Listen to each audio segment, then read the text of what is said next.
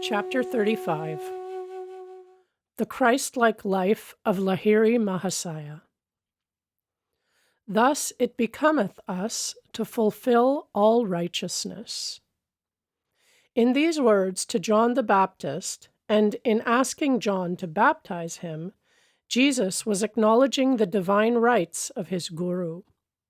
From a reverent study of the Bible from an Oriental viewpoint, and from intuitional perception, I am convinced that John the Baptist was, in past lives, the guru of Christ.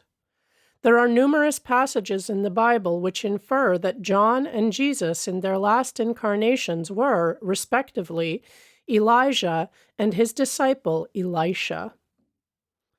These are the spellings in the Old Testament. The Greek translators spelled the names as Elias and Eliseus. They reappear in the New Testament in these changed forms. The very end of the Old Testament is a prediction of the reincarnation of Elijah and Elisha. Quote, "Behold, I will send you Elijah the prophet before the coming of the great and dreadful day of the Lord." End quote. Thus John, Elijah, sent before the coming of the Lord, was born slightly earlier to serve as a herald for Christ. An angel appeared to Zacharias the father to testify that his coming son John would be no other than Elijah, Elias. But the angel said unto him, "Fear not, Zacharias, for thy prayer is heard. And thy wife Elizabeth shall bear thee a son, and thou shalt call his name John. And many of the children of Israel shall he turn to the Lord their God.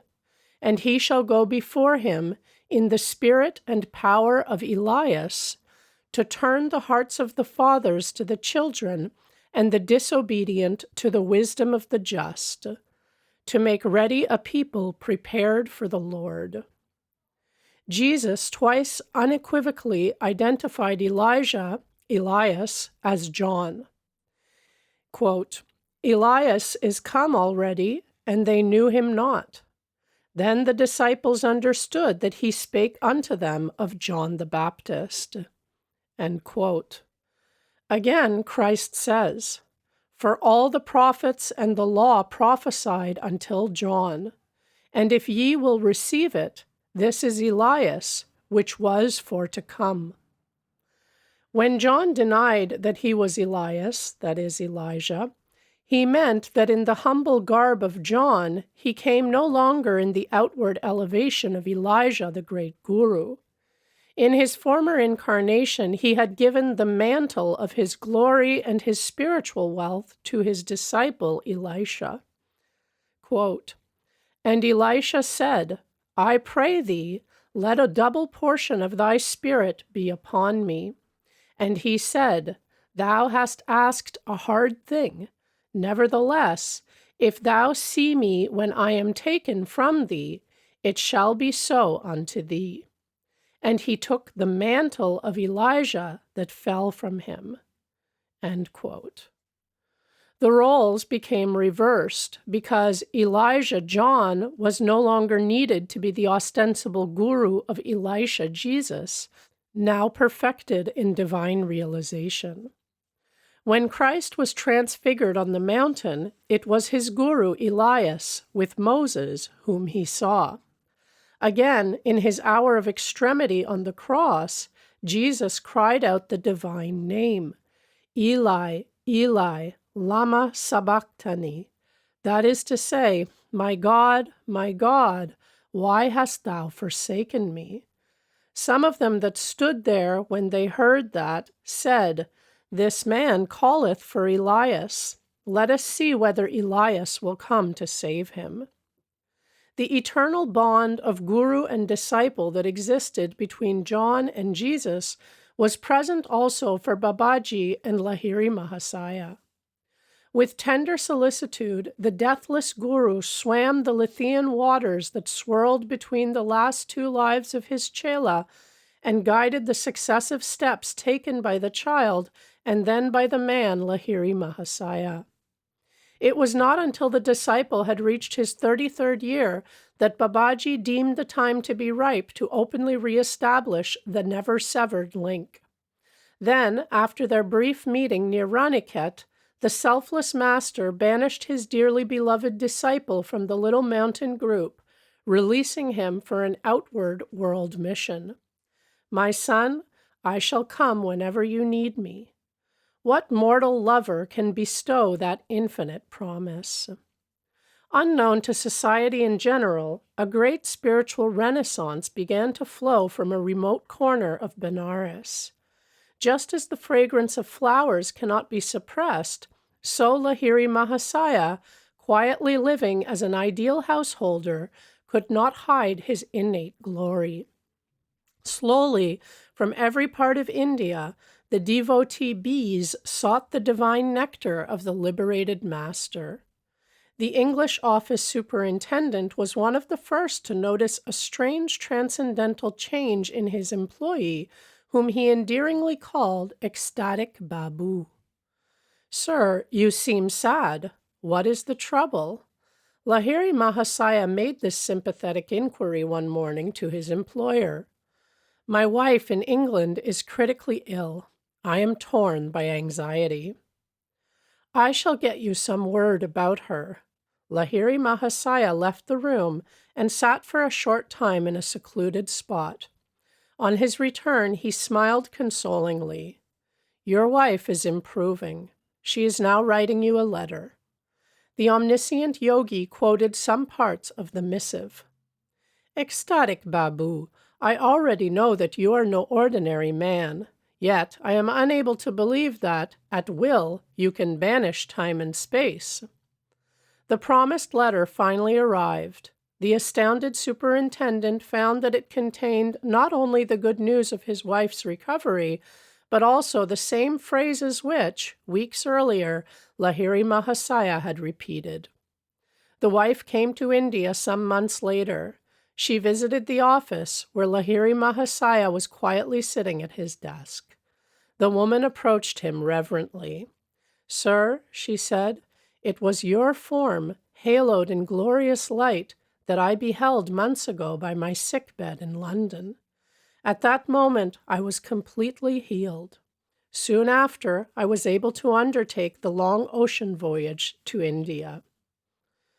Day after day, one or two devotees besought the sublime Guru for Kriya initiation. In addition to these spiritual duties and to those of his business and family life, the great master took an enthusiastic interest in education. He organized many study groups and played an active part in the growth of a large high school in the Bengali Tola section of Benares. His regular discourses on the scriptures came to be called his Gita Assembly, eagerly attended by many truth seekers. By these manifold activities, Lahiri Mahasaya sought to answer the common challenge. After performing one's business and social duties, where is the time for devotional meditation? The harmoniously balanced life of the great householder guru became the silent inspiration of thousands of questioning hearts. Earning only a modest salary, thrifty, unostentatious, accessible to all, the master carried on naturally and happily in the path of worldly life. Though ensconced in the seat of the Supreme One, Lahiri Mahasaya showed reverence to all men, irrespective of their differing merits. When his devotees saluted him, he bowed in turn to them.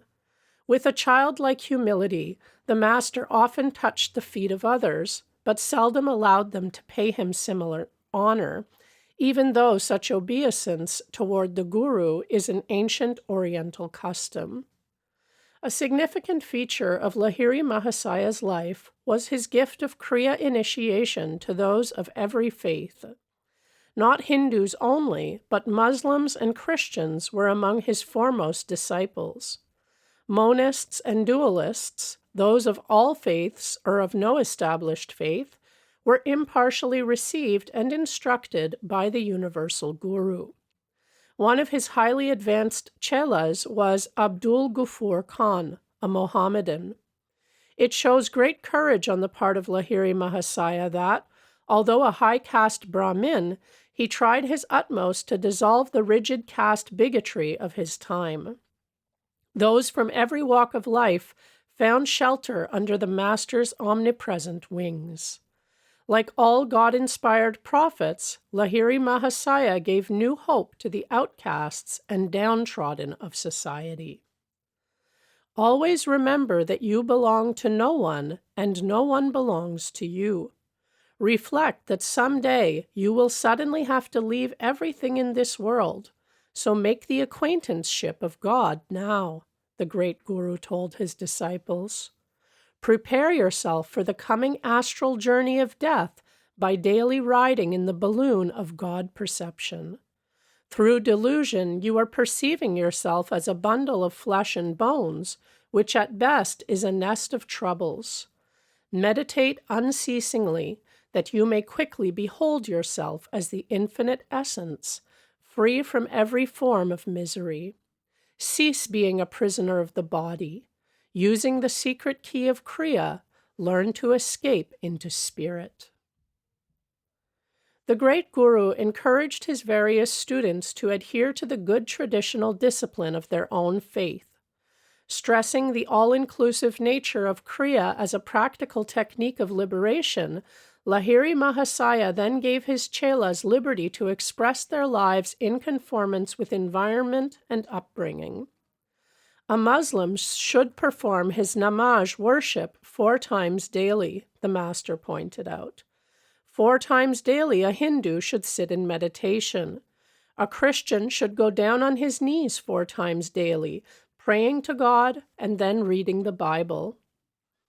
With wise discernment, the Guru guided his followers into the paths of bhakti, devotion, karma, action, jnana, wisdom, or raja, royal or complete yogas, according to each man's natural tendencies. The Master, who was slow to give his permission to devotees wishing to enter the formal path of monkhood, always cautioned them to first reflect well on the austerities of the monastic life.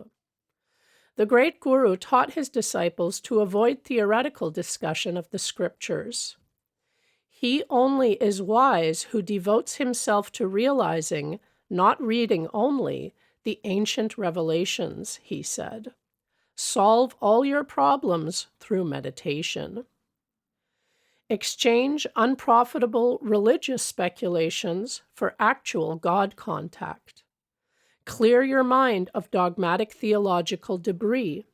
Let in the fresh, healing waters of direct perception. Attune yourself to the active inner guidance. The divine voice has the answer to every dilemma of life. Though man's ingenuity for getting himself into trouble appears to be endless, the infinite succor is no less resourceful. The Master's omnipresence was demonstrated one day before a group of disciples who were listening to his exposition of the Bhagavad Gita. As he was explaining the meaning of Kutastha Chaitanya, or the Christ consciousness in all vibratory creation, Lahiri Mahasaya suddenly gasped and cried out, "I am drowning in the bodies of many souls off the coast of Japan." The next morning, the chelas read a newspaper account of the death of many people whose ship had foundered the preceding day near Japan. The distant disciples of Lahiri Mahasaya were often made aware of his enfolding presence. "I am ever with those who practice Kriya," he said consolingly to chelas who could not remain near him. "I will guide you to the cosmic home through your enlarging perceptions." Swami Satyananda was told by a devotee that, unable to go to Benares, the man had nevertheless received precise Kriya initiation in a dream. Lahiri Mahasaya had appeared to instruct the chela in answer to his prayers. If a disciple neglected any of his worldly obligations, the Master would gently correct and discipline him. Lahiri Mahasaya's words were mild and healing, even when he was forced to speak openly of a chela's faults. Sri Yukteswar once told me, He added ruefully, "No disciple ever fled from our master's barbs." I could not help laughing, but I truthfully assured Sri Yukteswar that, sharp or not, his every word was music to my ears. Lahiri Mahasaya carefully graded Kriya into 4 progressive initiations. He bestowed the 3 higher techniques only after the devotee had manifested definite spiritual progress. One day, a certain chela, convinced that his worth was not being duly evaluated, gave voice to his discontent. "Master," he said, "surely I am ready now for the 2nd initiation." At this moment, the door opened to admit a humble disciple, Brinda Bhagat. He was a Benares postman. "Brinda, sit by me here." The great Guru smiled at him affectionately. "Tell me, are you ready for the 2nd technique of Kriya?" The little postman folded his hands in supplication. "Guru Deva," he said in alarm, "no more initiations, please. How can I assimilate any higher teachings? I have come today to ask your blessings, because the first divine Kriya has filled me with such intoxication that I cannot deliver my letters." Already Brinda swims in the sea of spirit. At these words from Lahiri Mahasaya, his other disciple hung his head. "Master," he said, "I see I have been a poor workman, finding fault with my tools." The postman, who was an uneducated man, later developed his insight through Kriya to such an extent that scholars occasionally sought his interpretation on involved scriptural points. Innocent alike of sin and syntax, little Brinda won renown in the domain of learned pundits. Besides the numerous Benares disciples of Lahiri Mahasaya, hundreds came to him from distant parts of India. He himself traveled to Bengal on several occasions, visiting at the homes of the fathers-in-law of his 2 sons. Thus, blessed by his presence, Bengal became honeycombed with small Kriya groups. Particularly in the districts of Krishnagar and Bishnupur, many silent devotees to this day have kept the invisible current of spiritual meditation flowing. Among many saints who received Kriya from Lahiri Mahasaya may be mentioned the illustrious Swami Vaskarananda Saraswati of Benares and the Deogar ascetic of high stature Balananda Brahmachari. For a time, Lahiri Mahasaya served as a private tutor to the son of Maharaja Ishwari Narayan Sinha Bahadur of Benares. Recognizing the master's spiritual attainment, the Maharaja, as well as his son, sought Kriya initiation, as did the Maharaja Jyotindra Mohan Thakur. A number of Lahiri Mahasaya's disciples with influential worldly position were desirous of expanding the Kriya circle by publicity. The Guru refused his permission. One chela, the royal physician to the Lord of Benares, started an organized effort to spread the master's name as Kashi Baba, exalted one of Benares. Again, the Guru forbade it. "Let the fragrance of the Kriya flower be wafted naturally, without any display," he said. "Its seeds will take root in the soil of spiritually fertile hearts." Although the great master did not adopt the system of preaching through the modern medium of an organization or through the printing press, he knew that the power of his message would rise like a resistless flood, inundating by its own force the banks of human minds.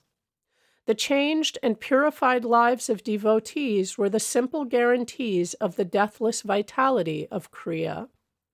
In 1886, 25 years after his Raniket initiation, Lahiri Mahasaya was retired on a pension. With his availability in the daytime, disciples sought him out in ever-increasing numbers. The great Guru now sat in silence most of the time, locked in the tranquil lotus posture. He seldom left his little parlor, even for a walk or to visit other parts of the house. A quiet stream of chelas arrived, almost ceaselessly, for a darshan, holy sight of the Guru. To the awe of all beholders, Lahiri Mahasaya's habitual physiological state exhibited the superhuman features of breathlessness, sleeplessness, cessation of pulse and heartbeat, calm eyes unblinking for hours, and a profound aura of peace. No visitors departed without upliftment of spirit.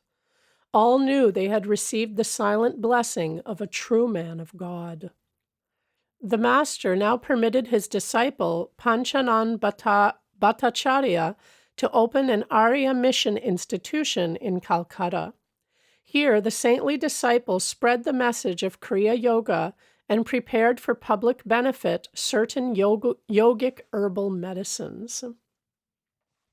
In accordance with ancient custom, the master gave to people in general a neem oil for the cure of various diseases. When the Guru requested a disciple to distill the oil, he could easily accomplish the task. If anyone else tried, he would encounter strange difficulties, finding that the medicinal oil had almost evaporated after going through the required distilling process. Evidently, the master's blessing was a necessary ingredient. Lahiri Mahasaya's handwriting and signature in Bengali script are shown above. The lines occur in a letter to a chela. The great master interprets a Sanskrit verse as follows: "He who has attained a state of calmness wherein his eyelids do not blink has achieved Sambadhi Mudra." Signed, Sri Shyama Charan Deva Sharman. The Arya Mission Institution undertook the publication of many of the Guru's scriptural commentaries. Like Jesus and other great prophets, Lahiri Mahasaya himself wrote no books, but his penetrating interpretations were recorded and arranged by various disciples. Some of these voluntary amanuenses were more discerning than others in correctly conveying the profound insight of the Guru. Yet, on the whole, their efforts were successful. Through their zeal, the world possesses unparalleled commentaries by Lahiri Mahasaya on 26 ancient scriptures. Sri Ananda Mohan Lahiri, a grandson of the master, has written an interesting booklet on Kriya. The text of the Bhagavad Gita is a part of the great epic, the Mahabharata, which possesses several knot points, vyaskutas, Sri Ananda wrote. Keep those knot points unquestioned, and we find nothing but mythical stories of a peculiar and easily misunderstood type. Keep those knot points unexplained, and we have lost a science which the East has preserved with superhuman patience after a quest of thousands of years of experiment. It was the commentaries of Lahiri Mahasaya which brought to light, clear of allegories, the very science of religion that had been so cleverly put out of sight in the riddle of scriptural letters and imagery. No longer a mere unintelligible jugglery of words, the otherwise unmeaning formulas of Vedic worship have been proved by the master to be full of scientific significance. We know that man is usually helpless against the insurgent sway of evil passions, but these are rendered powerless, and man finds no motive in their indulgence when there dawns on him a consciousness of superior and lasting bliss through Kriya. Here, the give-up, the negation of the lower passions, synchronizes with a take-up, the assertion of a beatitude. Without such a course, hundreds of moral maxims which run in mere negatives are useless to us. Our eagerness for worldly activity kills in us the sense of spiritual awe. We cannot comprehend the great life behind all names and forms just because science brings home to us how we can use the powers of nature. This familiarity has bred a contempt for her ultimate secrets. Our relation with nature is one of practical business. We tease her, so to speak, to know how she can be used to serve our purposes. We make use of her energies, whose source yet remains unknown. In science, our relation with nature is one that exists between a man and his servant, or, in a philosophical sense, she is like a captive in the witness box. We cross-examine her, challenge her, and minutely weigh her evidence in human scales which cannot measure her hidden values. On the other hand, when the self is in communion with a higher power, nature automatically obeys, without stress or strain, the will of man. This effortless command over nature is called miraculous by the uncomprehending materialist. The life of Lahiri Mahasaya set an example which changed the erroneous notion that yoga is a mysterious practice. Every man may find a way through Kriya to understand his proper relation with nature and to feel spiritual reverence for all phenomena, whether mystical or of everyday occurrence, in spite of the matter-of-factness of physical science. We must bear in mind that what was mystical 1,000 years ago is no longer so, and what is mysterious now may become lawfully intelligible 100 years hence. It is the infinite, the ocean of power, that is at the back of all manifestations. The law of Kriya Yoga is eternal. It is true like mathematics. Like the simple rules of addition and subtraction, the law of Kriya can never be destroyed. Burn to ashes all the books on mathematics, the logically minded will always rediscover such truths. Destroy all the sacred books on yoga, its fundamental laws will come out whenever there appears a true yogi who comprises within himself pure devotion and consequently pure knowledge. End quote. Just as Babaji is among the greatest of avatars, a Mahavatar, and Sri Yukteswar, a Jnanavatar, or incarnation of wisdom, so Lahiri Mahasaya may justly be called Yogavatar, or incarnation of yoga. By the standards of both qualitative and quantitative good, he elevated the spiritual level of society. In his power to raise his close disciples to Christ-like stature, and in his wide dissemination of truth among the masses, Lahiri Mahasaya ranks among the saviors of mankind. His uniqueness as a prophet lies in his practical stress on a definite method, Kriya, opening for the first time the doors of yoga freedom to all men. Apart from the miracles of his own life, surely the Yogavatar reached the zenith of all wonders in reducing the ancient complexities of yoga to an effective simplicity not beyond the ordinary grasp. In reference to miracles, Lahiri Mahasaya often said, "The operation of subtle laws which are unknown to people in general should not be publicly discussed or published without due discrimination." If in these pages I have appeared to flout his cautionary words, it is because he has given me an inward reassurance. Also, in recording the lives of Babaji, Lahiri Mahasaya, and Sri Yukteswar, I have thought it advisable to omit many true miraculous stories, which could hardly have been included without writing also an explanatory volume of abstruse philosophy. New hope for new men. Divine union, the Yogavatar proclaimed, is possible through self-effort and is not dependent on theological beliefs or on the arbitrary will of a cosmic dictator. Through the use of the Kriya key, persons who cannot bring themselves to believe in the divinity of any man will behold at last the full divinity of their own selves.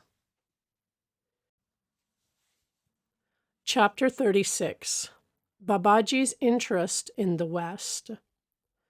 Master, did you ever meet Babaji? It was a calm summer night in Serampore. The large stars of the tropics gleamed over our heads as I sat by Sri Yukteswar's side on the second-story balcony of the hermitage. Yes, Master smiled at my direct question, his eyes lit with reverence. 3 times I have been blessed by the sight of the deathless Guru. Our first meeting was in Allahabad at a Kumbh Mela. The religious fairs held in India since time immemorial are known as Kumbh Melas. They have kept spiritual goals in constant sight of the multitude. Devout Hindus gather by the millions every 6 years to meet thousands of sadhus, yogis, swamis, and ascetics of all kinds. Many are hermits who never leave their secluded haunts except to attend the melas and bestow their blessings on worldly men and women. I was not a Swami at the time I met Babaji, Sri Yukteswar went on, but I had already received Kriya initiation from Lahiri Mahasaya. He encouraged me to attend the Mela which was convening in January 1894 at Allahabad. It was my first experience of a kumbha. I felt slightly dazed by the clamor and surge of the crowd. In my searching gazes around, I saw no illumined face of a master. Passing a bridge on the bank of the Ganges, I noticed an acquaintance standing nearby, his begging bowl extended. Oh, this fair is nothing but a chaos of noise and beggars, I thought in disillusionment. I wonder if Western scientists, patiently enlarging the realms of knowledge for the practical good of mankind, are not more pleasing to God than these idlers who profess religion but concentrate on alms. My smoldering reflections on social reform were interrupted by the voice of a tall sannyasi who halted before me. "Sir," he said, "a saint is calling you." "Who is he?" "Come and see for yourself." Hesitatingly following this laconic advice, I soon found myself near a tree whose branches were sheltering a guru with an attractive group of disciples. The master, a bright, unusual figure with sparkling dark eyes, rose at my approach and embraced me. "Welcome, Swamiji," he said affectionately. "Sir," I replied emphatically, "I am not a Swami." Those on whom I am divinely directed to bestow the title of Swami never cast it off. The saint addressed me simply, but deep conviction of truth rang in his words. I was engulfed in an instant wave of spiritual blessing. Smiling at my sudden elevation into the ancient monastic order, I bowed at the feet of the obviously great and angelic being in human form who had thus honored me. Babaji, for it was indeed he, motioned me to a seat near him under the tree. He was strong and young, and looked like Lahiri Mahasaya. Yet the resemblance did not strike me, even though I had often heard of the extraordinary similarities in the appearance of the two masters. Babaji possesses a power by which he can prevent any specific thought from arising in a person's mind. Evidently, the great Guru wished me to be perfectly natural in his presence, not overawed by knowledge of his identity. "What do you think of the Kumbh Mela?" "I was greatly disappointed, sir," I added hastily. "Up until the time I met you. Somehow saints and this commotion don't seem to belong together." "Child," the master said, though apparently I was nearly twice his own age, "for the faults of the many, judge not the whole. Everything on earth is of mixed character, like a mingling of sand and sugar. Be like the wise ant which seizes only the sugar and leave the sand untouched. Though many sadhus here still wander in delusion, yet the Mela is blessed by a few men of God realization." In view of my own meeting with this exalted master, I quickly agreed with his observation. "Sir," I commented, "I have been thinking of the scientific men of the West, greater by far in intelligence than most people congregated here, living in distant Europe and America, professing different creeds, and ignorant of the real values of such melas as the present one. They are the men who could benefit greatly by meetings with India's masters. But, although high in intellectual attainments, many Westerners are wedded to rank materialism. Others, famous in science and philosophy, do not recognize the essential unity in religion. Their creeds serve as insurmountable barriers that threaten to separate them from us forever. I saw that you are interested in the West as well as the East. Babaji's face beamed with approval. I felt the pangs of your heart, broad enough for all men, whether Oriental or Occidental. That is why I summoned you here. East and West must establish a golden middle path of activity and spirituality combined, he continued. India has much to learn from the West in material development. In return, India can teach the universal methods by which the West will be able to base its religious beliefs on the unshakable foundations of yogic science. You, Swamiji, have a part to play in the coming harmonious exchange between Orient and Occident. Some years hence, I shall send you a disciple whom you can train for yoga dissemination in the West. The vibrations there of many spiritually seeking souls come flood-like to me. I perceive potential saints in America and Europe waiting to be awakened. At this point in his story, Sri Yukteswar turned his gaze fully on mine. My son, he said, smiling in the moonlight, you are the disciple that, years ago, Babaji promised to send me. I was happy to learn that Babaji had directed my steps to Sri Yukteswar, yet it was hard for me to visualize myself in the remote West, away from my beloved Guru and the simple hermitage peace. Babaji then spoke of the Bhagavad Gita, Sri Yukteswar went on. To my astonishment, he indicated by a few words of praise that he was aware of the fact that I had written interpretations on various Gita chapters. At my request, Swamiji, please undertake another task, the great master said. Will you not write a short book on the underlying basic unity between the Christian and Hindu scriptures?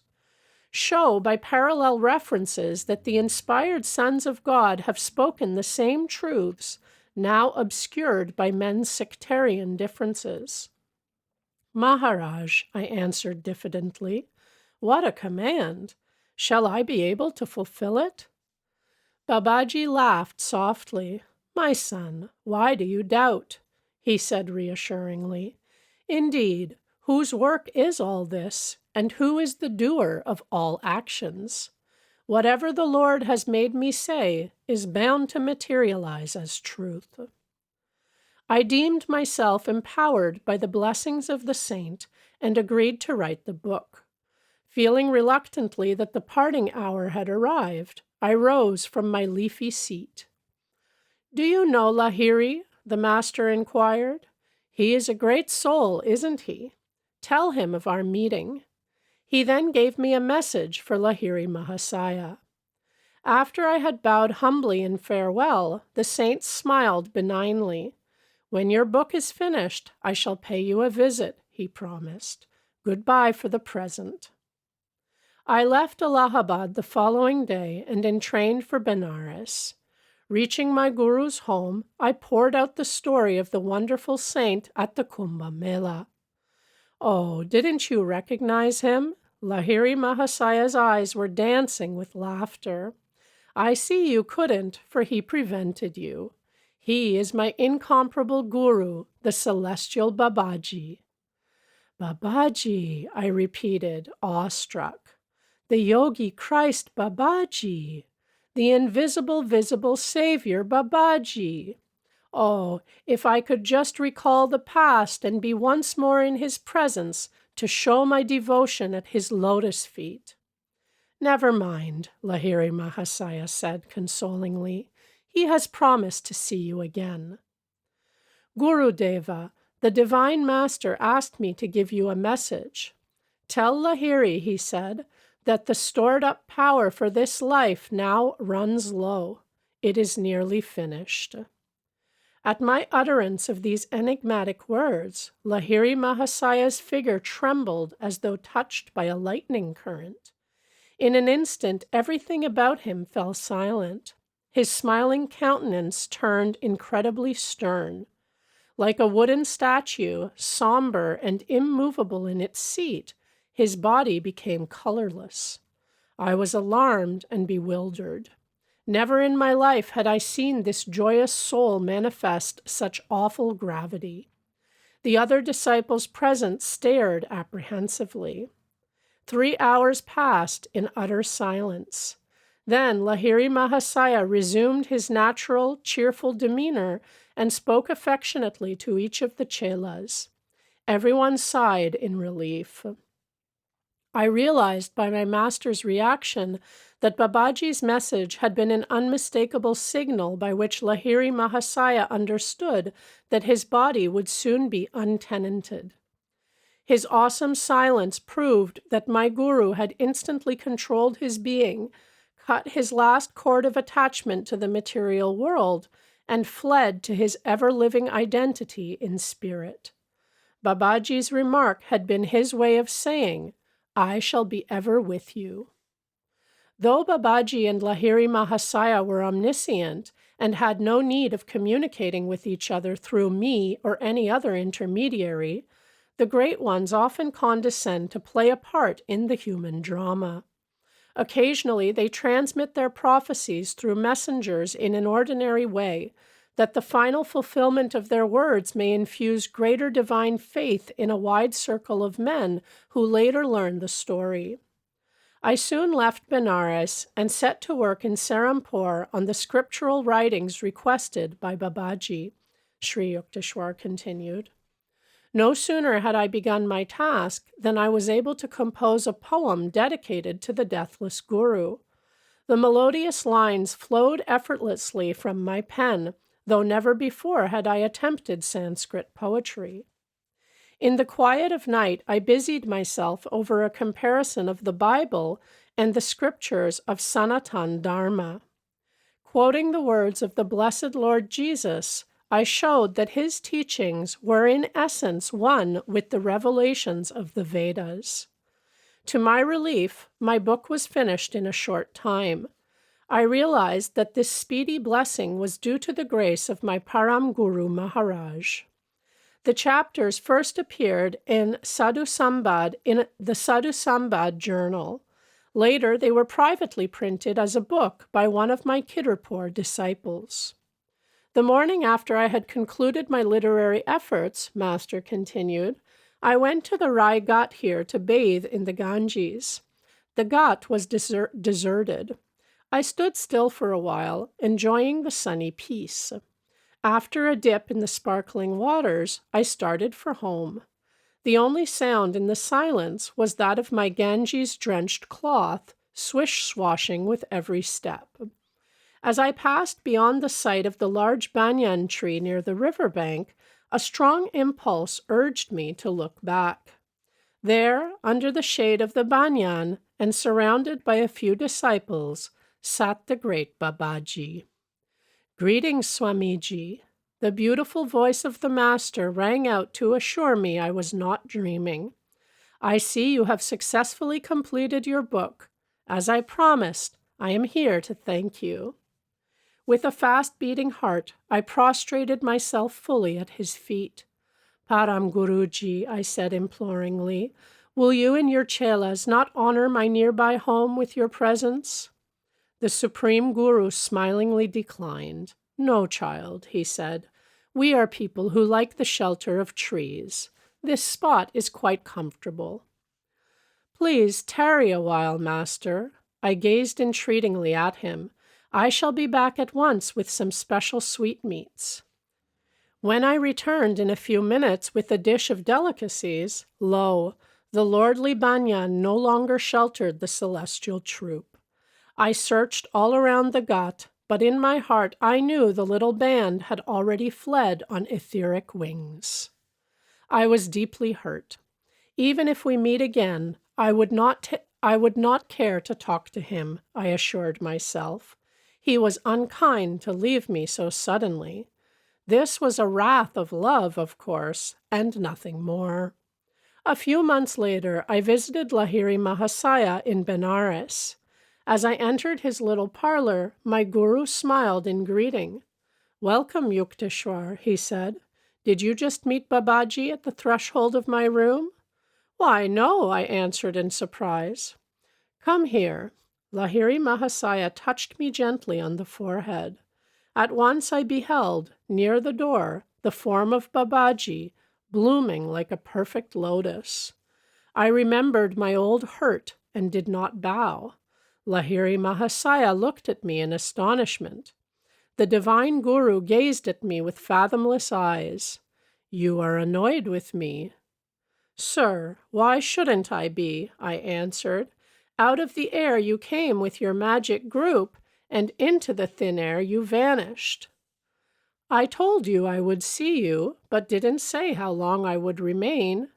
Babaji laughed softly. "You were full of excitement. I assure you that I was fairly extinguished in the ether by the gust of your restlessness." I was instantly satisfied by this unflattering explanation. I knelt at his feet. The Supreme Guru patted me kindly on the shoulder. "Child, you must meditate more," he said. "Your gaze is not yet faultless. You could not see me hiding behind the sunlight." With these words, in the voice of a celestial flute, Babaji disappeared into the hidden radiance. That was one of my last visits to Benares to see my guru, Sri Yukteswar concluded. Even as Babaji had foretold at the Kumbh Mela, the householder incarnation of Lahiri Mahasaya was drawing to a close. During the summer of 1895, his stalwart body developed a small boil on the back. He protested against lancing. He was working out in his own flesh the evil karma of some of his disciples. Finally, a few chelas became very insistent. The master replied cryptically, "The body has to find a cause to go. I will be agreeable to whatever you want to do." A short time later, the incomparable guru gave up his body in Benares. No longer need I seek him out in his little parlor. I find every day of my life blessed by his omnipresent guidance.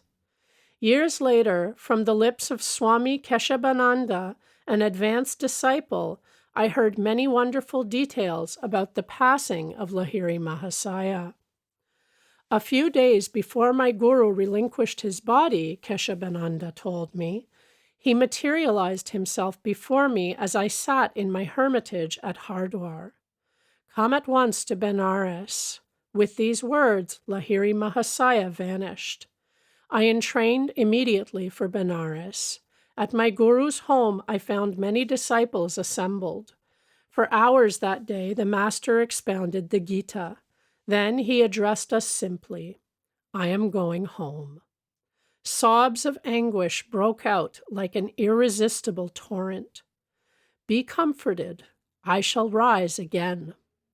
After this utterance, Lahiri Mahasaya thrice turned his body around in a circle, faced the north in his lotus posture, and gloriously entered the final Mahasamadhi.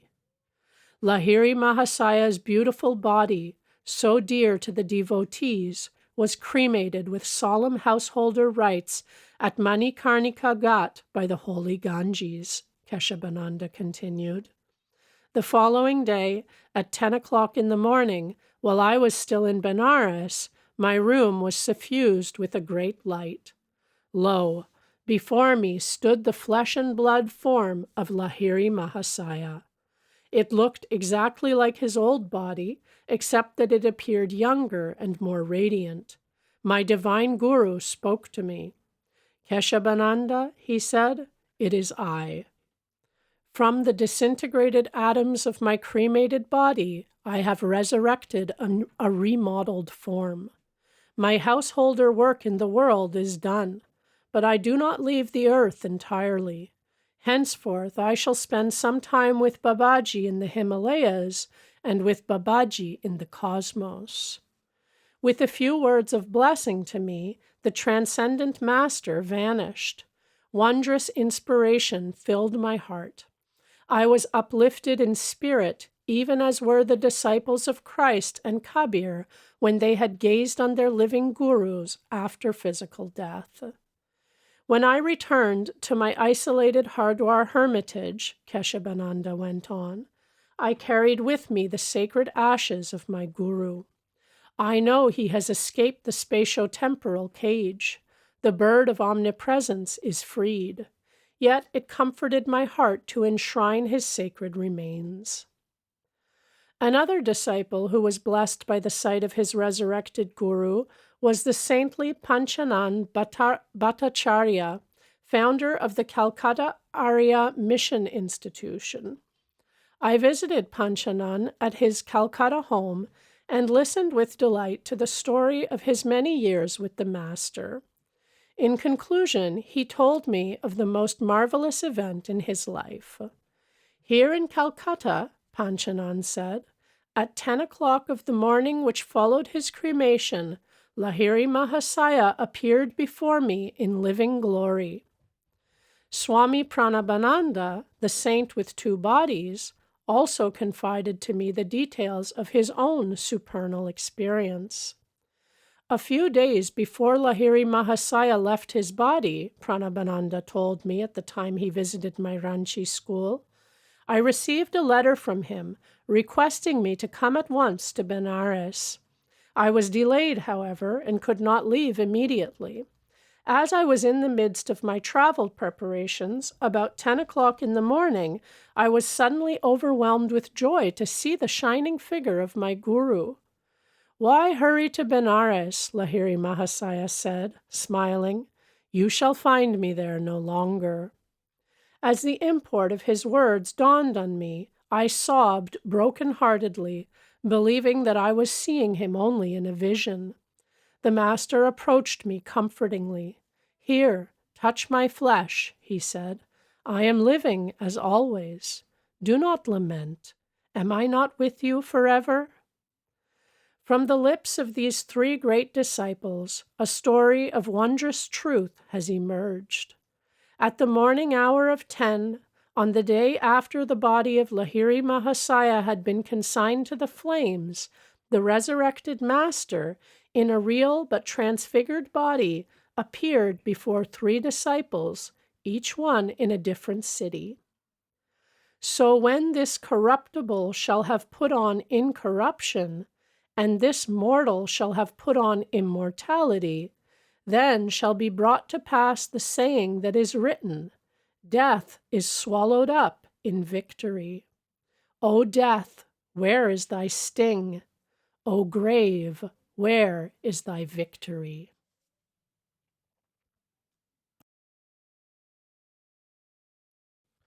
Chapter 37. I Go to America. America? Surely these people are Americans. This was my thought as a panoramic vision of Western faces passed before my inward view. Immersed in meditation, I was sitting behind some dusty boxes in the storeroom of the Ranchi school. A private spot was difficult to find during those busy years with the youngsters. The vision continued. A vast multitude, gazing at me intently, swept actor-like across the stage of consciousness. The storeroom door opened. As usual, one of the young lads had discovered my hiding place. "Come here, Bimal," I cried gaily. "I have news for you. The Lord is calling me to America." "To America?" The boy echoed my words in a tone that implied I had said, "to the moon." "Yes, I am going forth to discover America like Columbus. He thought he had found India. Surely there is a karmic link between those two lands." Bimal scampered away. Soon the whole school was informed by the two-legged newspaper. I summoned the bewildered faculty and gave the school into its charge. I know you will keep Lahiri Mahasaya's yoga ideals of education ever to the fore, I said. I shall write you frequently. God willing, someday I shall be back. Tears stood in my eyes as I cast a last look at the little boys and the sunny acres of Ranchi. A definite epoch in my life had now closed, I knew. Henceforth I would dwell in far lands. I entrained for Calcutta a few hours after my vision. The following day, I received an invitation to serve as the delegate from India to an international congress of religious liberals in America. It was to convene that year in Boston under the auspices of the American Unitarian Association. My head in a whirl, I sought out Sri Yukteswar in Serampore. Guruji, I have just been invited to address a religious congress in America. Shall I go? All doors are open for you, Master replied simply. It is now or never. But, sir, I said in dismay, what do I know about public speaking? Seldom have I given a lecture, and never in English. English or no English, your words on yoga shall be heard in the West. I laughed. Well, dear Guruji, I hardly think the Americans will learn Bengali. Please bless me with a push over the hurdles of the English language. When I broke the news of my plans to Father, he was utterly taken aback. To him, America seemed incredibly remote. He feared he might never see me again. How can you go? He asked sternly. Who will finance you? As he had affectionately borne the expenses of my education and whole life, he doubtless hoped that his question would bring my project to an embarrassing halt. The Lord will surely finance me. As I made this reply, I thought of the similar one I had given long ago to my brother Ananda in Agra. Without very much guile, I added, Father, perhaps God will put it into your mind to help me. No, never. He glanced at me piteously. I was astounded, therefore, when Father handed me, the following day, a check made out for a large amount. I give you this money, he said, not in my capacity as a father, but as a faithful disciple of Lahiri Mahasaya. Go then to that far western land. Spread there the creedless teachings of Kriya Yoga. I was immensely touched at the selfless spirit in which Father had been able to quickly put aside his personal desires. The just realization had come to him during the preceding night that no ordinary desire for foreign travel was motivating my voyage.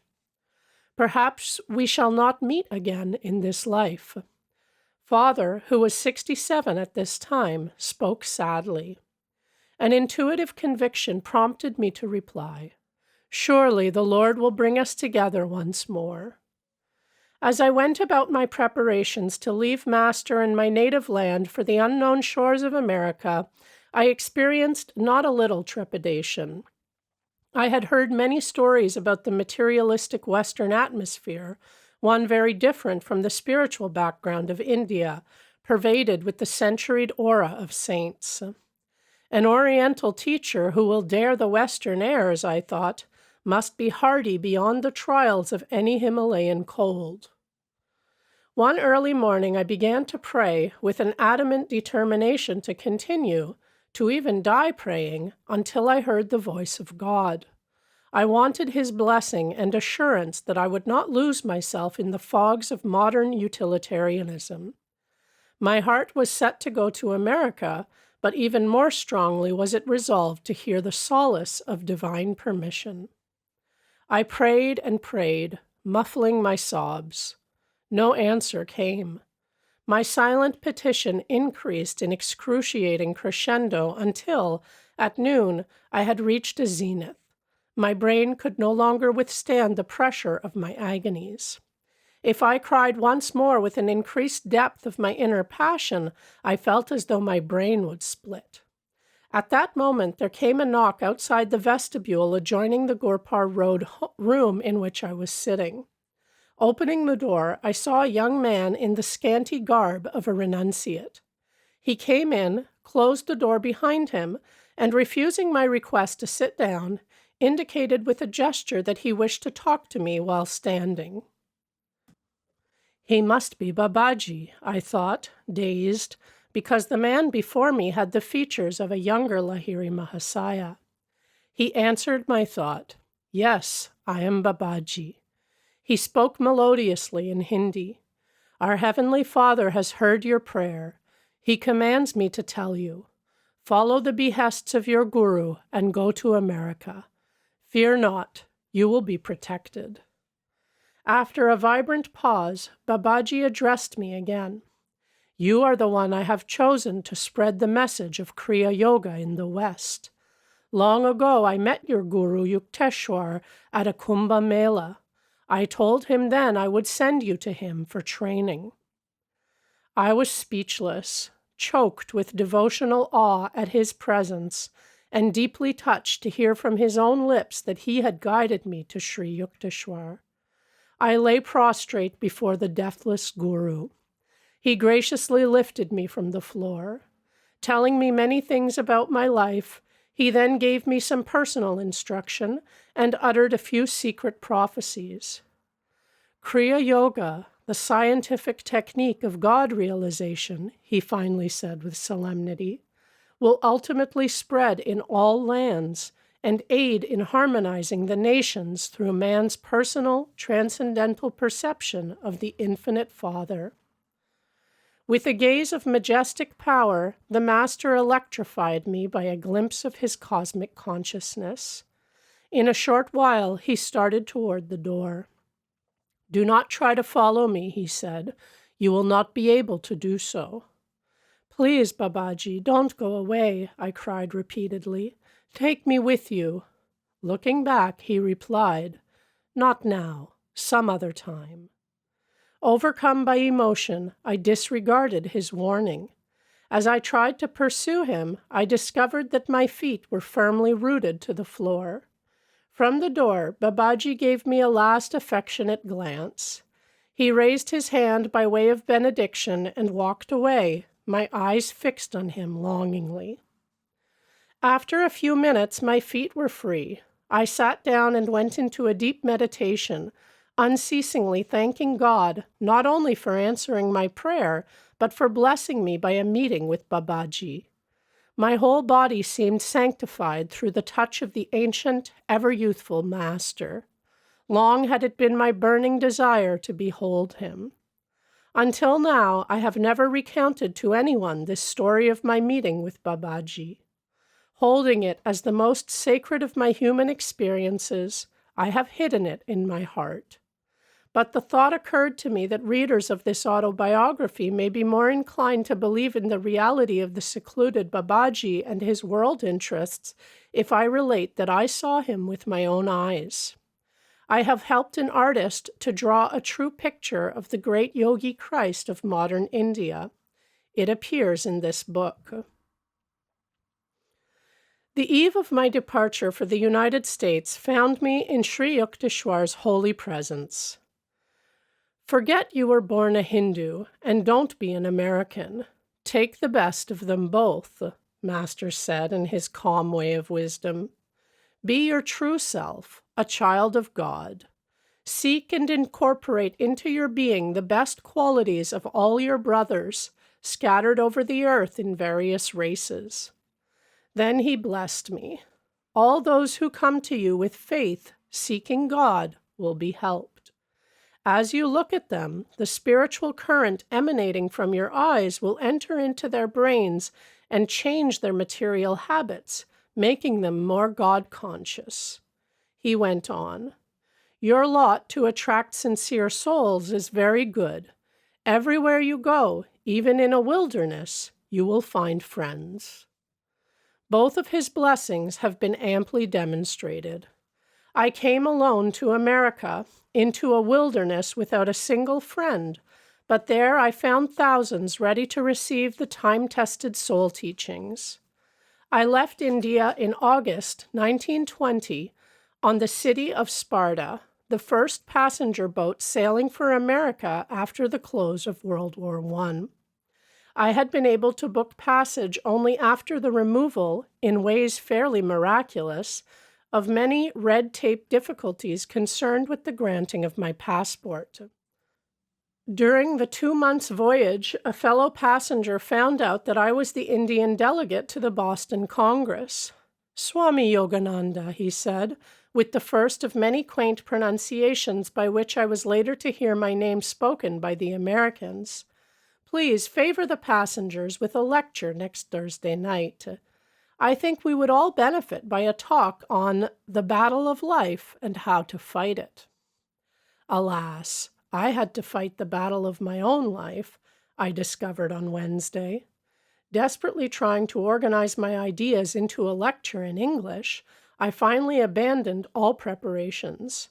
My thoughts, like a wild colt eyeing a saddle, refused any cooperation with the laws of English grammar. Fully trusting in Master's past assurances, however, I appeared before my Thursday audience in the saloon of the steamer. No eloquence rose to my lips. Speechlessly, I stood before the assemblage.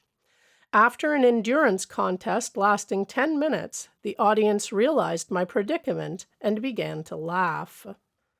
The situation was not funny to me at the moment. Indignantly, I sent a silent prayer to Master. "You can. Speak." His voice sounded instantly within my consciousness.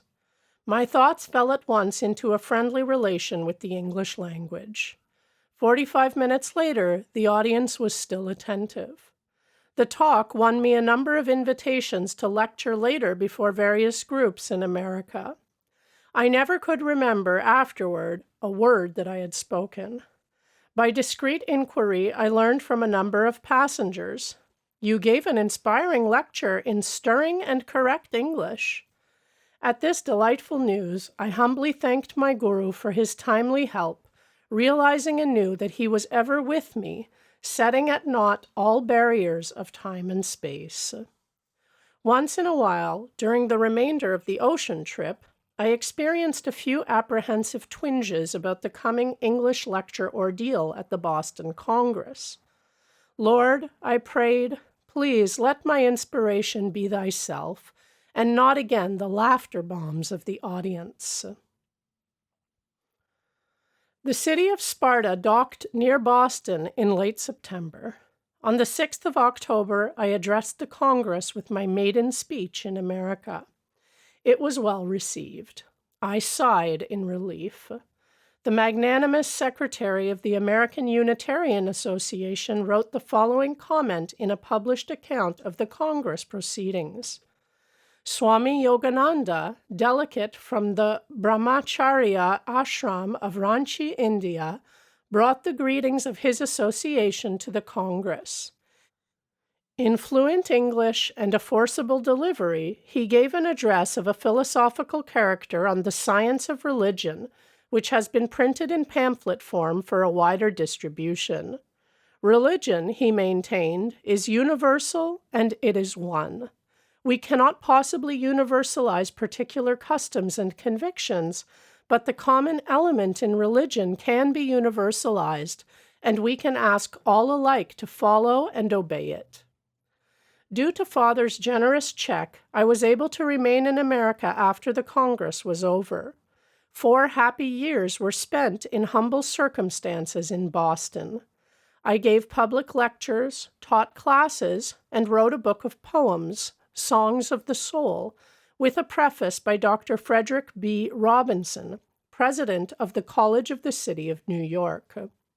Starting a transcontinental tour in the summer of 1924, I spoke before thousands in the principal cities, ending my Western trip with a vacation in the beautiful Alaskan North.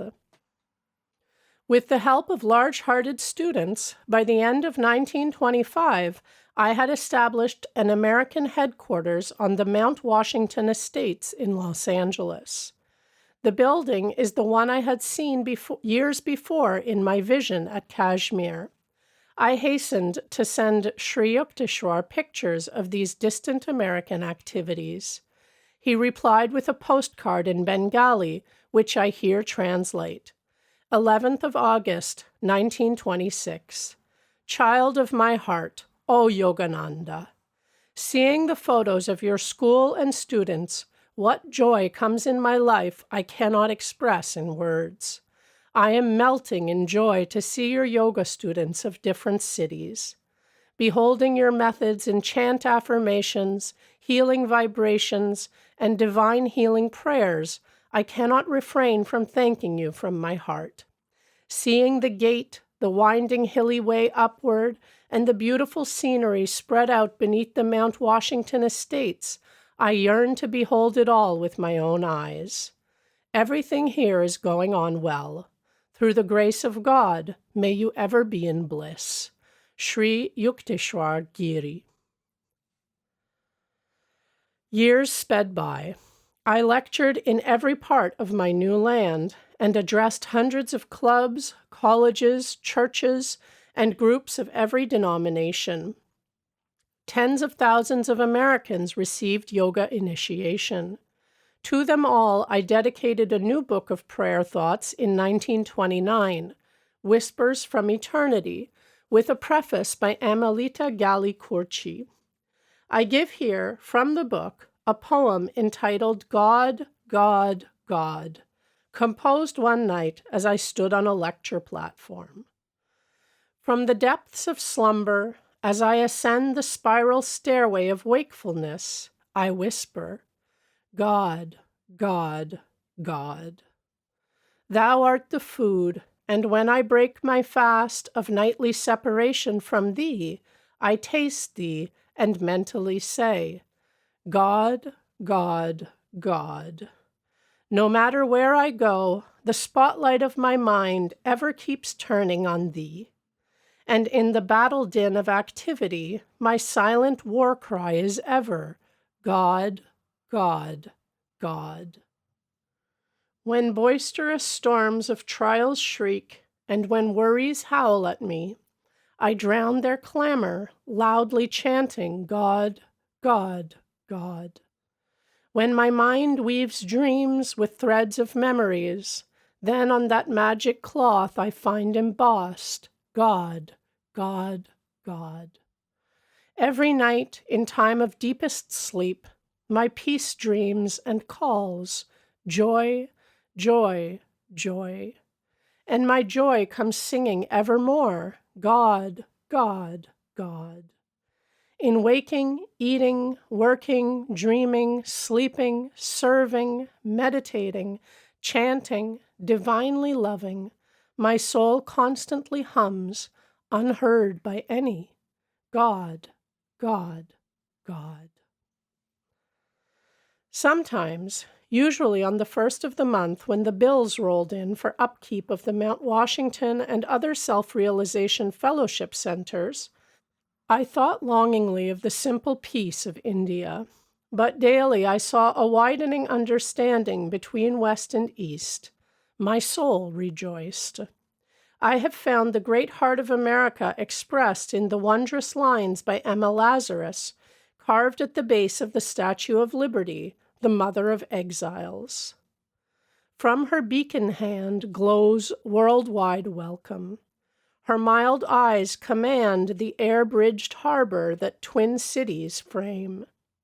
Keep, ancient lands, your storied pomp, cries she with silent lips.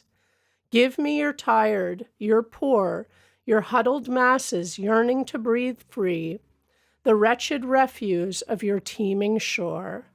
Send these, the homeless, tempest-tossed, to me. I lift my lamp beside the golden door. Chapter 38. Luther Burbank, A Saint Amidst the Roses. The secret of improved plant breeding, apart from scientific knowledge, is love. Luther Burbank uttered this wisdom as I walked beside him in his Santa Rosa garden.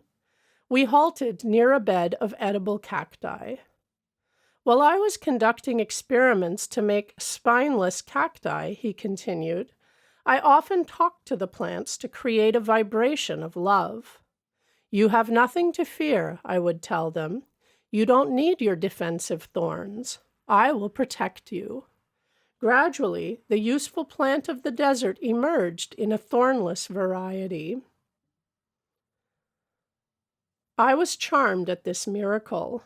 Please, dear Luther, give me a few cacti leaves to plant in my garden at Mount Washington. A workman standing by started to strip off some leaves. Burbank prevented him. I myself will pluck them for the Swami. He handed me 3 leaves, which later I planted, rejoicing as they grew to huge estate. The great horticulturist told me that his first notable triumph was the large potato, now known by his name. With the indefatigability of genius, he went on to present the world with hundreds of crossed improvements on nature. His new Burbank varieties of tomato, corn, squash, cherries, plums, nectarines, berries, poppies, lilies, roses. I focused my camera as Luther led me before the famous walnut tree by which he had proved that natural evolution can be telescopically hastened. In only 16 years, he said, this walnut tree reached a state of abundant nut production to which an unaided nature would have brought the tree in twice that time. Burbank's little adopted daughter came romping with her dog into the garden. She is my human plant, Luther waved to her affectionately. I see humanity now as one vast plant, needing for its highest fulfillments only love, the natural blessings of the great outdoors, and intelligent crossing and selection. In the span of my own lifetime, I have observed such wondrous progress in plant evolution that I look forward optimistically to a healthy, happy world as soon as its children are taught the principles of simple and rational living. We must return to nature and nature's God. Luther, you would delight in my Ranchi school with its outdoor classes and atmosphere of joy and simplicity. My words touched the chord closest to Burbank's heart-child education. He plied me with questions, interest gleaming from his deep, serene eyes. Swamiji, he said finally, schools like yours are the only hope of a future millennium. I am in revolt against the educational systems of our time, severed from nature and stifling of all individuality. I am with you heart and soul in your practical ideals of education. As I was taking leave of the gentle sage, he autographed a small volume and presented it to me. Here is my book on the training of the human plant, he said. New types of training are needed. Fearless experiments. At times, the most daring trials have succeeded in bringing out the best in fruits and flowers. Educational innovations for children should likewise become more numerous, more courageous. I read his little book that night with intense interest. His eye envisioning a glorious future for the race, he wrote, "The most stubborn living thing in this world, the most difficult to swerve, is a plant once fixed in certain habits. Remember that this plant has preserved its individuality all through the ages. Perhaps it is one which can be traced backward through eons of time in the very rocks themselves, never having varied to any great extent in all these vast periods. Do you suppose, after all these ages of repetition, the plant does not become possessed of a will, if you so choose to call it, of unparalleled tenacity? Indeed, there are plants, like certain of the palms, so persistent that no human power has yet been able to change them. The human will is a weak thing beside the will of a plant. But see how this whole plant's lifelong stubbornness is broken simply by blending a new life with it, making, by crossing, a complete and powerful change in its life. Then, when the break comes, fix it by these generations of patient supervision and selection, and the new plant sets out upon its new way, never again to return to the old, its tenacious will broken and changed at last." When it comes to so sensitive and pliable a thing as the nature of a child, the problem becomes vastly easier. Magnetically drawn to this great American, I visited him again and again. One morning I arrived at the same time as the postman, who deposited in Burbank's study about 1,000 letters. Horticulturists wrote him from all parts of the world. "Swamiji, your presence is just the excuse I need to get out into the garden," Luther said gaily. He opened a large desk drawer containing hundreds of travel folders. "See," he said, "this is how I do my traveling. Tied down by my plants and correspondence, I satisfy my desire for foreign lands by a glance now and then at these pictures." My car was standing before his gate. Luther and I drove along the streets of the little town, its gardens bright with his own varieties of Santa Rosa, peach blow, and Burbank roses. My friend Henry Ford and I both believe in the ancient theory of reincarnation, Luther told me. It sheds light on aspects of life otherwise inexplicable. Memory is not a test of truth. Just because man fails to remember his past lives does not prove he never had them. Memory is blank concerning his womb life and infancy, too, but he probably passed through them, he chuckled. The great scientist had received Kriya initiation during one of my earlier visits. "I practice the technique devoutly, Swamiji," he said. After many thoughtful questions to me about various aspects of yoga, Luther remarked slowly, "The East indeed possesses immense hoards of knowledge which the West has scarcely begun to explore." Intimate communion with nature, who unlocked to him many of her jealously guarded secrets, had given Burbank a boundless spiritual reverence. "Sometimes I feel very close to the infinite power," he confided shyly. His sensitive, beautifully modeled face lit with his memories. "Then I have been able to heal sick persons around me, as well as many ailing plants." He told me of his mother, a sincere Christian. "Many times after her death," Luther said, "I have been blessed by her appearance in visions. She has spoken to me." We drove back reluctantly toward his home and those waiting 1,000 letters. "Luther," I remarked, "next month I am starting a magazine to present the truth offerings of East and West. Please help me decide on a good name for the journal." We discussed titles for a while and finally agreed on East-West. After we had re-entered his study, Burbank gave me an article he had written on Science and Civilization. "This will go in the first issue of East-West," I said gratefully. As our friendship grew deeper, I called Burbank my American saint. "Behold a man," I quoted, "in whom there is no guile." His heart was fathomlessly deep, long acquainted with humility, patience, sacrifice. His little home amidst the roses was austerely simple. He knew the worthlessness of luxury, the joy of few possessions.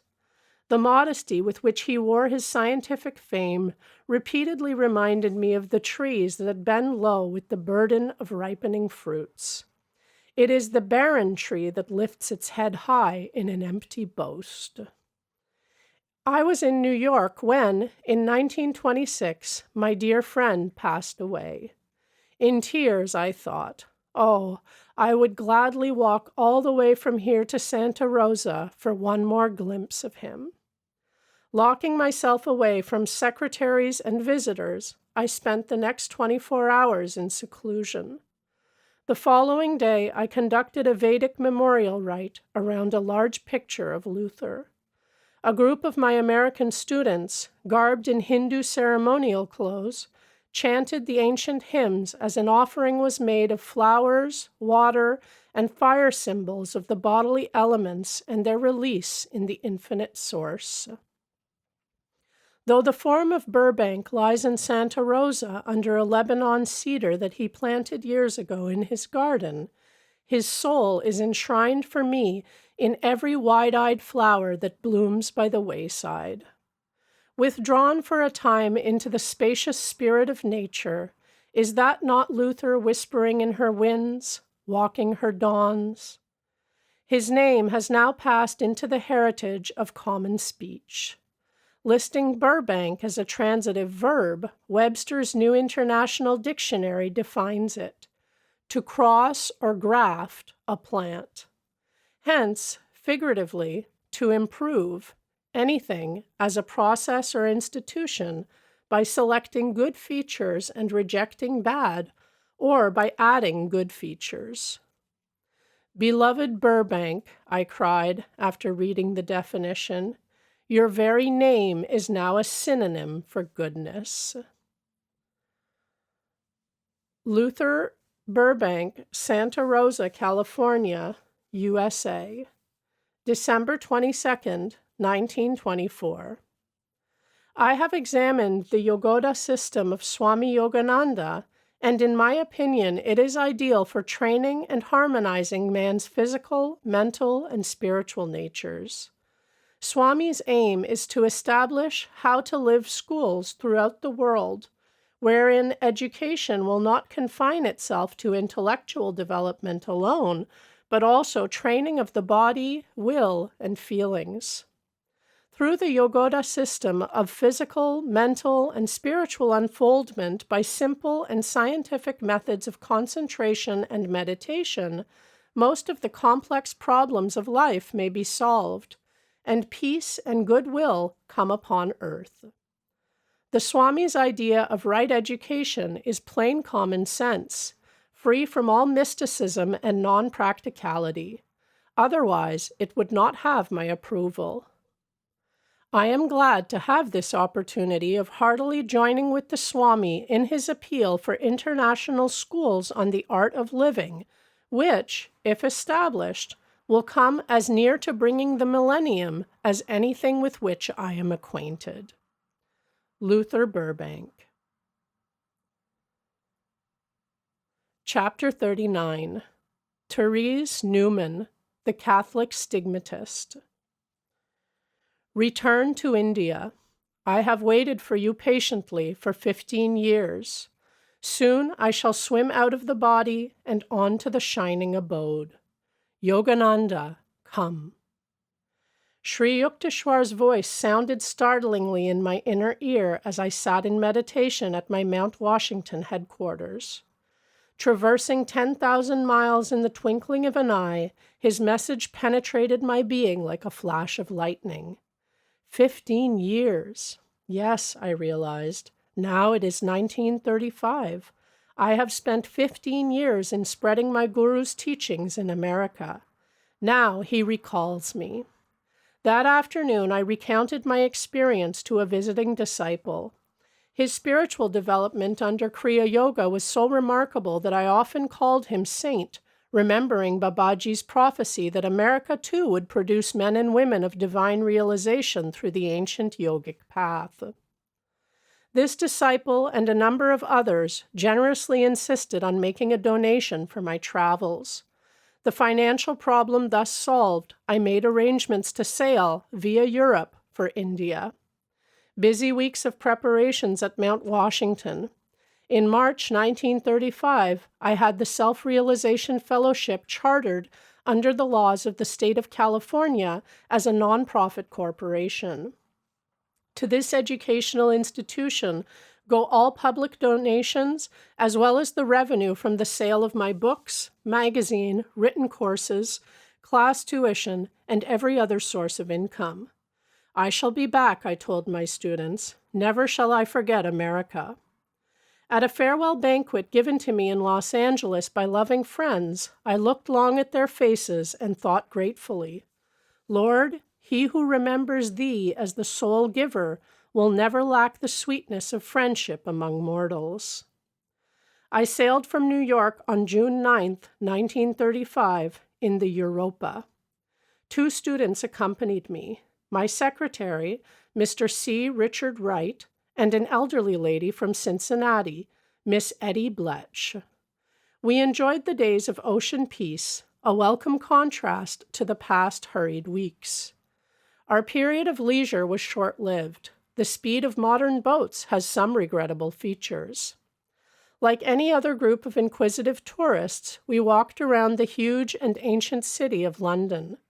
The following day, I was invited to address a large meeting in Caxton Hall, at which I was introduced to the London audience by Sir Francis Young's band. Our party spent a pleasant day as guests of Sir Harry Lauder at his estate in Scotland. We soon crossed the English Channel to the continent, for I wanted to make a special pilgrimage to Bavaria. This would be my only chance, I felt, to visit the great Catholic mystic, Therese Neumann of Connersreuth. Years earlier, I had read an amazing account of Therese. Information given in the article was as follows. 1. Therese, born in 1898, had been injured in an accident at the age of 20. She became blind and paralyzed. 2. She miraculously regained her sight in 1923 through prayers to Saint Teresa, the Little Flower. Later, Therese Neumann's limbs were instantaneously healed. 3. From 1923 onward, Therese had abstained completely from food and drink, except for the daily swallowing of one small consecrated wafer. 4. The stigmata, or sacred wounds of Christ, appeared in 1926 on Therese's head, breast, hands, and feet. On Friday of every week thereafter, she has passed through the Passion of Christ, suffering in her own body all his historic agonies. 5. Knowing ordinarily only the simple German of her village, during her Friday trances, Therese utters phrases which scholars have identified as ancient Aramaic. And at appropriate times in her vision, she speaks Hebrew or Greek. 6. By ecclesiastical permission, Therese has several times been under close scientific observation. Dr. Fritz Gerlich, editor of a Protestant German newspaper, went to Connersreuth to expose the Catholic fraud, but ended up by reverently writing her biography. As always, whether in East or West, I was eager to meet a saint. I rejoiced as our little party entered, on July 16th, the quaint village of Connersreuth. The Bavarian peasants exhibited lively interest in our Ford automobile, brought with us from America, and its assorted group: an American young man, an elderly lady, and an olive-hued Oriental with long hair tucked under his coat collar. Therese's little cottage, clean and neat, with geraniums blooming by a primitive well, was, alas, silently closed. The neighbors, and even the village postman who passed by, could give us no information. Rain began to fall. My companions suggested that we leave. "No," I said stubbornly, "I will stay here until I find some clue leading to Therese." 2 hours later, we were still sitting in our car amidst the dismal rain. "Lord," I sighed complainingly, "why didst thou lead me here if she has disappeared?" An English-speaking man halted beside us, politely offering his aid. "I don't know for certain where Therese is," he said, "but she often visits at the home of Professor Wirtz, a seminary master of Eichstätt, 80 miles from here." The following morning, our party motored to the quiet village of Eichstätt, narrowly lined with cobblestone streets. Dr. Wirtz greeted us cordially at his home. Yes, Therese is here. He sent her word of the visitors. A messenger soon appeared with her reply.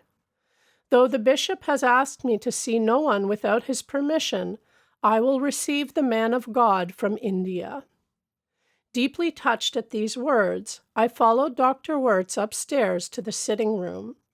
Therese entered immediately, radiating an aura of peace and joy. She wore a black gown and spotless white headdress. Although her age was 37 at this time, she seemed much younger, possessing indeed a childlike freshness and charm. Healthy, well-formed, rosy-cheeked, and cheerful, This is the saint that does not eat. Therese greeted me with a very gentle handshaking. We both beamed in silent communion, each knowing the other to be a lover of God. Dr. Wirtz kindly offered to serve as interpreter. As we seated ourselves, I noticed that Therese was glancing at me with naive curiosity. Evidently, Hindus had been rare in Bavaria. "Don't you eat anything?" I wanted to hear the answer from her own lips. "No, except a consecrated rice flour wafer once every morning at 6 o'clock. "How large is the wafer?" "It is paper thin, the size of a small coin," she added. "I take it for sacramental reasons. If it is unconsecrated, I am unable to swallow it." "Certainly you could not have lived on that for 12 whole years." "I live by God's light." How simple her reply, how Einsteinian. "I see you realize that energy flows to your body from the ether, sun, and air." A swift smile broke over her face. "I am so happy to know you understand how I live." "Your sacred life is a daily demonstration of the truth uttered by Christ. Man shall not live by bread alone, but by every word that proceedeth out of the mouth of God." Again she showed joy at my explanation. "It is indeed so. One of the reasons I am here on earth today is to prove that man can live by God's invisible light, and not by food only." "Can you teach others how to live without food?" She appeared a trifle shocked. "I cannot do that.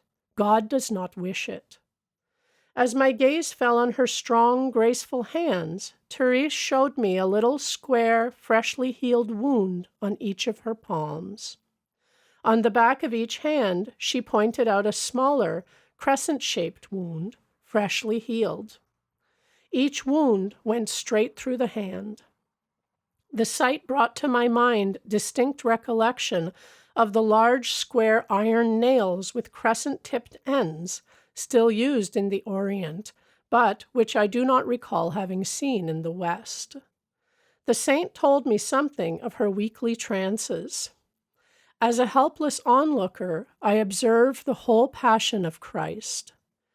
Each week, from Thursday midnight until Friday afternoon at 1 o'clock, her wounds open and bleed. She loses 10 pounds of her ordinary 121-pound weight. Suffering intensely in her sympathetic love, Therese yet looks forward joyously to these weekly visions of her Lord.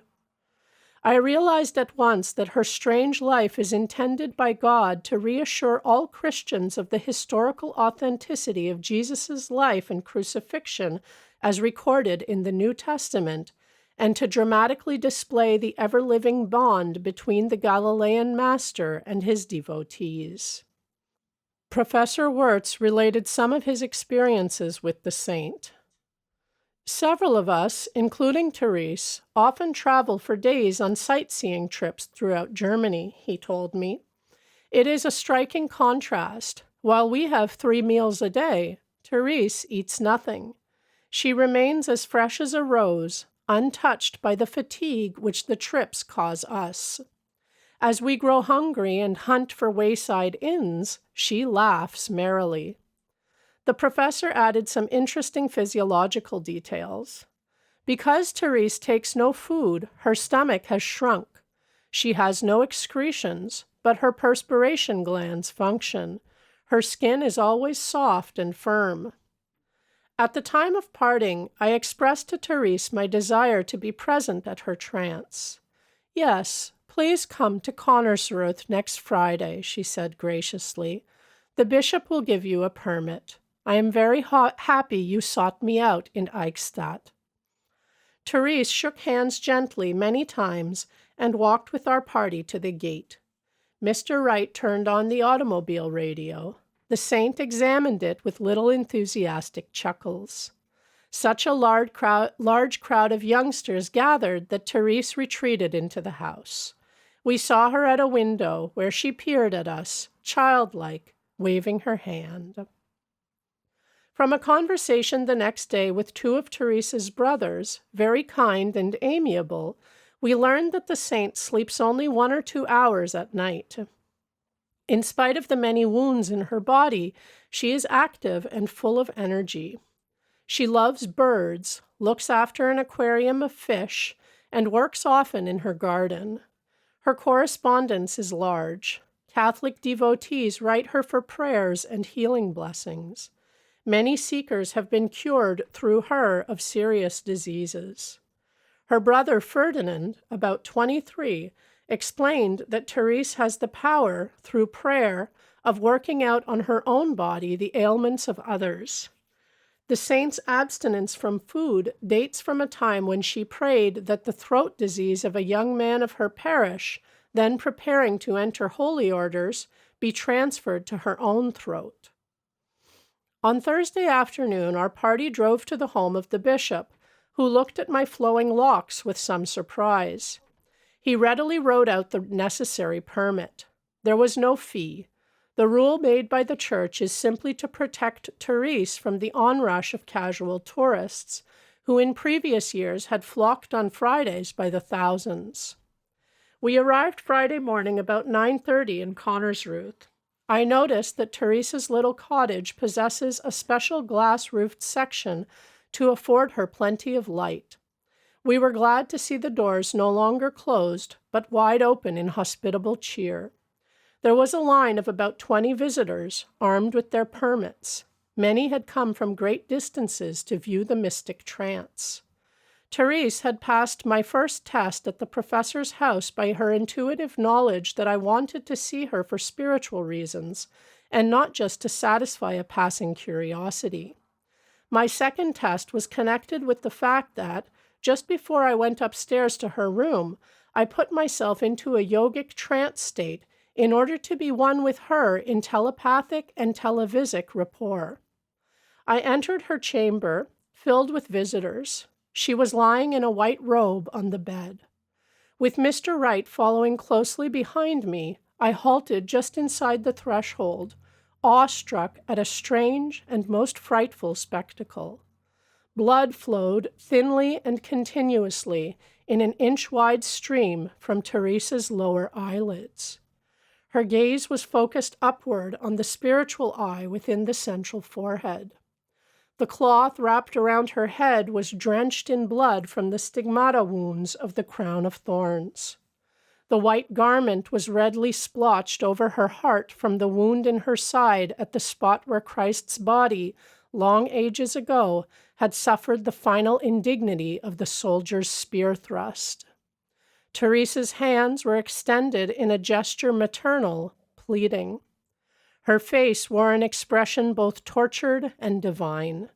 She appeared thinner, changed in many subtle as well as outward ways. Murmuring words in a foreign tongue, she spoke with slightly quivering lips to persons visible before her inner sight. As I was in attunement with her, I began to see the scenes of her vision.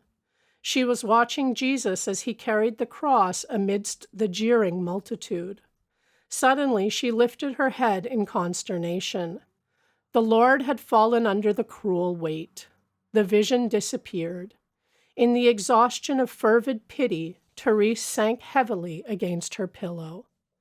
At this moment, I heard a loud thud behind me. Turning my head for a second, I saw 2 men carrying out a prostrate body. But because I was coming out of the deep superconscious state, I did not immediately recognize the fallen person. Again, I fixed my eyes on Therese's face, deathly pale under the rivulets of blood, but now calm, radiating purity and holiness.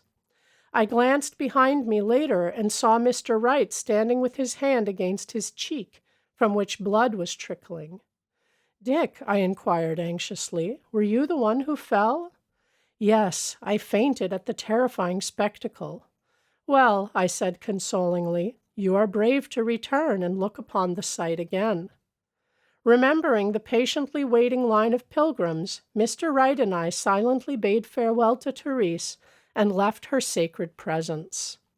The following day, our little group motored south, thankful that we were not dependent on trains, but could stop the Ford wherever we chose throughout the countryside. We enjoyed every minute of a tour through Germany, Holland, France, and the Swiss Alps. In Italy, we made a special trip to Assisi to honor the apostle of humility, St. Francis.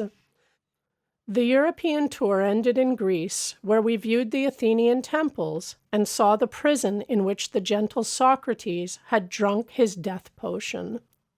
One is filled with admiration for the artistry with which the Greeks have everywhere wrought their very fancies in alabaster. We took ship over the sunny Mediterranean, disembarking at Palestine. Wandering day after day over the Holy Land, I was more than ever convinced of the value of pilgrimage. The Spirit of Christ is all-pervasive in Palestine.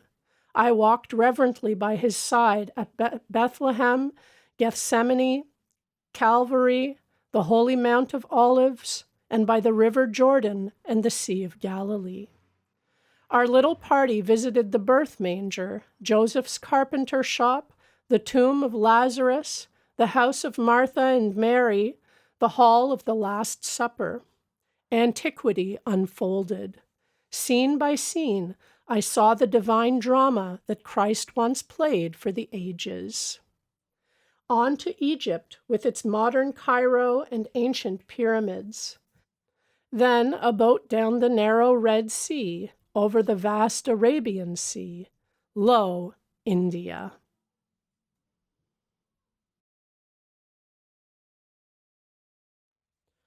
Chapter 40. I Return to India. Gratefully, I was inhaling the blessed air of India. Our boat, Rajputana, docked on August 22, 1935, in the huge harbor of Bombay. Even this, my first day off the ship, was a foretaste of the year ahead, 12 months of ceaseless activity. Friends had gathered at the dock with garlands and greetings. Soon, at our suite in the Taj Mahal Hotel, there was a stream of reporters and photographers. Bombay was a new city to me. I found it energetically modern, with many innovations from the West. Palms lined the spacious boulevards. Magnificent state structures vie for interest with ancient temples. Very little time was given to sightseeing, however. I was impatient, eager to see my beloved guru and other dear ones. Consigning the Ford to a baggage cart, our party was soon speeding eastward by train toward Calcutta. Our arrival at Howrah Station found such an immense crowd assembled to greet us that for a while we were unable to dismount from the train. The young Maharaja of Kasim Bazar and my brother Bishnu headed the reception committee. I was unprepared for the warmth and magnitude of our welcome.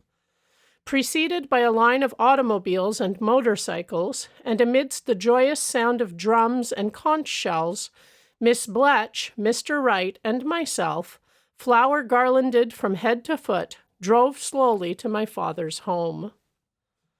My aged parent embraced me as one returning from the dead.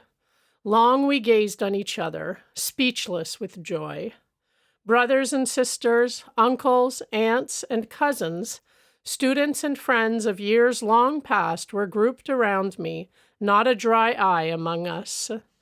Passed now into the archives of memory, the scene of loving reunion vividly endures, unforgettable in my heart. As for my meeting with Sri Yukteswar, words fail me. Let the following description from my secretary suffice.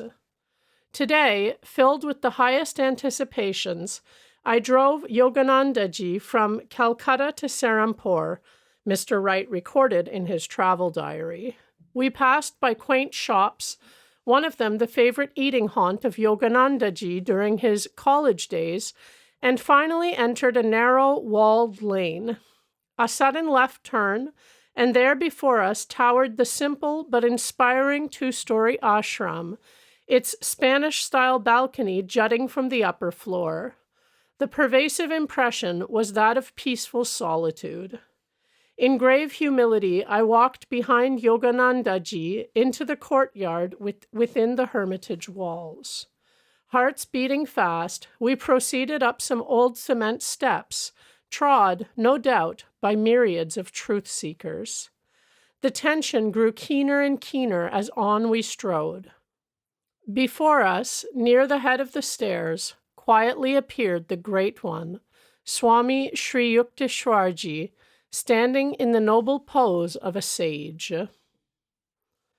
My heart heaved and swelled as I felt myself blessed by the privilege of being in his sublime presence. Tears blurred my eager sight when Yogananda ji dropped to his knees and with bowed head offered his soul's gratitude and greeting, touching with his hand his guru's feet and then, in humble obeisance, his own head. He rose then and was embraced on both sides of the bosom by Sri Yukteswar ji. No words passed at the beginning, but the most intense feeling was expressed in the mute phrases of the soul. How their eyes sparkled and were fired with the warmth of renewed soul union. A tender vibration surged through the quiet patio, and even the sun eluded the clouds to add a sudden blaze of glory. On bended knee before the Master, I gave my own unexpressed love and thanks, touching his feet, calloused by time and service, and receiving his blessing. I stood then and faced two beautiful deep eyes, smoldering with introspection, yet radiant with joy. We entered his sitting room, whose whole side opened to the outer balcony first seen from the street. The Master braced himself against a worn davenport, sitting on a covered mattress on the cement floor. Yogananda ji and I sat near the Guru's feet, with orange-colored pillows to lean against and ease our positions on the straw mat. I tried and tried to penetrate the Bengali conversation between the two Swamijis, for English, I discovered, is null and void when they are together, although Swamiji Maharaj, as the great Guru is called by others, can and often does speak it. But I perceived the saintliness of the Great One through his heartwarming smile and twinkling eyes. One quality easily discernible in his merry, serious conversation is a decided positiveness in statement, the mark of a wise man who knows he knows because he knows God. His great wisdom, strength of purpose, and determination are apparent in every way. Studying him reverently from time to time, I noted that he is of large athletic stature, hardened by the trials and sacrifices of renunciation. His poise is majestic. A decidedly sloping forehead, as if seeking the heavens, dominates his divine countenance. He has a rather large and homely nose, with which he amuses himself in idle moments, flipping and wiggling it with his fingers like a child.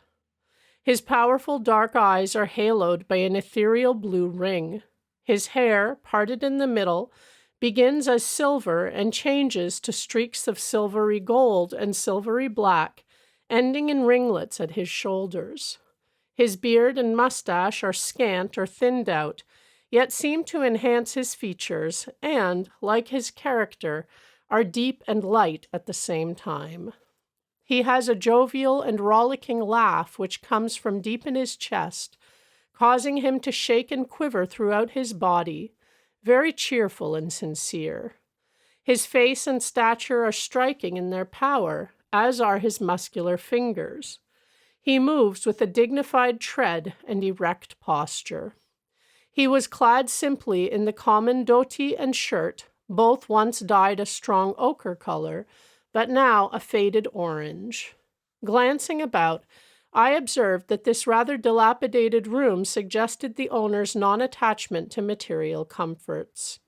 The weather-stained white walls of the long chamber were streaked with fading blue plaster. At one end of the room hung a picture of Lahiri Mahasaya, garlanded in simple devotion. There was also an old picture showing Yogananda ji as he had first arrived in Boston, standing with the other delegates to the Congress of Religions. I noted a quaint concurrence of modernity and antiquation. A huge cut-glass candlelight chandelier was covered with cobwebs through disuse, and on the wall was a bright, up-to-date calendar. The whole room emanated a fragrance of peace and calmness. Beyond the balcony, I could see coconut trees towering over the hermitage in silent protection. It is interesting to observe that the master has merely to clap his hands together, and before finishing, he is served or attended by some small disciple.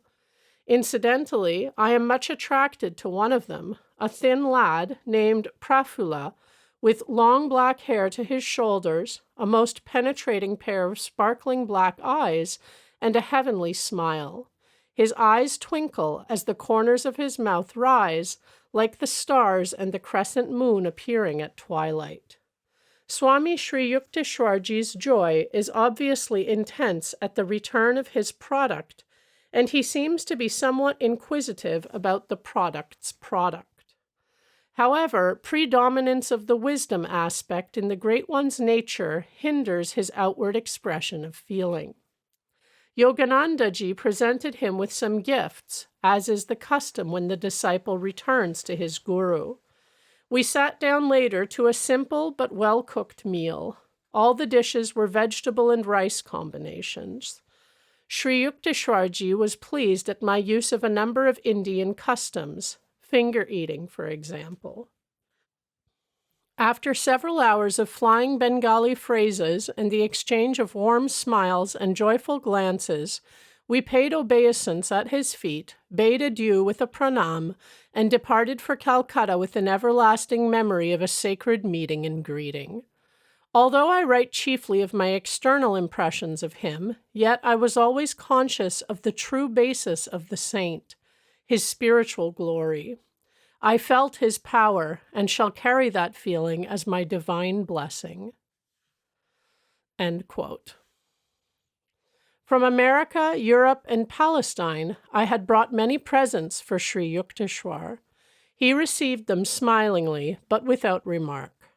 For my own use, I had bought in Germany a combination umbrella cane. In India, I decided to give the cane to Master. This gift I appreciate indeed. My guru's eyes were turned on me with affectionate understanding as he made the unwanted comment. From all the presents, it was the cane that he singled out to display to visitors. Master, please permit me to get a new carpet for the sitting room. I had noticed that Sri Yukteswar's tiger skin was placed over a torn rug. Do so if it pleases you. My guru's voice was not enthusiastic. Behold, my tiger mat is nice and clean. I am monarch in my own little kingdom. Beyond it is the vast world, interested only in externals. As he uttered these words, I felt the years roll back. Once again, I am a young disciple, purified in the daily fires of chastisement. As soon as I could tear myself away from Serampore and Calcutta, I set out with Mr. Wright for Ranchi. What a welcome there, a veritable ovation. Tears stood in my eyes as I embraced the selfless teachers who had kept the banner of the school flying during my 15 years' absence. The bright faces and happy smiles of the residential and day students were ample testimony to the worth of their many-sided school and yoga training. Yet, alas, the Ranchi institution was in dire financial difficulties. Sir Manindra Chandra Nundi, the old Maharaja whose Kasim Bazar palace had been converted into the central school building, and who had made many princely donations, was now dead. Many free, benevolent features of the school were now seriously endangered for lack of sufficient public support. I had not spent years in America without learning some of its practical wisdom, its undaunted spirit before obstacles. For 1 week, I remained in Ranchi, wrestling with critical problems. Then came interviews in Calcutta with prominent leaders and educators, a long talk with the young Maharaja of Kasim Bazar, a financial appeal to my father, and lo, the shaky foundations of Ranchi began to be righted. Many donations, including one huge check, arrived in the nick of time from my American students. Within a few months after my arrival in India, I had the joy of seeing the Ranchi school legally incorporated. My lifelong dream of a permanently endowed yoga educational center stood fulfilled. That vision had guided me in the humble beginnings in 1917 with a group of 7 boys. In the decade since 1935, Ranchi has enlarged its scope far beyond the boys' school. Widespread humanitarian activities are now carried on there in the Shyamacharan Lahiri Mahasaya mission. The school, or Yogoda Satsanga Brahmacharya Vidyalaya, conducts outdoor classes in grammar and high school subjects. The residential students and day scholars also receive vocational training of some kind. The boys themselves regulate most of their activities through autonomous committees. Very early in my career as an educator, I discovered that boys who impishly delight in outwitting a teacher will cheerfully accept disciplinary rules that are set by their fellow students. Never a model pupil myself, I had a ready sympathy for all boyish pranks and problems. Sports and games are encouraged. The fields resound with hockey and football practice. Ranchi students often win the cup at competitive events. The outdoor gymnasium is known far and wide. Muscle recharging through willpower is the Yogoda feature. Mental direction of life energy to any part of the body. The boys are also taught asanas, postures, sword and lati, stick play, and jujitsu. The Yogoda health exhibitions at the Ranchi Vidyalaya have been attended by thousands.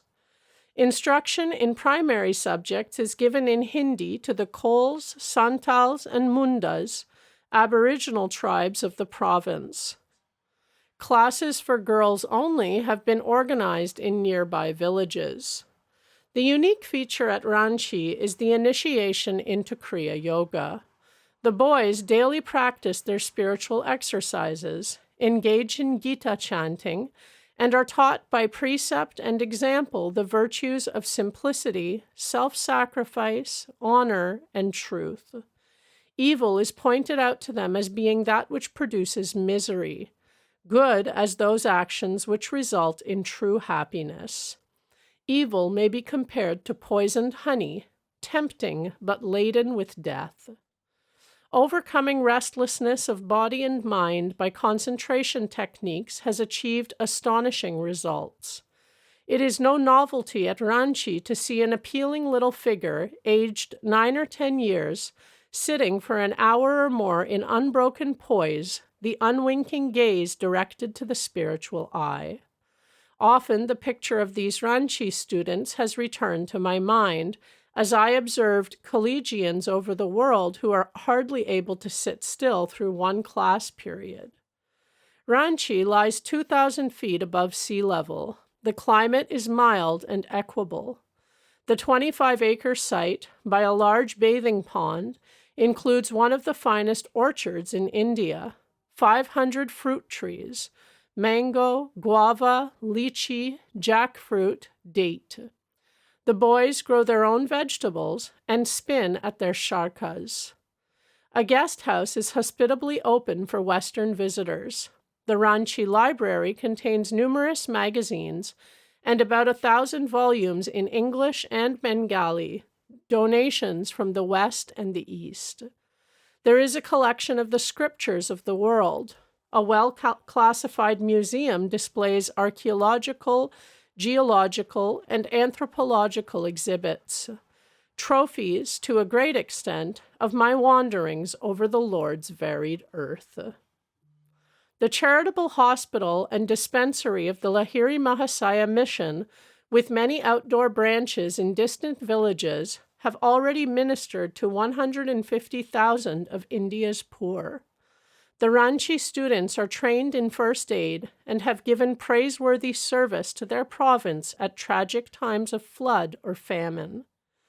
In the orchard stands a Shiva temple with a statue of the Blessed Master, Lahiri Mahasaya.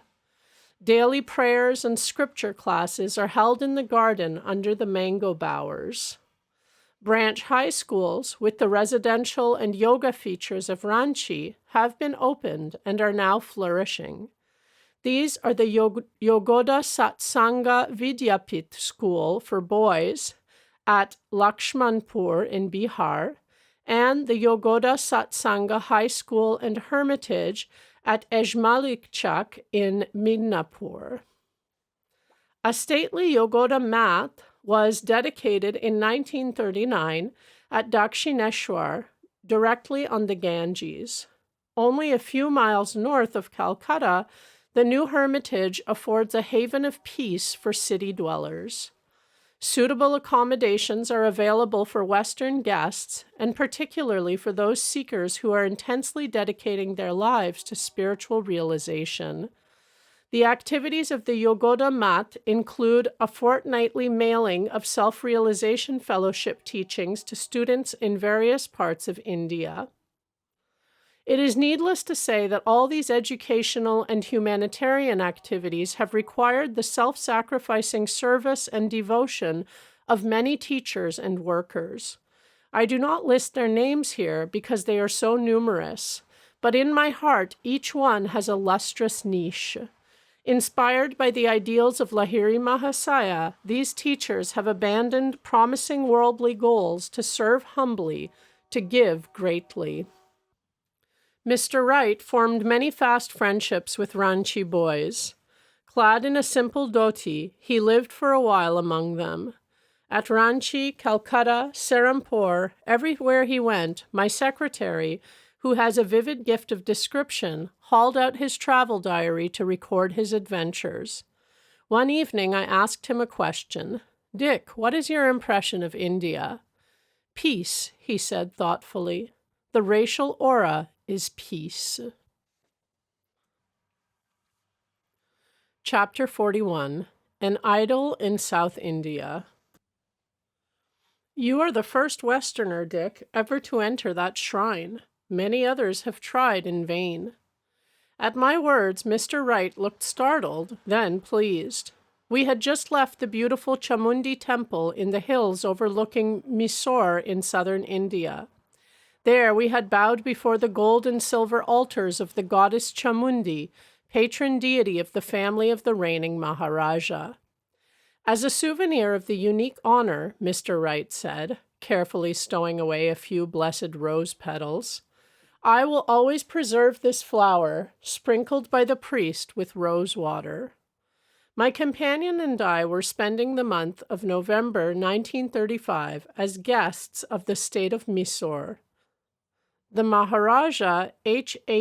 Sri Krishnaraja Wadiyar IV is a model prince with intelligent devotion to his people.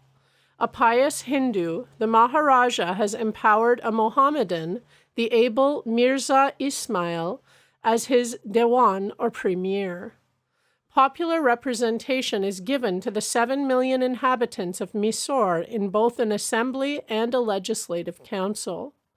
The heir to the Maharaja, H. the Yuvaraja, Sir Sri Krishna Narasingaraj Wadiyar, had invited my secretary and me to visit his enlightened and progressive realm.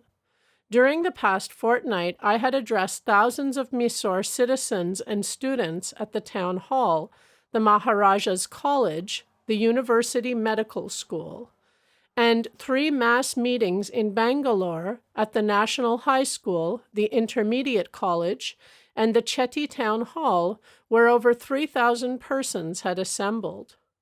Whether the eager listeners had been able to credit the glowing picture I drew of America, I know not, but the applause had always been loudest when I spoke of the mutual benefits that could flow from exchange of the best features in East and West. Mr. Wright and I were now relaxing in the tropical peace.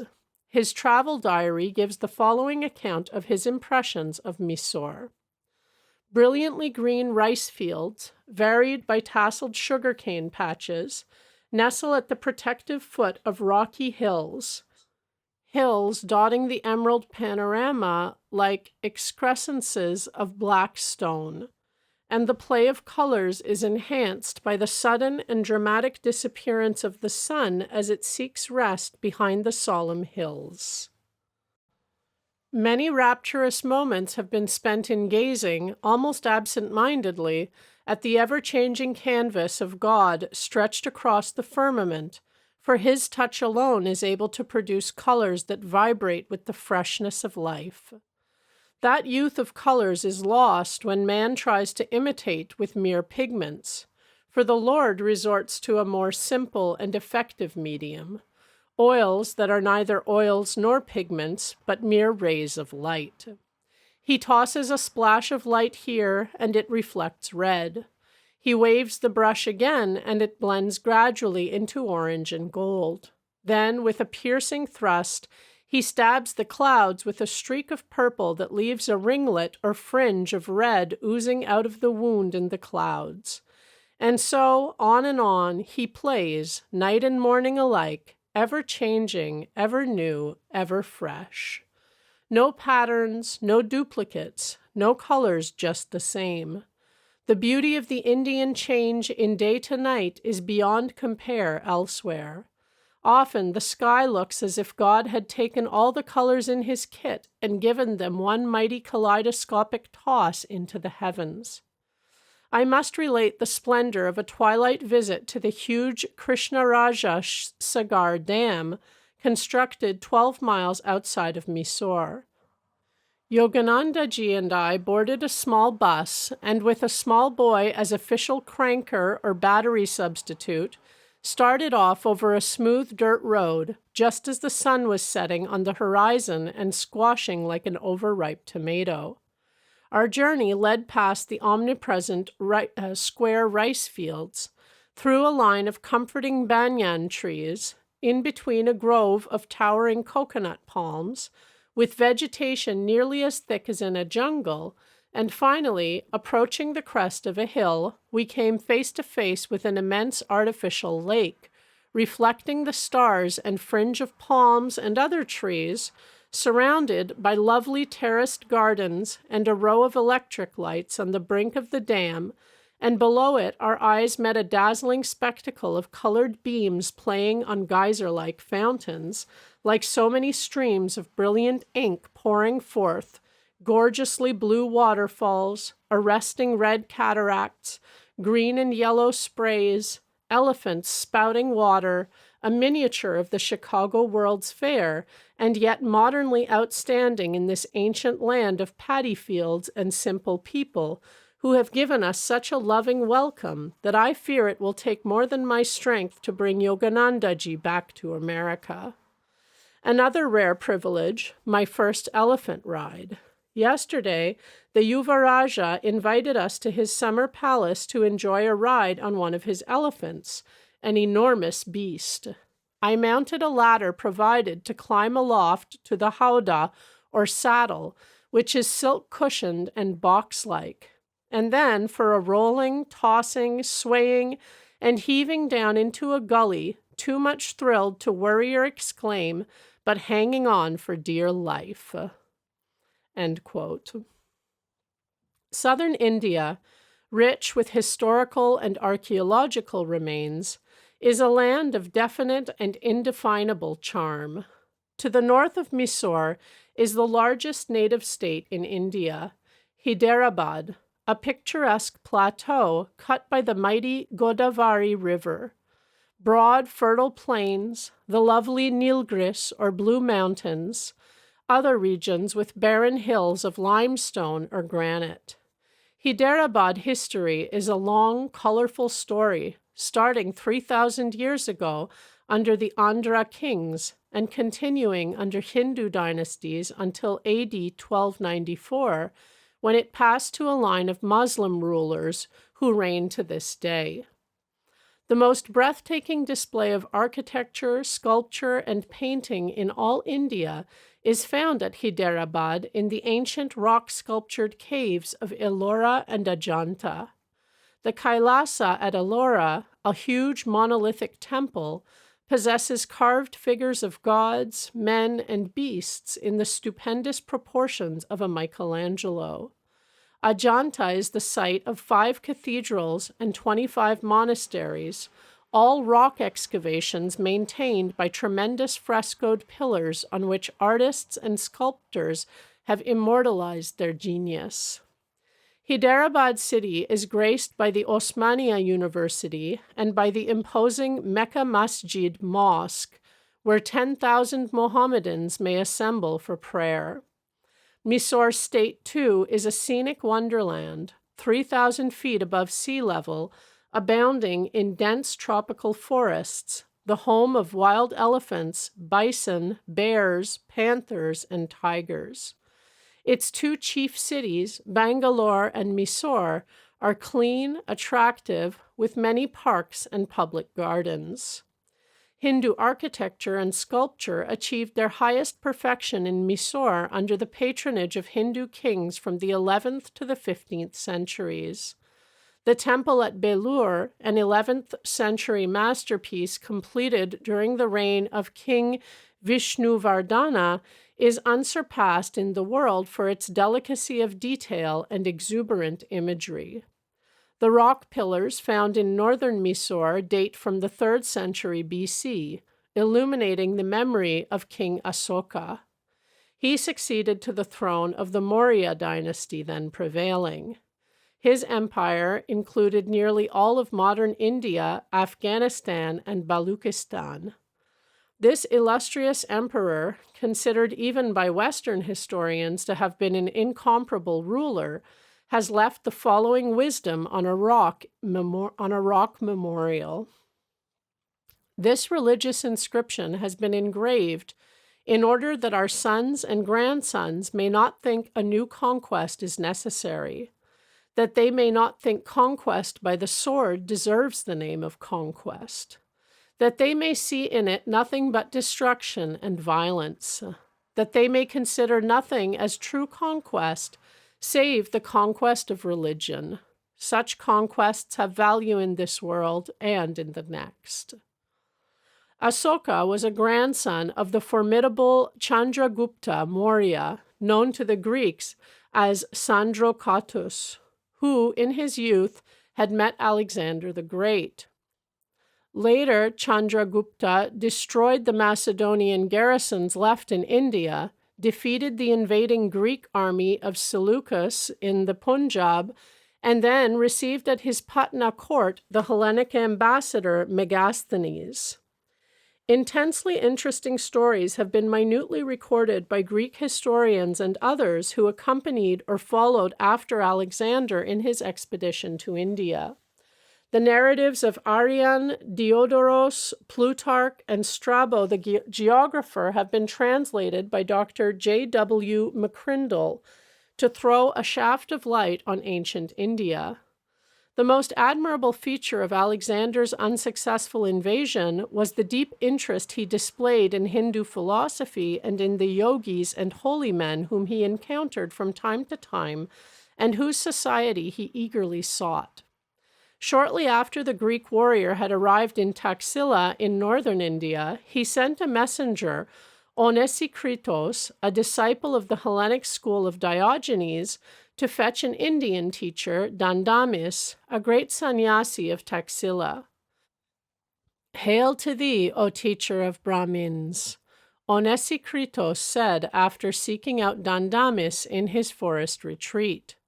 "The son of the mighty god Zeus, being Alexander, who is the sovereign lord of all men, asks you to go to him, and if you comply, he will reward you with great gifts. But if you refuse, he will cut off your head." The yogi received this fairly compulsive invitation calmly, and did not so much as lift up his head from his couch of leaves. "I also am a son of Zeus, if Alexander be such," he commented. "I want nothing that is Alexander's, for I am content with what I have, while I see that he wanders with his men over sea and land for no advantage, and is never coming to an end of his wanderings. Go and tell Alexander that God, the Supreme King, is never the author of insolent wrong, but is the creator of light, of peace, of life, of water, of the body of man, and of souls. He receives all men when death sets them free, being in no way subject to evil disease. He alone is the God of my homage, who abhors slaughter and instigates no wars. Alexander is no god, since he must taste of death, continued the sage in quiet scorn. How can such as he be the world's master when he has not yet seated himself on a throne of inner universal dominion?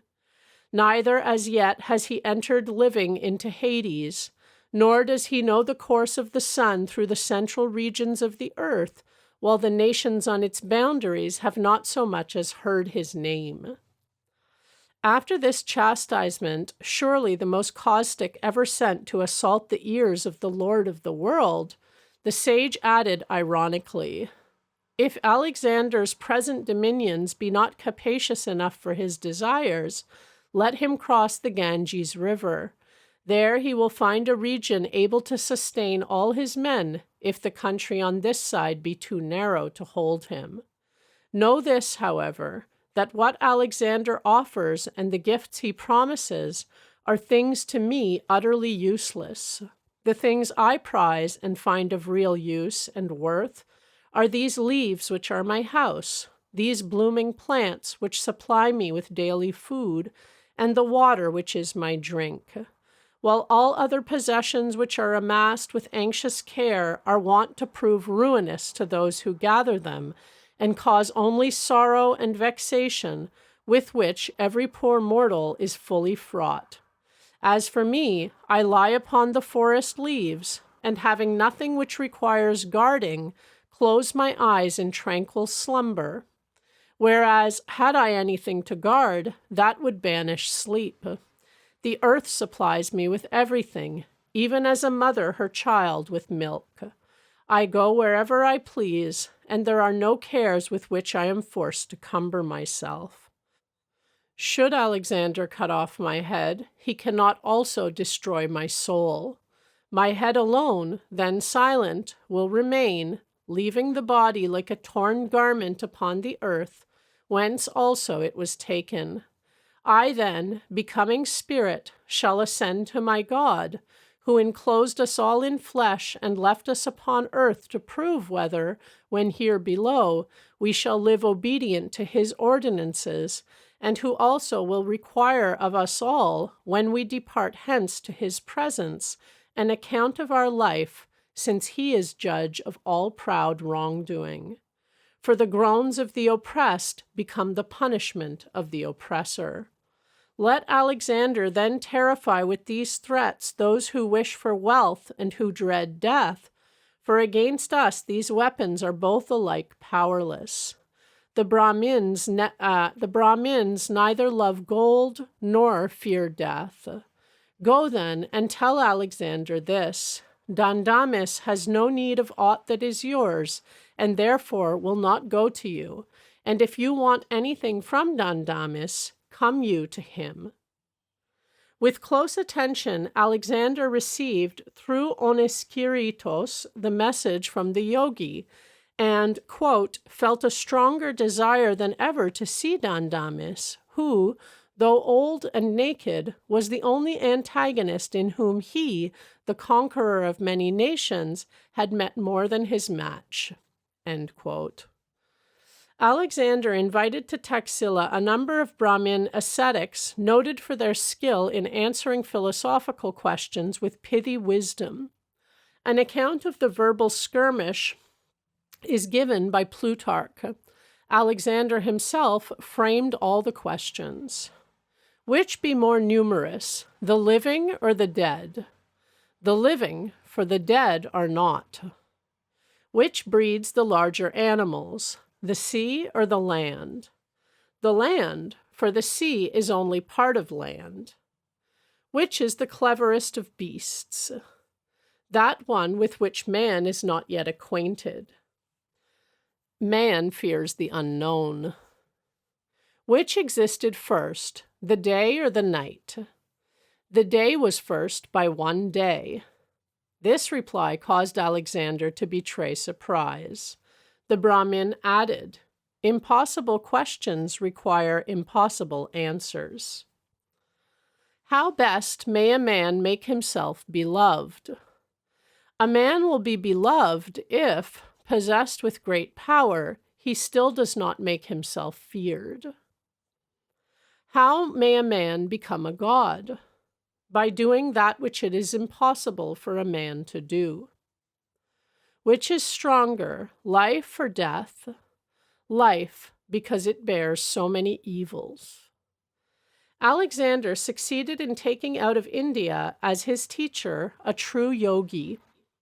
This man was Swami Sphinx, called Kalanos by the Greeks, because the saint, a devotee of God in the form of Kali, greeted everyone by pronouncing her auspicious name. Kalanos accompanied Alexander to Persia. On a stated day at Susa in Persia, Kalanos gave up his aged body by entering a funeral pyre in view of the whole Macedonian army. The historians record the astonishment of the soldiers who observed that the yogi had no fear of pain or death, and who never once moved from his position as he was consumed in the flames. Before leaving for his cremation, Kalanos had embraced all his close companions, but refrained from bidding farewell to Alexander, to whom the Hindu sage had merely remarked, "I shall see you shortly in Babylon." Alexander left Persia and died a year later in Babylon. His Indian guru's words had been his way of saying he would be present with Alexander in life and death. The Greek historians have left us many vivid and inspiring pictures of Indian society. Hindu law, Aryan tells us, protects the people and ordains that no one among them shall, under any circumstances, be a slave, but that, enjoying freedom themselves, they shall respect the equal right to it which all possess.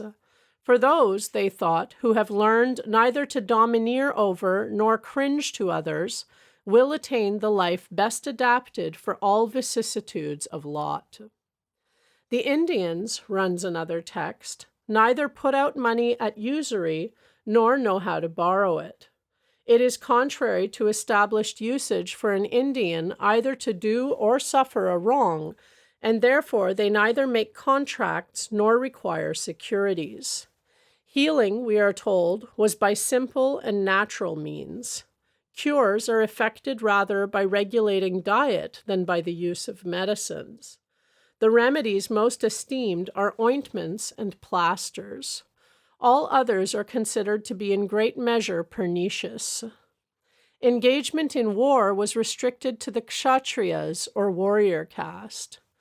Nor would an enemy coming upon a husbandman at his work on his land do him any harm, for men of this class, being regarded as public benefactors, are protected from all injury.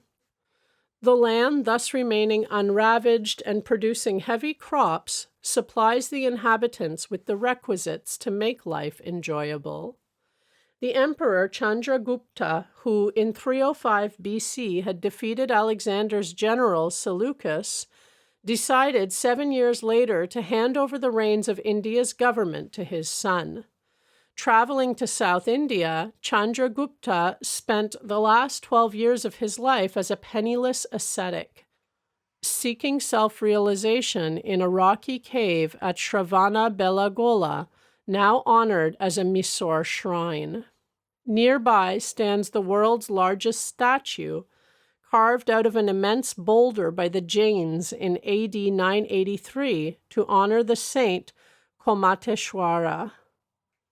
The ubiquitous religious shrines of Mysore are a constant reminder of the many great saints of South India. One of these masters, Manavar, has left us the following challenging poem. You can control a mad elephant. You can shut the mouth of the bear and the tiger. You can ride a lion. You can play with the cobra. By alchemy, you can eke out your livelihood. You can wander through the universe incognito. You can make vassals of the gods. You can be ever youthful. You can walk on water and live in fire. But control of the mind is better and more difficult. In the beautiful and fertile state of Travancore, in the extreme south of India, where traffic is conveyed over rivers and canals, the Maharaja assumes every year a hereditary obligation to expiate the sin incurred by wars and the annexation in the distant past of several petty states to Travancore. For 56 days annually, the Maharaja visits the temple thrice daily to hear Vedic hymns and recitations. The expiation ceremony ends with the Lakshadipam, or illumination of the temple by 100,000 lights. The great Hindu lawgiver Manu has outlined the duties of a king. Quote, "He should shower amenities like Indra, lord of the gods, collect taxes gently and imperceptibly as the sun obtains vapor from water, enter into the life of his subjects as the wind goes everywhere, mete out even justice to all like Yama, god of death, bind transgressors in a noose like Varuna, Vedic deity of sky and wind, please all like the moon, burn up vicious enemies like the god of fire, and support all like the earth goddess. In war, a king should not fight with poisonous or fiery weapons, nor kill weak or unready or weaponless foes, or men who are in fear or who pray for protection or who run away. War should be resorted to only as a last resort. Results are always doubtful in war. Madras Presidency on the southeast coast of India contains the flat, spacious, sea-girt city of Madras and Conjeeveram, the Golden City, capital site of the Pallava dynasty, whose kings ruled during the early centuries of the Christian era. In modern Madras Presidency, the nonviolent ideals of Mahatma Gandhi have made great headway. The white distinguishing Gandhi caps are seen everywhere. In the South, generally, the Mahatma has effected many important temple reforms for untouchables, as well as caste system reforms. The origin of the caste system, formulated by the great legislator Manu, was admirable. He saw clearly that men are distinguished by natural evolution into 4 great classes: those capable of offering service to society through their bodily labor, Sudras; those who serve through mentality, skill, agriculture, trade, commerce, business life in general, Vaisyas; those whose talents are administrative, executive, and protective, rulers and warriors, Kshatriyas; those of contemplative nature, spiritually inspired and inspiring, Brahmins. Neither birth, nor sacraments, nor study, nor ancestry can decide whether a person is twice born, that is, a Brahmin. The Mahabharata declares, "Character and conduct only can decide." Manu instructed society to show respect to its members insofar as they possessed wisdom, virtue, age, kinship, or, lastly, wealth. Riches in Vedic India were always despised if they were hoarded or unavailable for charitable purposes. Ungenerous men of great wealth were assigned a low rank in society. Serious evils arose when the caste system became hardened through the centuries into a hereditary halter.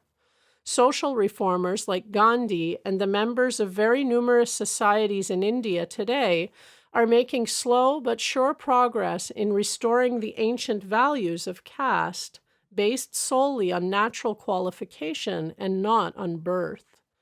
Every nation on earth has its own distinctive misery-producing karma to deal with and remove. India, too, with her versatile and invulnerable spirit, shall prove herself equal to the task of caste reformation. So entrancing is southern India that Mr. Wright and I yearned to prolong our idyll. But time, in its immemorial rudeness, dealt us no courteous extensions. I was scheduled soon to address the concluding session of the Indian Philosophical Congress at Calcutta University. At the end of the visit to Mysore, I enjoyed a talk with Sir C.V. Raman, president of the Indian Academy of Sciences. This brilliant Hindu physicist was awarded the Nobel Prize in 1930 for his important discovery in the diffusion of light, the Raman effect, now known to every schoolboy. Waving a reluctant farewell to a crowd of Madras students and friends, Mr. Wright and I set out for the north. On the way, we stopped before a little shrine sacred to the memory of Sadashiva Brahman, in whose 18th century life story miracles cluster thickly. A larger Sadashiva shrine at Nerur, erected by the Raja of Pudukkottai, is a pilgrimage spot which has witnessed numerous divine healings. Many quaint stories of Sadashiva, a lovable and fully illumined master, are still current among the South Indian villagers. Immersed one day in samadhi on the bank of the Kaveri River, Sadashiva was seen to be carried away by a sudden flood. Weeks later, he was found buried deep beneath a mound of earth. As the villagers' shovels struck his body, the saint rose and walked briskly away.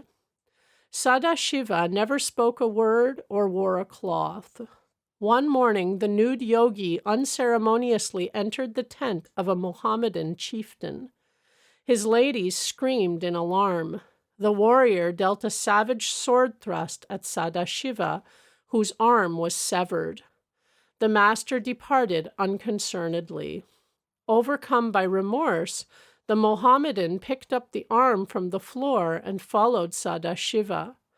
The yogi quietly inserted his arm into the bleeding stump. When the warrior humbly asked for some spiritual instruction, Sadashiva wrote with his finger on the sands, "Do not do what you want, and then you may do what you like." The Mohammedan was uplifted to an exalted state of mind and understood the saint's paradoxical advice to be a guide to soul freedom through mastery of the ego. The village children once expressed a desire in Sadashiva's presence to see the Madura religious festival 150 miles away. The yogi indicated to the little ones that they should touch his body. Lo, instantly the whole group was transported to Madura. The children wandered happily among the thousands of pilgrims. In a few hours, the yogi brought his small charges home by his simple mode of transportation. The astonished parents heard the vivid tales of the procession of images and noted that several children were carrying bags of Madura sweets. An incredulous youth derided the saint and the story. The following morning, he approached Sadashiva. "Master," he said scornfully, "why don't you take me to the festival, even as you did yesterday for the other children?" Sadashiva complied. The boy immediately found himself among the distant city throng. But alas, where was the saint when the youth wanted to leave? The weary boy reached his home by the ancient and prosaic method of foot locomotion.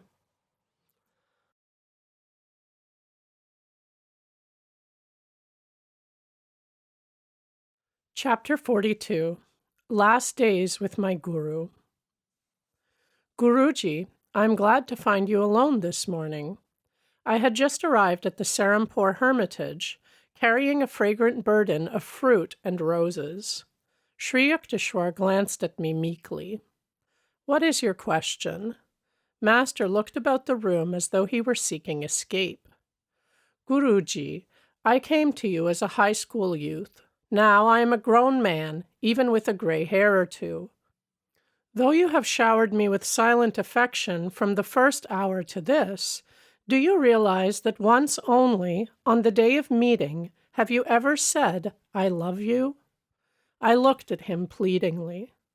Master lowered his gaze. Yogananda, must I bring out into the cold realms of speech the warm sentiments best guarded by the wordless heart? Guruji, I know you love me, but my mortal ears ache to hear you say so. Be it as you wish.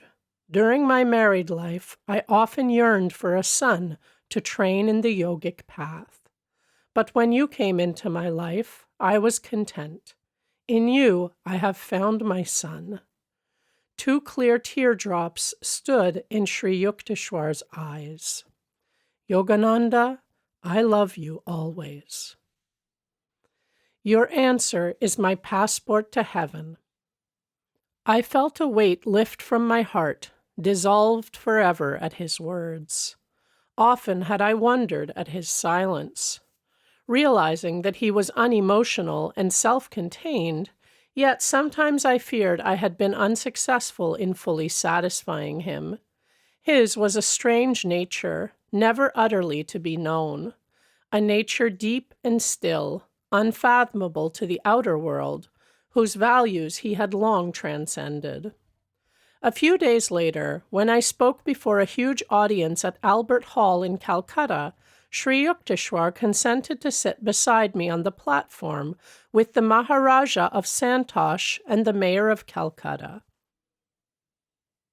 Though Master made no remark to me, I glanced at him from time to time during my address and thought I detected a pleased twinkle in his eyes.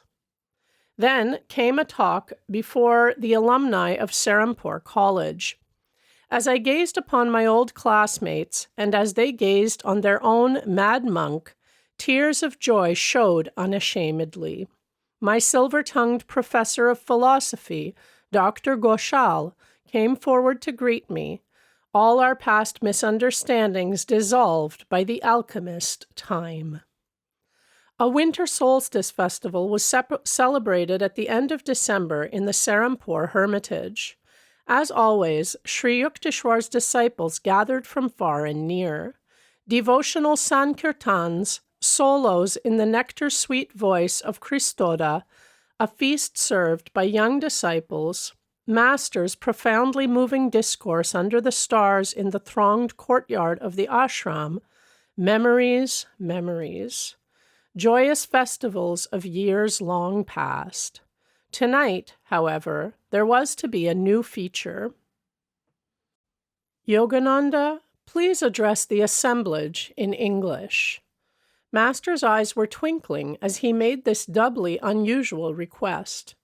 Was he thinking of the shipboard predicament that had preceded my first lecture in English? I told the story to my audience of brother disciples, ending with a fervent tribute to our guru. His omnipresent guidance was with me not alone on the ocean steamer, I concluded, but daily throughout my 15 years in the vast and hospitable land of America. After the guests had departed, Sri Yukteswar called me to the same bedroom where once only, after a festival of my early years, I had been permitted to sleep on his wooden bed. Tonight, my guru was sitting there quietly, a semicircle of disciples at his feet.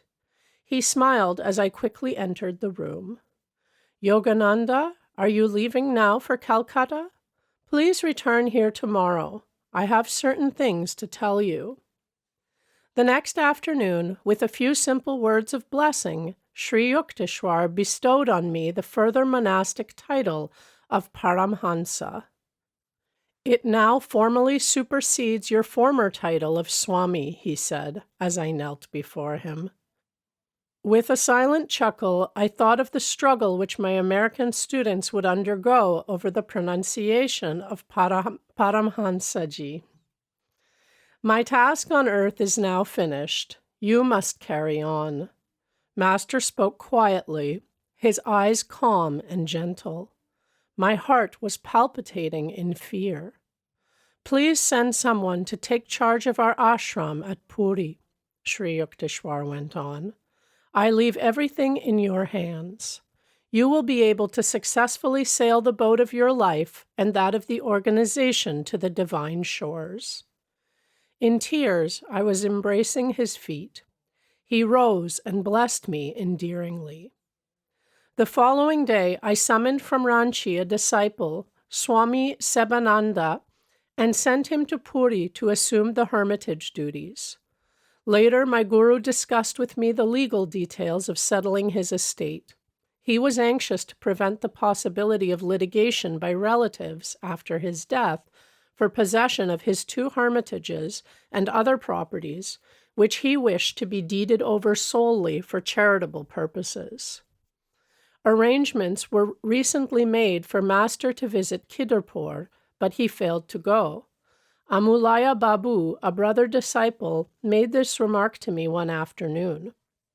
I felt a cold wave of premonition. To my pressing inquiries, Sri Yukteswar only replied, I shall go to Kidarpur no more. For a moment, Master trembled like a frightened child. Attachment to bodily residence, springing up of its own nature, that is, arising from immemorial roots, past experiences of death, Patanjali wrote, is present in slight degree even in great saints. In some of his discourses on death, my guru had been wont to add, just as a long-caged bird hesitates to leave its accustomed home when the door is opened. Guruji, I entreated him with a sob, don't say that. Never utter those words to me. Sri Yukteswar's face relaxed in a peaceful smile. Though nearing his 81st birthday, he looked well and strong. Basking day by day in the sunshine of my guru's love, unspoken but keenly felt, I banished from my conscious mind the various hints he had given of his approaching passing. Sir, the Kumbh Mela is convening this month at Allahabad. I showed Master the Mela dates in a Bengali almanac. Do you really want to go? Not sensing Sri Yukteswar's reluctance to have me leave him, I went on. Once you beheld the blessed sight of Babaji at an Allahabad Kumbh. Perhaps this time I shall be fortunate enough to see him. I do not think you will meet him there. My guru then fell into silence, not wishing to obstruct my plans. When I set out for Allahabad the following day with a small group, Master blessed me quietly in his usual manner. Apparently, I was remaining oblivious to implications in Sri Yukteswar's attitude because the Lord wished to spare me the experience of being forced, helplessly, to witness my guru's passing. It has always happened in my life that, at the death of those dearly beloved by me, God has compassionately arranged that I be distant from the scene. Our party reached the Kumbh Mela on January 23, 1936. The surging crowd of nearly 2 million persons was an impressive sight, even an overwhelming one. The peculiar genius of the Indian people is the reverence innate in even the lowliest peasants for the worth of the spirit, and for the monks and sadhus who have forsaken worldly ties to seek a diviner anchorage. Impostors and hypocrites there are indeed, but India respects all for the sake of the few who illumine the whole land with supernal blessings. Westerners who were viewing the vast spectacle had a unique opportunity to feel the pulse of the land, the spiritual ardor to which India owes her quenchless vitality before the blows of time. The first day was spent by our group in sheer staring. Here were countless bathers dipping in the holy river for remission of sins. There we saw solemn rituals of worship. Yonder were devotional offerings being strewn at the dusty feet of saints. A turn of our heads and a line of elephants, caparisoned horses, and slow-paced Rajputana camels filed by, or a quaint religious parade of naked sadhus, waving scepters of gold and silver, or flags and streamers of silken velvet. Anchorites wearing only loincloths sat quietly in little groups, their bodies besmeared with the ashes that protect them from the heat and cold. The spiritual eye was vividly represented on their foreheads by a single spot of sandalwood paste. Shaven-headed swamis appeared by the thousands, ochre-robed and carrying their bamboo staff and begging bowl. Their faces beamed with the renunciate's peace as they walked about or held philosophical discussions with disciples. Here and there under the trees, around huge piles of burning logs, were picturesque sadhus, their hair braided and massed in coils on top of their heads. Some wore beards several feet in length, curled and tied in a knot. They meditated quietly, or extended their hands in blessing to the passing throng beggars, maharajas on elephants, women in multicolored saris, their bangles and anklets tinkling, fakirs with thin arms held grotesquely aloft, brahmacharis carrying meditation elbow props, humble sages whose solemnity hid an inner bliss. High above the din, we heard the ceaseless summons of the temple bells. On our second Mela day, my companions and I entered various ashrams and temporary huts, offering pranams to saintly personages. We received the blessing of the leader of the Giri branch of the Swami order, a thin, ascetical monk with eyes of smiling fire. Our next visit took us to a hermitage whose guru had observed for the past 9 years the vows of silence and a strict fruitarian diet. On the central dais in the ashram hall sat a blind sadhu, Pragla Chakshu, profoundly learned in the Shastras and highly revered by all sects. After I had given a brief discourse in Hindi on Vedanta, our group left the peaceful hermitage to greet a nearby Swami, Krishnananda, a handsome monk with rosy cheeks and impressive shoulders. Reclining near him was a tame lioness. Succumbing to the monk's spiritual charm, not, I am sure, to his powerful physique, the jungle animal refuses all meat in favor of rice and milk. The Swami has taught the tawny-haired beast to utter Aum in a deep, attractive growl, a cat devotee. Our next encounter, an interview with a learned young sadhu, is well described in Mr. Wright's sparkling travel diary. Quote, "We rode in the ford across the very low Ganges on a creaking pontoon bridge, crawling snake-like through the crowds and over narrow, twisting lanes, passing the site on the riverbank which Yogananda ji pointed out to me as the meeting place of Babaji and Sri Yukteswar ji. Alighting from the car a short time later, we walked some distance through the thickening smoke of the sadhus' fires and over the slippery sands to reach a cluster of tiny, very modest mud and straw huts. We halted in front of one of these insignificant temporary dwellings, with a pygmy doorless entrance, the shelter of Karapatri, a young wandering sadhu noted for his exceptional intelligence. There he sat, cross-legged on a pile of straw, his only covering, and incidentally his only possession, being an ochre cloth draped over his shoulders. Truly, a divine face smiled at us after we had crawled on all fours into the hut and pronamed at the feet of this enlightened soul, while the kerosene lantern at the entrance flickered weird, dancing shadows on the thatched walls. His face, especially his eyes and perfect teeth, beamed and glistened. Although I was puzzled by the Hindi, his expressions were very revealing. He was full of enthusiasm, love, spiritual glory.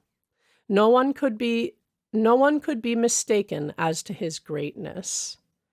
Imagine the happy life of one unattached to the material world, free of the clothing problem, free of food craving, never begging, never touching cooked food except on alternate days, never carrying a begging bowl, free of all money entanglements, never handling money, never storing things away, always trusting in God. Free of transportation worries, never riding in vehicles, but always walking on the banks of the sacred rivers. Never remaining in one place longer than a week in order to avoid any growth of attachment. Such a modest soul. Unusually learned in the Vedas and possessing an M.A. degree and the title of Shastri, Master of Scriptures from Benares University. A sublime feeling pervaded me as I sat at his feet. It all seemed to be an answer to my desire to see the real, the ancient India, for he is a true representative of this land of spiritual giants. I questioned Karapatri. That was the end of the quote. I questioned Karapatri about his wandering life. Don't you have any extra clothes for winter? No, this is enough. Do you carry any books? No, I teach from memory to those people who wish to hear me. What else do you do? I roam by the Ganges. At these quiet words, I was overpowered by a yearning for the simplicity of his life. I remembered America and all the responsibilities that lay on my shoulders. No, Yogananda, I thought, sadly for a moment. In this life, roaming by the Ganges is not for you. After the sadhu had told me a few of his spiritual realizations, I shot an abrupt question. Are you giving these descriptions from scriptural lore or from inward experience? Half from book learning, he answered with a straightforward smile, and half from experience. We sat happily a while in meditative silence. After we had left his sacred presence, I said to Mr. Wright, "He is a king sitting on a throne of golden straw." We had our dinner that night on the Mela grounds under the stars, eating from leaf plates pinned together with sticks. Dishwashings in India are reduced to a minimum. 2 more days of the fascinating Kumbh, then northwest along the Jumna banks to Agra. Once again, I gazed on the Taj Mahal. In memory, Jitendra stood by my side, awed by the dream in marble. Then on to the Vrindavan ashram of Swami Keshabananda. My object in seeking out Keshabananda was connected with this book. I had never forgotten Sri Yukteswar's request that I write the life of Lahiri Mahasaya. During my stay in India, I was taking every opportunity of contacting direct disciples and relatives of the Yogavatar. Recording their conversations in voluminous notes, I verified facts and dates and collected photographs, old letters, and documents. My Lahiri Mahasaya portfolio began to swell. I realized with dismay that ahead of me lay arduous labors in authorship. I prayed that I might be equal to my role as biographer of the colossal guru. Several of his disciples feared that in a written account, their master might be belittled or misinterpreted. One can hardly do justice in cold words to the life of a divine incarnation, Panchanan Bhattacharya had once remarked to me. Other close disciples were similarly satisfied to keep the Yogavatar hidden in their hearts as the deathless preceptor. Nevertheless, mindful of Lahiri Mahasaya's prediction about his biography, I spared no effort to secure and substantiate the facts of his outward life. Swami Keshabananda greeted our party warmly at Vrindavan in his Katayani Paith ashram, an imposing brick building with massive black pillars set in a beautiful garden. He ushered us at once into a sitting room adorned with an enlargement of Lahiri Mahasaya's picture. The Swami was approaching the age of 90, but his muscular body radiated strength and health. With long hair and a snow-white beard, eyes twinkling with joy, he was a veritable patriarchal embodiment. I informed him that I wanted to mention his name in my book on India's masters. "Please tell me about your earlier life." I smiled entreatingly. Great yogis are often uncommunicative. Keshabananda made a gesture of humility. "There is little of external moment.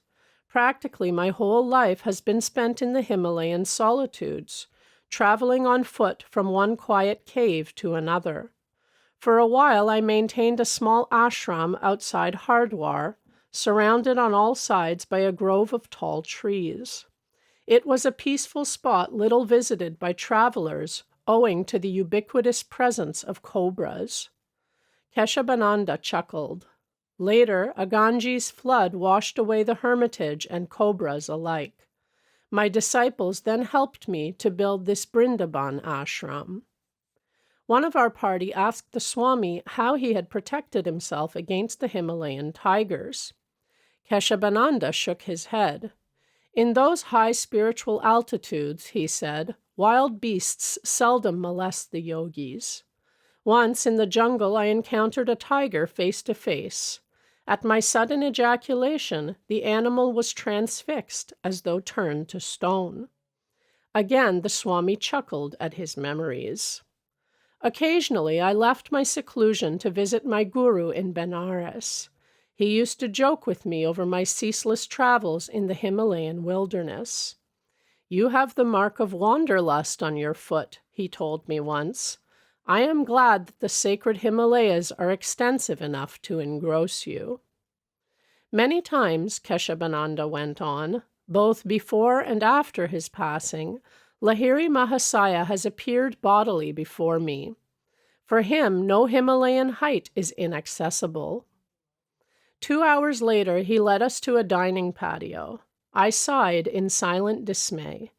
Another 15-course meal. Less than a year of Indian hospitality, and I had gained 50 pounds. Yet it would have been considered the height of rudeness to refuse any of the dishes, carefully prepared for the endless banquets in my honor. In India, nowhere else, alas, a well-padded Swami is considered a delightful sight. After dinner, Keshabananda led me to a secluded nook. "Your arrival is not unexpected," he said. "I have a message for you." I was surprised. No one had known of my plan to visit Keshabananda. "While roaming last year in the northern Himalayas near Badrinarayan," the Swami continued, "I lost my way. Shelter appeared in a spacious cave, which was empty, though the embers of a fire glowed in a hole in the rocky floor. Wondering about the occupant of this lonely retreat, I sat near the fire, my gaze fixed on the sunlit entrance to the cave. 'Keshabananda, I am glad you are here.' These words came from behind me. I turned, startled, and was dazzled to behold Babaji. The great guru had materialized himself in a recess of the cave. Overjoyed to see him again after many years, I prostrated myself at his holy feet. 'I called you here,' Babaji went on. 'That is why you lost your way and were led to my temporary abode in this cave. It is a long time since our last meeting. I am pleased to greet you once more.' The deathless master blessed me with some words of spiritual help, then added, 'I give you a message for Yogananda. He will pay you a visit on his return to India. Many matters connected with his guru and with the surviving disciples of Lahiri will keep Yogananda fully occupied. Tell him, then, that I won't see him this time, as he is eagerly hoping, but I shall see him on some other occasion.' I was deeply touched to receive from Keshabananda's lips this consoling promise from Babaji.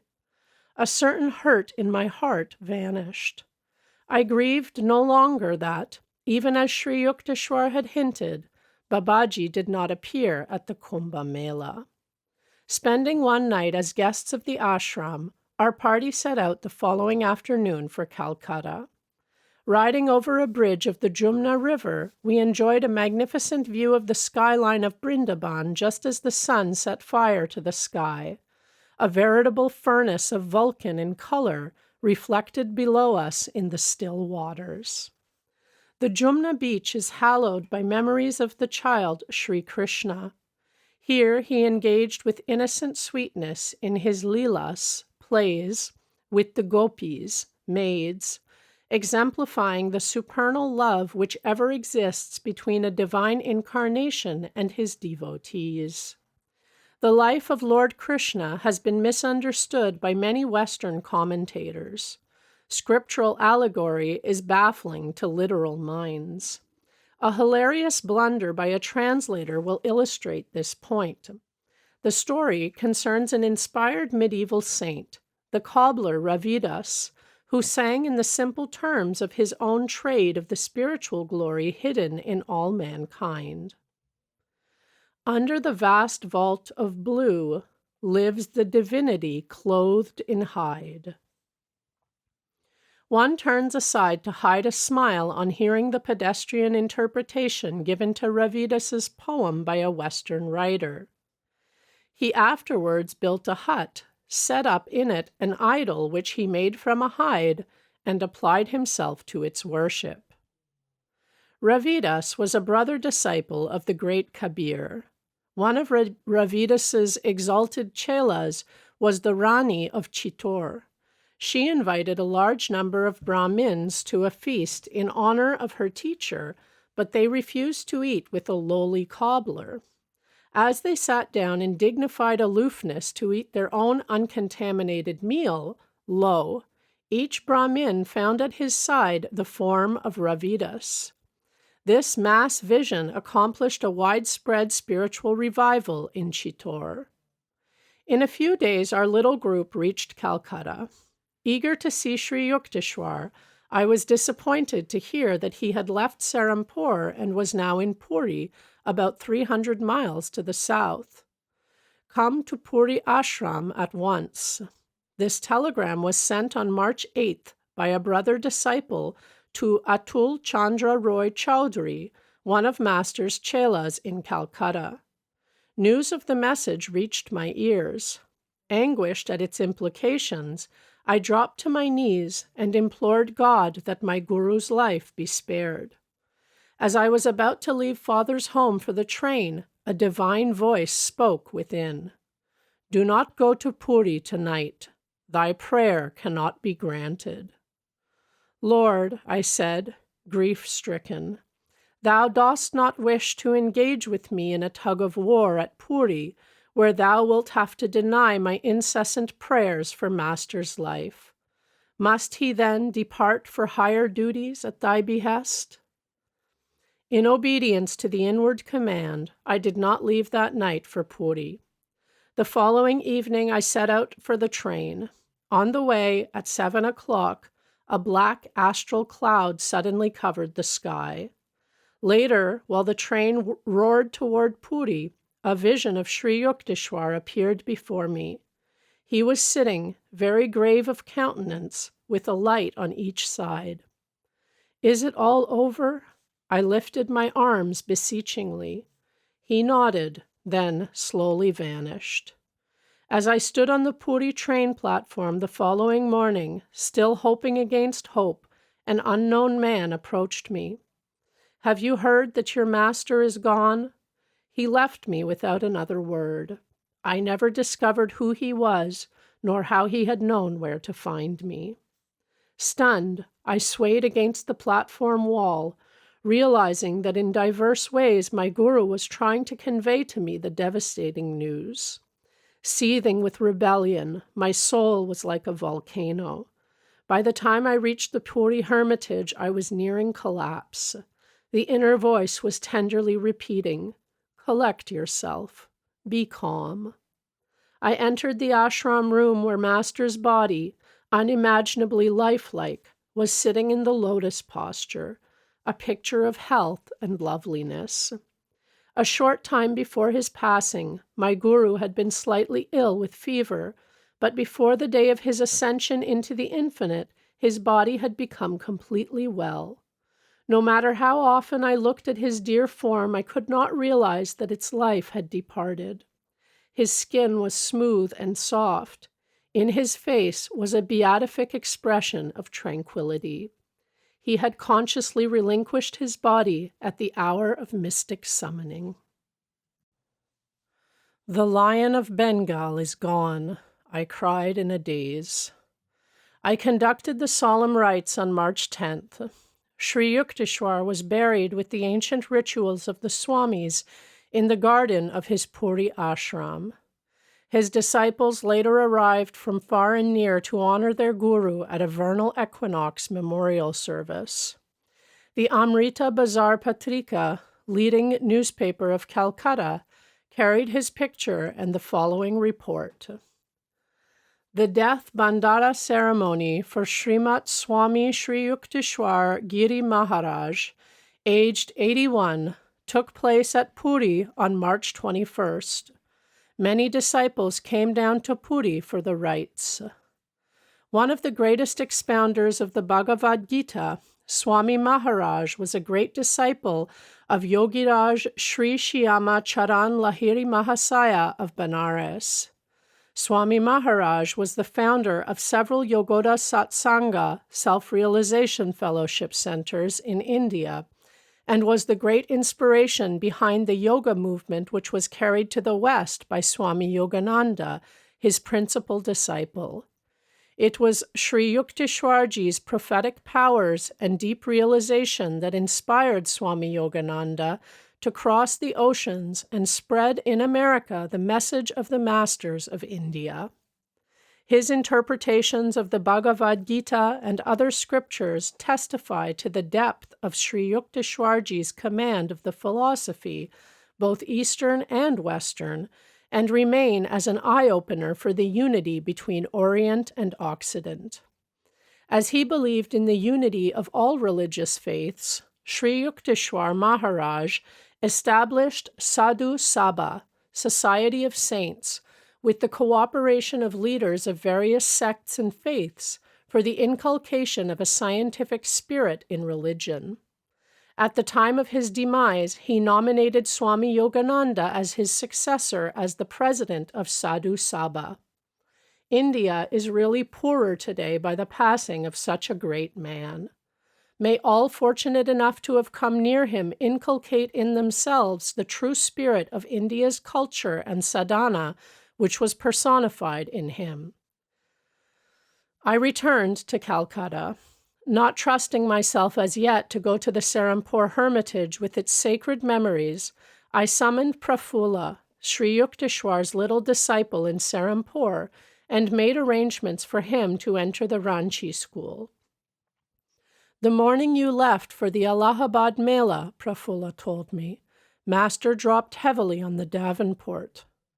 "Yogananda is gone," he cried. "Yogananda is gone." He added cryptically, "I shall have to tell him some other way." He sat then for hours in silence. My days were filled with lectures, classes, interviews, and reunions with old friends. Beneath a hollow smile and a life of ceaseless activity, a stream of black brooding polluted the inner river of bliss which for so many years had meandered under the sands of all my perceptions. "Where has that divine sage gone?" I cried silently from the depths of a tormented spirit. No answer came. "It is best that Master has completed his union with the cosmic beloved," my mind assured me. "He is eternally glowing in the dominion of deathlessness. Never again may you see him in the old Serampore mansion," my heart lamented. "No longer may you bring your friends to meet him or proudly say, 'Behold, there sits India's Jnanavatar.' Mr. Wright made arrangements for our party to sail from Bombay for the West in early June. After a fortnight in May of farewell banquets and speeches at Calcutta, Miss Bletch, Mr. Wright, and myself left in the Ford for Bombay. On our arrival, the ship authorities asked us to cancel our passage, as no room could be found for the Ford, which we would need again in Europe. "Never mind," I said gloomily to Mr. Wright. "I want to return once more to Puri." I silently added, "Let my tears once again water the grave of my Guru." Chapter 43. The Resurrection of Sri Yukteswar. Lord Krishna! The glorious form of the Avatar appeared in a shimmering blaze as I sat in my room at the Regent Hotel in Bombay. Shining over the roof of a high building across the street, the ineffable vision had suddenly burst on my sight as I gazed out of my long open third-story window. The divine figure waved to me, smiling and nodding in greeting. When I could not understand the exact message of Lord Krishna, he departed with a gesture of blessing. Wondrously uplifted, I felt that some spiritual event was presaged. My Western voyage had, for the time being, been cancelled. I was scheduled for several public addresses in Bombay before leaving on a return visit to Bengal. Sitting on my bed in the Bombay Hotel at 3 o'clock in the afternoon of June 19, 1936, 1 week after the vision of Krishna, I was roused from my meditation by a beatific light.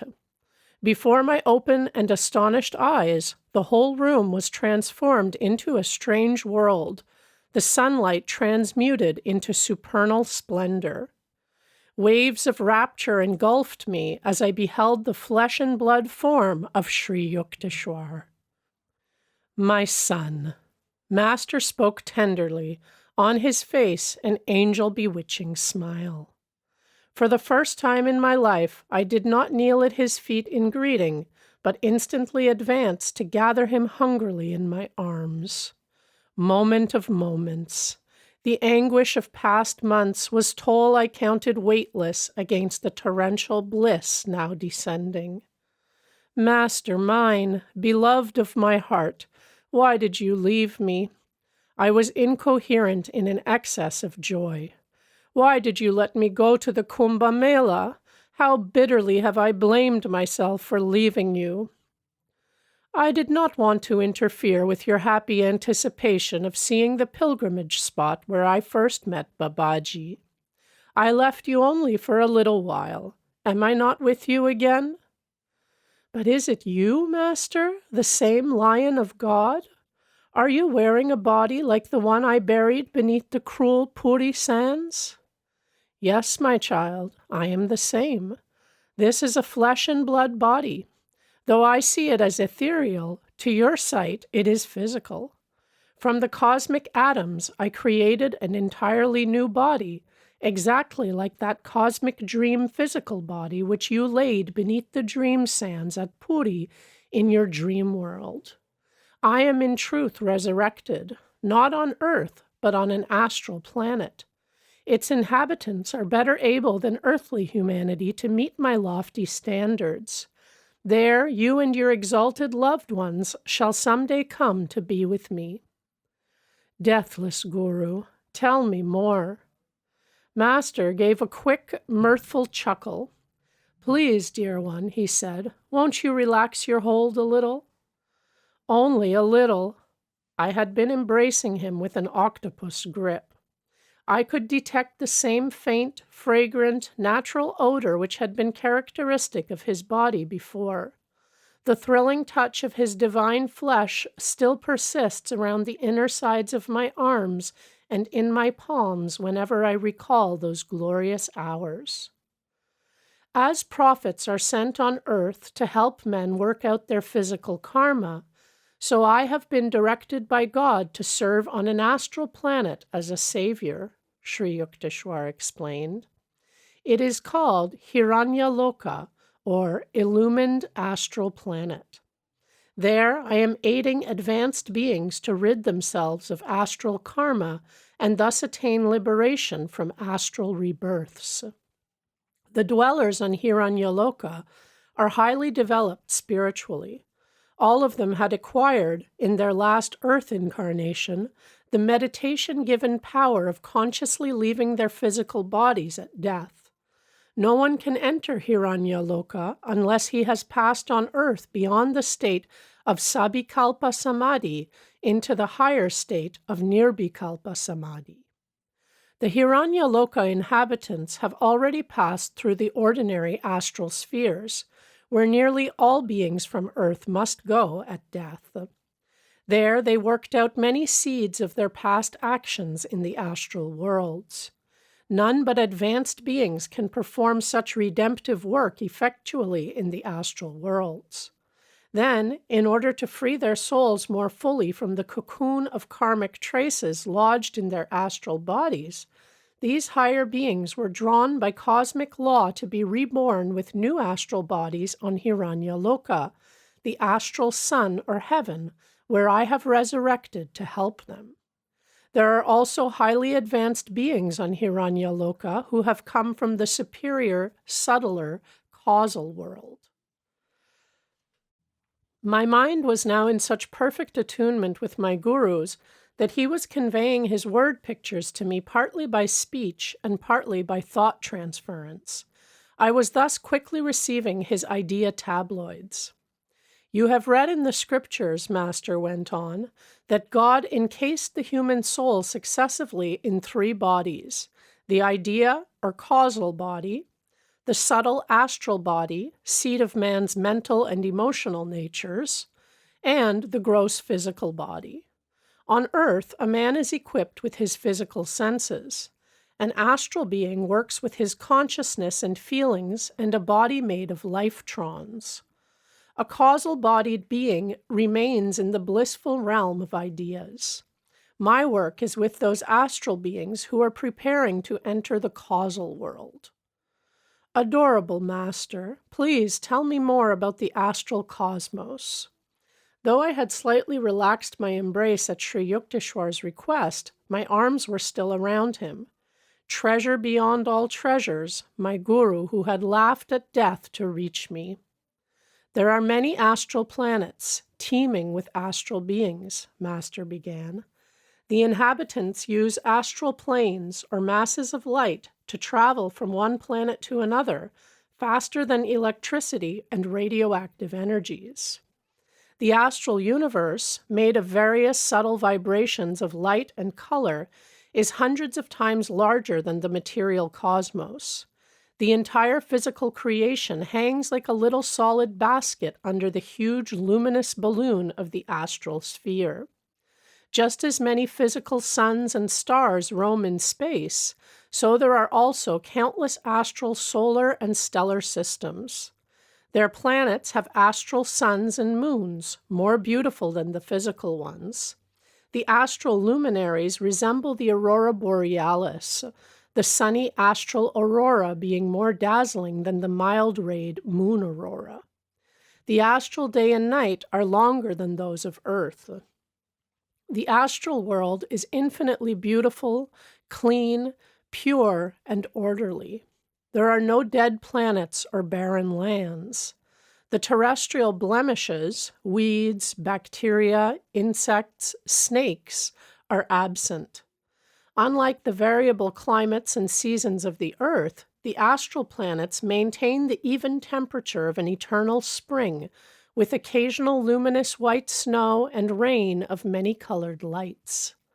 Astral planets abound in opal lakes and bright seas and rainbow rivers. The ordinary astral universe, not the subtler astral heaven of Hiranyaloka, is peopled with millions of astral beings who have come, more or less recently, from the earth, and also with myriads of fairies, mermaids, fishes, animals, goblins, gnomes, demigods, and spirits, all residing on different astral planets in accordance with karmic qualifications. Various spheric mansions or vibratory regions are provided for good and evil spirits. Good ones can travel freely, but the evil spirits are confined to limited zones. In the same way that human beings live on the surface of the earth, worms inside the soil, fish in water, and birds in air, so astral beings of different grades are assigned to suitable vibratory quarters. Among the fallen dark angels expelled from other worlds, friction and war take place with lifetronic bombs or mental mantric vibratory rays. These beings dwell in the gloom-drenched regions of the lower astral cosmos, working out their evil karma. In the vast realms above the dark astral prison, all is shining and beautiful. The astral cosmos is more naturally attuned than the earth to the divine will and plan of perfection. Every astral object is manifested primarily by the will of God and partially by the will call of astral beings. They possess the power of modifying or enhancing the grace and form of anything already created by the Lord.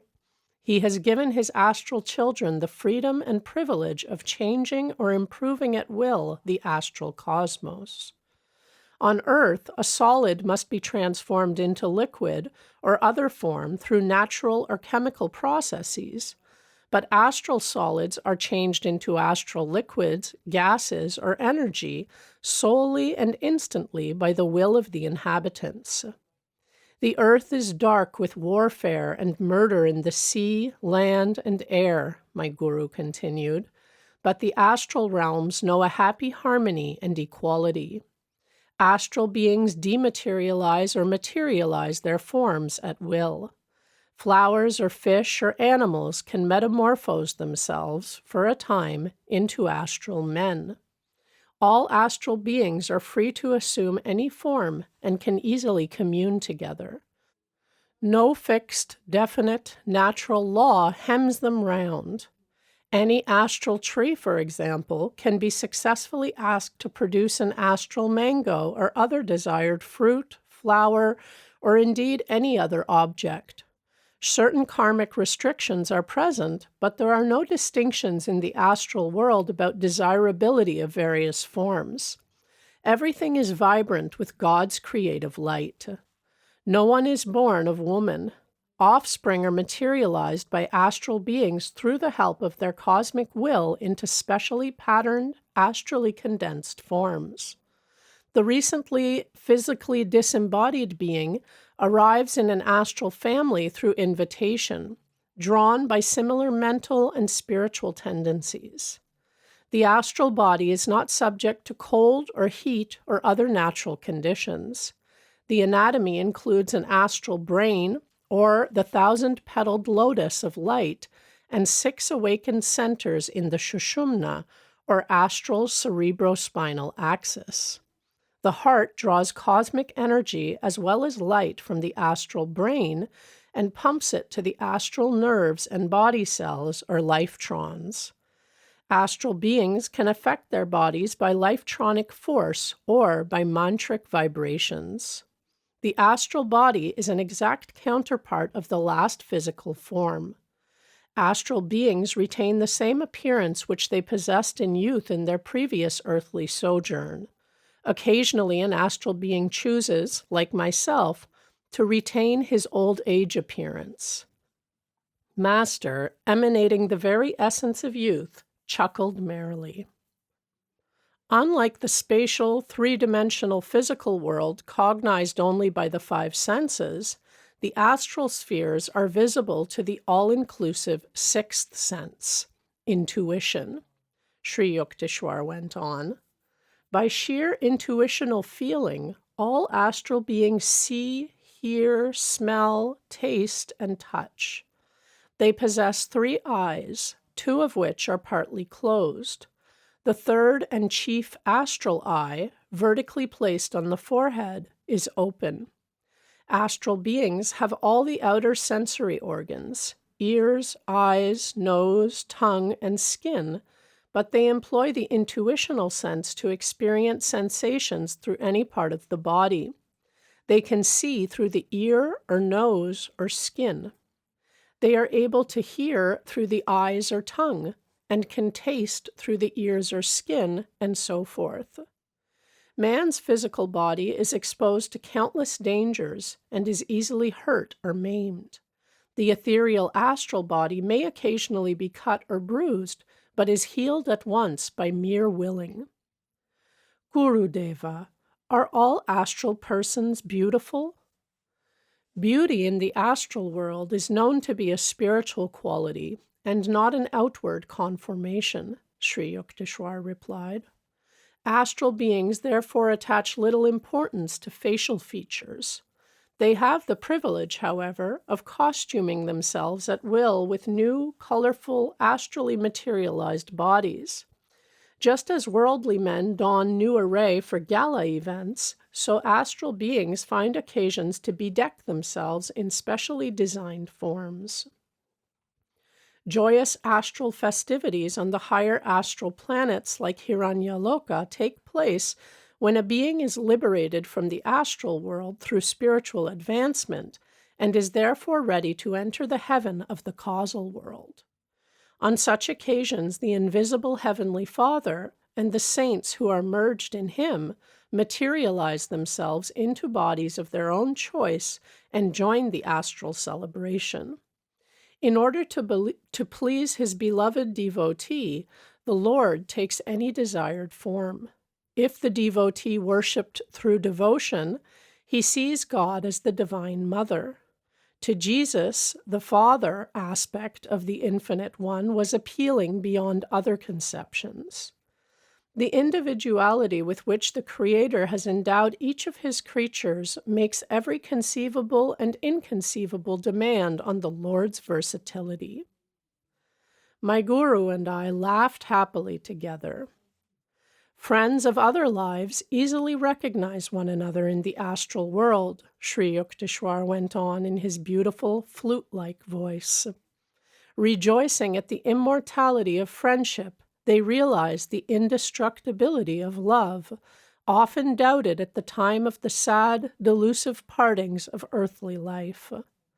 The intuition of astral beings pierces through the veil and observes human activities on earth, but man cannot view the astral world unless his sixth sense is somewhat developed. Thousands of earth dwellers have momentarily glimpsed an astral being or an astral world.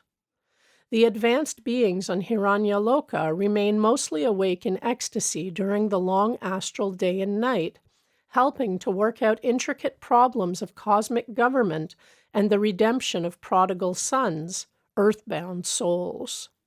When the Hiranyaloka beings sleep, they have occasional dreamlike astral visions.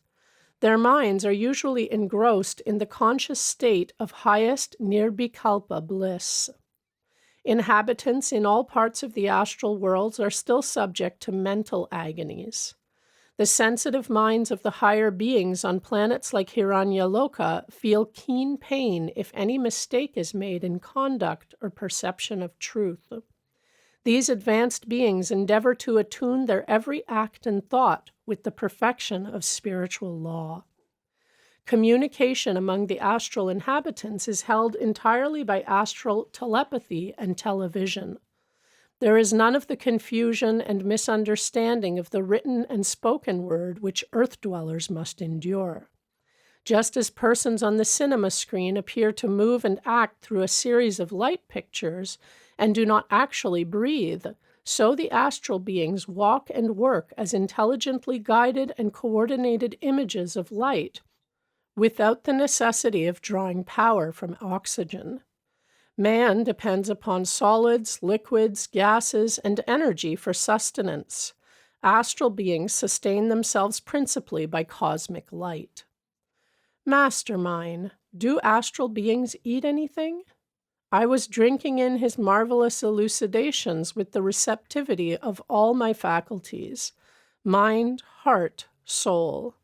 Superconscious perceptions of truth are permanently real and changeless, while fleeting sense experiences and impressions are never more than temporarily or relatively true, and soon lose in memory all their vividness. My guru's words were so penetratingly imprinted on the parchment of my being that at any time, by transferring my mind to the superconscious state, I can clearly relive the divine experience. Luminous ray-like vegetables abound in the astral soils, he answered. The astral beings consume vegetables and drink a nectar flowing from glorious fountains of light and from astral brooks and rivers. Just as invisible images of persons on the earth can be dug out of the ether and made visible by a television apparatus, later being dismissed again into space, so the God-created, unseen astral blueprints of vegetables and plants floating in the ether are precipitated on an astral planet by the will of its inhabitants. In the same way, from the wildest fancy of these beings, whole gardens of fragrant flowers are materialized, returning later to the etheric invisibility. Although dwellers on the heavenly planets like Hiranyaloka are almost freed from any necessity of eating, still higher is the unconditioned existence of almost completely liberated souls in the causal world, who eat nothing save the manna of bliss. The earth-liberated astral being meets a multitude of relatives, fathers, mothers, wives, husbands, and friends, acquired during different incarnations on earth, as they appear from time to time in various parts of the astral realms. He is therefore at a loss to understand whom to love especially. He learns in this way to give a divine and equal love to all, as children and individualized expressions of God. Though the outward appearance of loved ones may have changed, more or less according to the development of new qualities in the latest life of any particular soul, the astral being employs his unerring intuition to recognize all those once dear to him in other planes of existence, and to welcome them in their new astral home. Because every atom in creation is inextinguishably dowered with individuality, an astral friend will be recognized no matter what costume he may don, even as on earth an actor's identity is discoverable by close observation despite any disguise. The span of life in the astral world is much longer than on earth. A normal advanced astral being's average life period is from 500 to 1,000 years, measured in accordance with earthly standards of time. As certain redwood trees outlive most trees by millenniums, or as some yogis live several hundred years, though most men die before the age of 60, so some astral beings live much longer than the usual span of astral existence. Visitors to the astral world dwell there for a longer or shorter period in accordance with the weight of their physical karma, which draws them back to earth within a specified time. The astral being does not have to contend painfully with death at the time of shedding his luminous body. Many of these beings nevertheless feel slightly nervous at the thought of dropping their astral form for the subtler causal one. The astral world is free from unwilling death, disease, and old age. These three dreads are the curse of earth, where man has allowed his consciousness to identify itself almost wholly with a frail physical body, requiring constant aid from air, food, and sleep in order to exist at all. Physical death is attended by the disappearance of breath and the disintegration of fleshly cells. Astral death consists of the disbursement of lifetrons, those manifest units of energy which constitute the life of astral beings. At physical death, a being loses his consciousness of flesh and becomes aware of his subtle body in the astral world. Experiencing astral death in due time, a being thus passes from the consciousness of astral birth and death to that of physical birth and death. These recurrent cycles of astral and physical encasement are the ineluctable destiny of all unenlightened beings. Scriptural definitions of heaven and hell sometimes stir man's deeper than subconscious memories of his long series of experiences in the blithesome astral and disappearing terrestrial worlds. "Beloved Master," I asked, "will you please describe more in detail the difference between rebirth on the earth and in the astral and causal spheres?" "Man, as an individualized soul, is essentially causal-bodied," my guru explained. "That body is a matrix of the 35 ideas required by God as the basic or causal thought forces from which he later formed the subtle astral body of 19 elements and the gross physical body of 16 elements. The 19 elements of the astral body are mental, emotional, and life-tronic. The 19 components are intelligence, ego, feeling, mind, that is, sense consciousness, 5 instruments of knowledge, the subtle counterparts of the senses of sight, hearing, smell, taste, touch, 5 instruments of action, the mental correspondence for the executive abilities to procreate, excrete, talk, walk, and exercise manual skill, and the 5 instruments of life force, those empowered to perform the crystallizing, assimilating, eliminating, metabolizing, and circulating functions of the body. This subtle astral encasement of 19 elements survives the death of the physical body, which is made of 16 gross metallic and non-metallic elements. God thought out different ideas within himself and projected them into dreams. Lady Cosmic Dream thus sprang out decorated in all her colossal endless ornaments of relativity.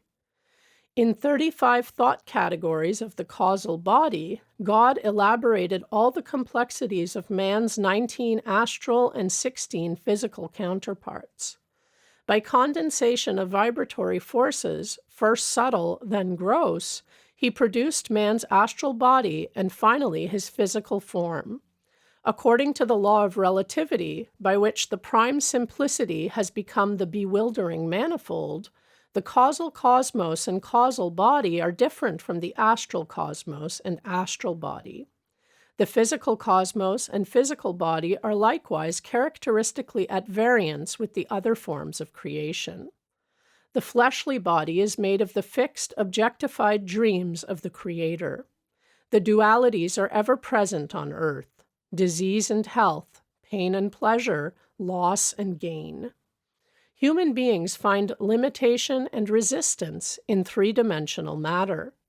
When man's desire to live is severely shaken by disease or other causes, death arrives. The heavy overcoat of the flesh is temporarily shed. The soul, however, remains encased in the astral and causal bodies. The adhesive force by which all 3 bodies are held together is desire. The power of unfulfilled desires is the root of all man's slavery. Physical desires are rooted in egotism and sense pleasures. The compulsion or temptation of sensory experience is more powerful than the desire force connected with astral attachments or causal perceptions. Astral desires center around enjoyment in terms of vibration. Astral beings enjoy the ethereal music of the spheres and are entranced by the sight of all creation as exhaustless expressions of changing light. The astral beings also smell, taste, and touch light. Astral desires are thus connected with an astral being's power to precipitate all objects and experiences as forms of light or as condensed thoughts or dreams. Causal desires are fulfilled by perception only. The nearly free beings who are encased only in the causal body see the whole universe as realizations of the dream ideas of God.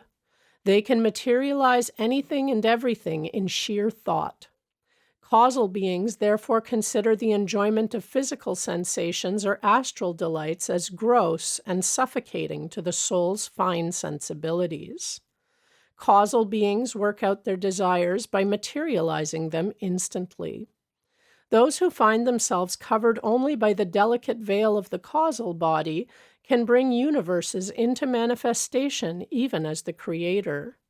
Because all creation is made of the cosmic dream texture, the soul thinly clothed in the causal has vast realizations of power. A soul, being invisible by nature, can be distinguished only by the presence of its body or bodies. The mere presence of a body signifies that its existence is made possible by unfulfilled desires. So long as the soul of man is encased in 1, 2, or 3 body containers, sealed tightly with the corks of ignorance and desires, he cannot merge with the sea of spirit. When the gross physical receptacle is destroyed by the hammer of death, the other 2 coverings, astral and causal, still remain to prevent the soul from consciously joining the omnipresent life. When desirelessness is attained through wisdom, its power disintegrates the 2 remaining vessels. The tiny human soul emerges, free at last. It is one with the measureless amplitude. I asked my divine guru to shed further light on the high and mysterious causal world. The causal world is indescribably subtle, he replied. In order to understand it, one would have to possess such tremendous powers of concentration that he could close his eyes and visualize the astral cosmos and the physical cosmos in all their vastness, the luminous balloon with the solid basket, as existing in ideas only. If, by this superhuman concentration, one succeeded in converting or resolving the 2 cosmoses with all their complexities into sheer ideas, he would then reach the causal world and stand on the borderline of fusion between mind and matter. There, one perceives all created things, solids, liquids, gases, electricity, energy, all beings, gods, men, animals, plants, bacteria, as forms of consciousness, just as man can close his eyes and realize that he exists, even though his body is invisible to his physical eyes and is present only as an idea. Whatever a human being can do in fancy, a causal being can do in reality. The most colossal imaginative human intelligence is able, in mind only, to range from one extreme of thought to another, to skip mentally from planet to planet, or tumble endlessly down a pit of eternity, or soar rocket-like into the galaxied canopy, or scintillate like a searchlight over Milky Ways and the starry spaces. But beings in the causal world have a much greater freedom and can effortlessly manifest their thoughts into instant objectivity without any material or astral obstruction or karmic limitation. Causal beings realize that the physical cosmos is not primarily constructed of electrons, nor is the astral cosmos basically composed of lifetrons.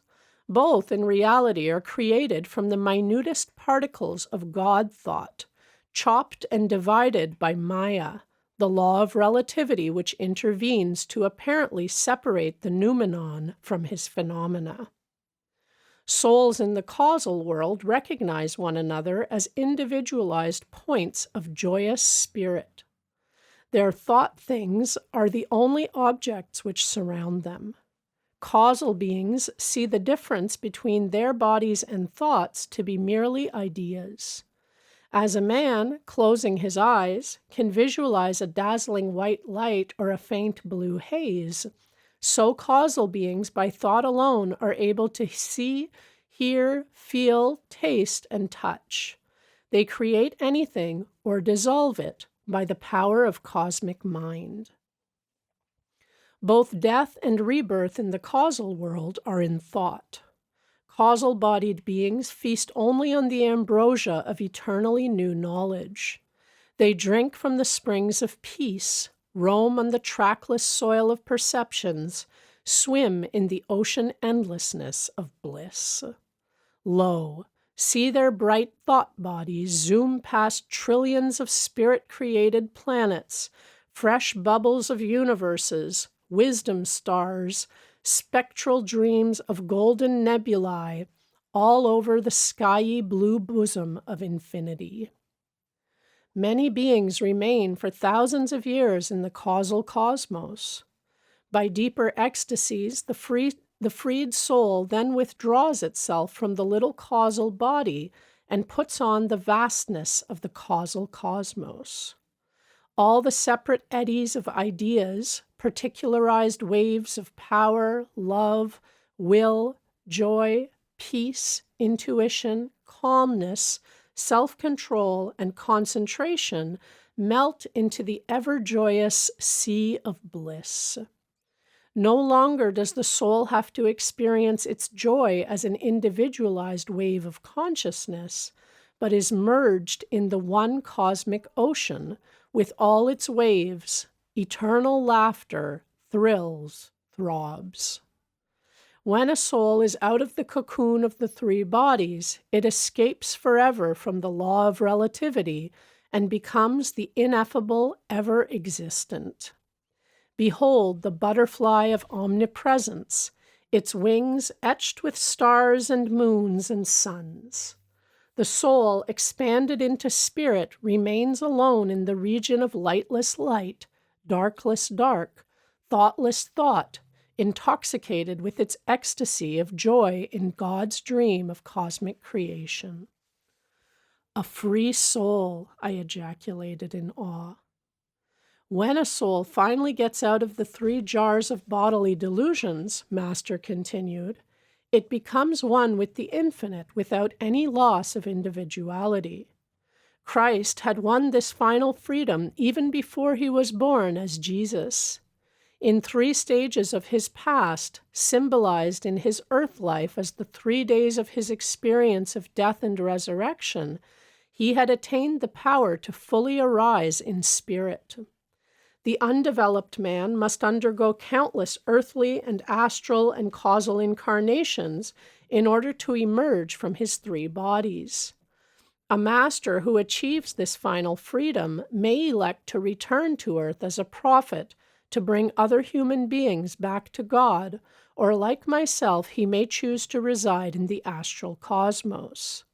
There, a savior assumes some of the burden of the inhabitants' karma and thus helps them to terminate their cycle of reincarnation in the astral cosmos and go on permanently to the causal spheres.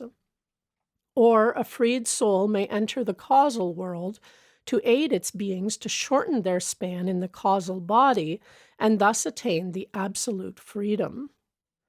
Resurrected one, I want to know more about the karma which forces souls to return to the 3 worlds. I could listen forever, I thought, to my omniscient master. Never in his earth life had I been able at one time to assimilate so much of his wisdom. Now, for the first time, I was receiving a clear, definite insight into the enigmatic interspaces on the checkerboard of life and death.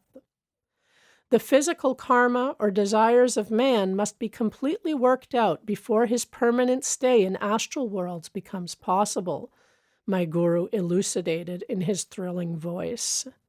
2 kinds of beings live in the astral spheres.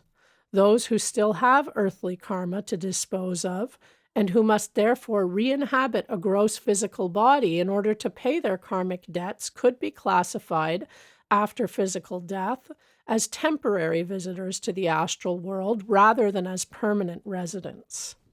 Beings with unredeemed earthly karma are not permitted after astral death to go to the high causal sphere of cosmic ideas, but must shuttle to and fro from the physical and astral worlds only, conscious successively of their physical body of 16 gross elements and of their astral body of 19 subtle elements.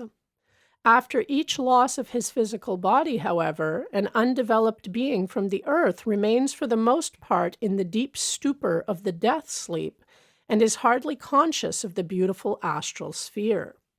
After the astral rest, such a man returns to the material plane for further lessons, gradually accustoming himself, through repeated journeys, to the worlds of subtle astral texture. Normal or long-established residents of the astral universe, on the other hand, are those who, freed forever from all material longings, need return no more to the gross vibrations of earth. Such beings have only astral and causal karma to work out. At astral death, these beings pass to the infinitely finer and more delicate causal world. Shedding the thought form of the causal body at the end of a certain span, determined by cosmic law, these advanced beings then return to Hiranyaloka, or a similar high astral planet, reborn in a new astral body to work out their unredeemed astral karma. My son, you may now comprehend more fully that I am resurrected by divine decree, Sri Yukteswar continued, as a savior of astrally reincarnating souls coming back from the causal sphere in particular, rather than those of astral beings who are coming up from the earth. Those from the earth, if they still retain vestiges of material karma, do not rise to the very high astral planes like Hiranyaloka. Just as most people on earth have not learned through meditation acquired vision to appreciate the superior joys and advantages of astral life, and thus, after death, desire to return to the limited, imperfect pleasures of earth, so many astral beings, during the normal disintegration of their astral bodies, fail to picture the advanced state of spiritual joy in the causal world, and, dwelling on thoughts of the more gross and gaudy astral happiness, yearn to revisit the astral paradise. Heavy astral karma must be redeemed by such beings before they can achieve, after astral death, a permanent stay in the causal thought world, so thinly partitioned from the Creator. Only when a being has no further desires for experiences in the pleasing to the eye astral cosmos, and cannot be tempted to go back there, does he remain in the causal world. Completing there the work of redeeming all causal karma, or seeds of past desires, the confined soul thrusts out the last of the three corks of ignorance, and, emerging from the final jar of the causal body, commingles with the eternal. Now do you understand? Master smiled so enchantingly. Yes, through your grace, I am speechless with joy and gratitude. Never from song or story had I ever received such inspiring knowledge. Though the Hindu scriptures refer to the causal and astral worlds and to man's three bodies, how remote and meaningless those pages compared with the warm authenticity of my resurrected master. For him indeed existed not a single undiscovered country from whose bourne no traveler returns. The interpenetration of man's three bodies is expressed in many ways through this threefold nature, my great guru went on. In the wakeful state on earth, a human being is conscious more or less of his three vehicles. When he is sensuously intent on tasting, smelling, touching, listening, or seeing, he is working principally through his physical body. Visualizing or willing, he is working mainly through his astral body. His causal medium finds expression when man is thinking or diving deep in introspection or meditation. The cosmical thoughts of genius come to the man who habitually contacts his causal body. In this sense, an individual may be classified broadly as a material man, an energetic man, or an intellectual man. A man identifies himself about 16 hours daily with his physical vehicle. Then he sleeps. If he dreams, he remains in his astral body, effortlessly creating any object, even as do the astral beings. If man's sleep be deep and dreamless, for several hours he is able to transfer his consciousness or sense of I-ness to the causal body. Such sleep is revivifying. A dreamer is contacting his astral and not his causal body. His sleep is not fully refreshing. I had been lovingly observing Sri Yukteswar while he gave his wondrous exposition. Angelic Guru, I said, your body looks exactly as it did when I last wept over it in the Puri ashram. Oh yes, my new body is a perfect copy of the old one. I materialize or dematerialize this form any time at will, much more frequently than I did while on Earth. By quick dematerialization, I now travel instantly by light express from planet to planet, or, indeed, from astral to causal or to physical cosmos. My divine guru smiled. Though you move about so fast these days, I had no difficulty in finding you at Bombay. Oh, Master, I was grieving so deeply about your death. Ah, wherein did I die? Isn't there some contradiction? Sri Yukteswar's eyes were twinkling with love and amusement. You were only dreaming on Earth. On that Earth you saw my dream body, he went on. Later you buried that dream image. Now my finer fleshly body, which you behold and are even now embracing rather closely, is resurrected on another finer dream planet of God. Someday that finer dream body and finer dream planet will pass away. They too are not forever. All dream bubbles must eventually burst at a final wakeful touch. Differentiate, my son Yogananda, between dreams and reality. This idea of Vedantic resurrection struck me with wonder. I was ashamed that I had pitied Master when I had seen his lifeless body at Puri. I comprehended at last that my Guru had always been fully awake in God, perceiving his own life and passing on earth and his present resurrection as nothing more than relativities of divine ideas in the cosmic dream. I have now told you, Yogananda, the truths of my life, death, and resurrection. Grieve not for me. Rather broadcast everywhere the story of my resurrection from the God-dreamed earth of men to another God-dreamed planet of astrally garbed souls. New hope will be infused into the hearts of misery-mad, death-fearing dreamers of the world. Yes, Master. How willingly would I share with others my joy at his resurrection. On earth, my standards were uncomfortably high, unsuited to the natures of most men. Often I scolded you more than I should have. You passed my test. Your love shone through the clouds of all reprimands, he added tenderly. I have also come to tell you, never again shall I wear the stern gaze of censure. I shall scold you no more. How much I had missed the chastisements of my great Guru. Each one had been a guardian angel of protection. Dearest Master, rebuke me 1,000,000 times. Do scold me now. I shall chide you no more. His divine voice was grave, yet with an undercurrent of laughter.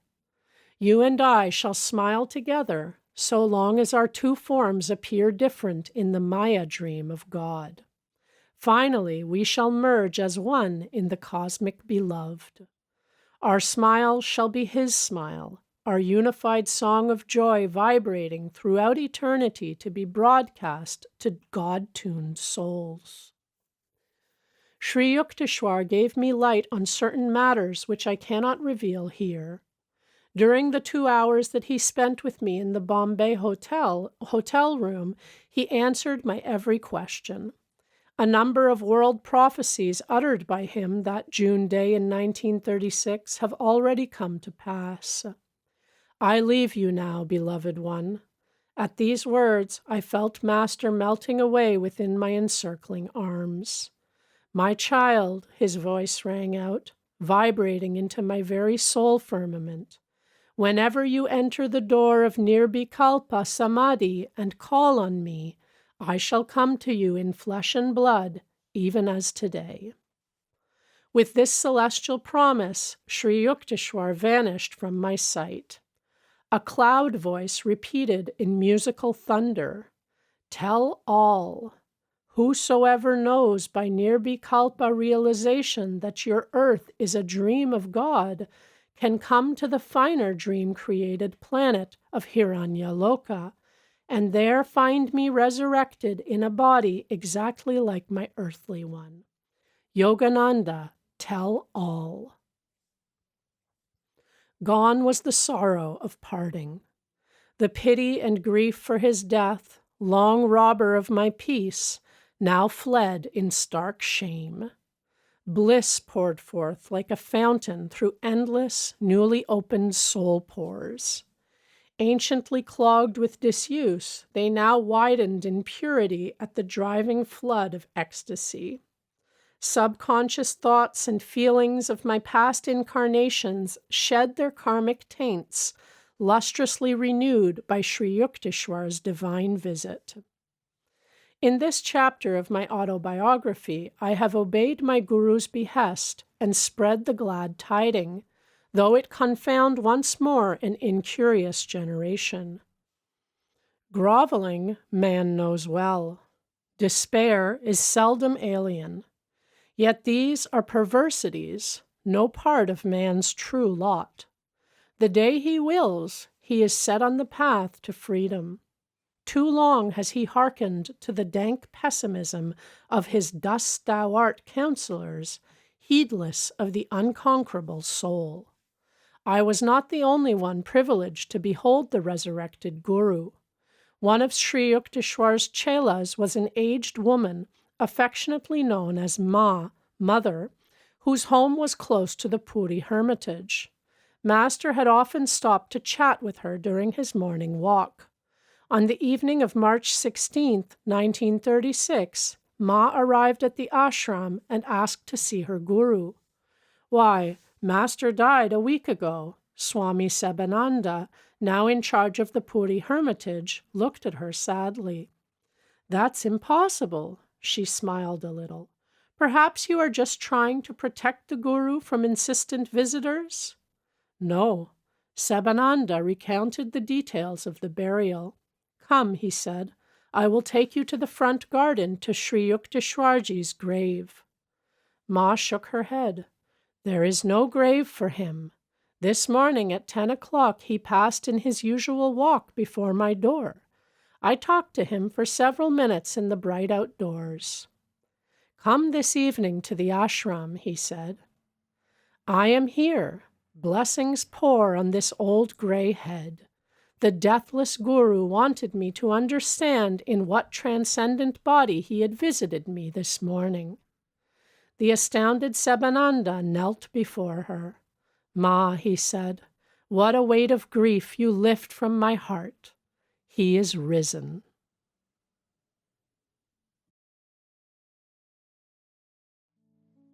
Chapter 44. With Mahatma Gandhi at Wardha. Welcome to Wardha. Mahadev Desai, secretary to Mahatma Gandhi, greeted Miss Bletch, Mr. Wright, and myself with these cordial words and the gift of wreaths of khadar, homespun cotton. Our little group had just dismounted at the Wardha station on an early morning in August, glad to leave the dust and heat of the train. Consigning our luggage to a bullock cart, we entered an open motor car with Mr. Desai and his companions, Baba Saheb Deshmukh and Dr. Pingale. A short drive over the muddy country roads brought us to Maganvadi, the ashram of India's political saint. Mr. Desai led us at once to the writing room where, cross-legged, sat Mahatma Gandhi. Pen in one hand and a scrap of paper in the other, on his face a vast, winning, warm-hearted smile. Welcome, he scribbled in Hindi. It was a Monday, his weekly day of silence. Though this was our first meeting, we beamed on each other affectionately. In 1925, Mahatma Gandhi had honored the Ranchi school by a visit and had inscribed in its guest book a gracious tribute. The tiny 100-pound saint radiated physical, mental, and spiritual health. His soft brown eyes shone with intelligence, sincerity, and discrimination. This statesman had matched wits and emerged the victor in 1,000 legal, social, and political battles. No other leader in the world has attained the secure niche in the hearts of his people that Gandhi occupies for India's unlettered millions. Their spontaneous tribute is his famous title, Mahatma, Great Soul. For them alone, Gandhi confines his attire to the widely cartooned loincloth, symbol of his oneness with the downtrodden masses who can afford no more.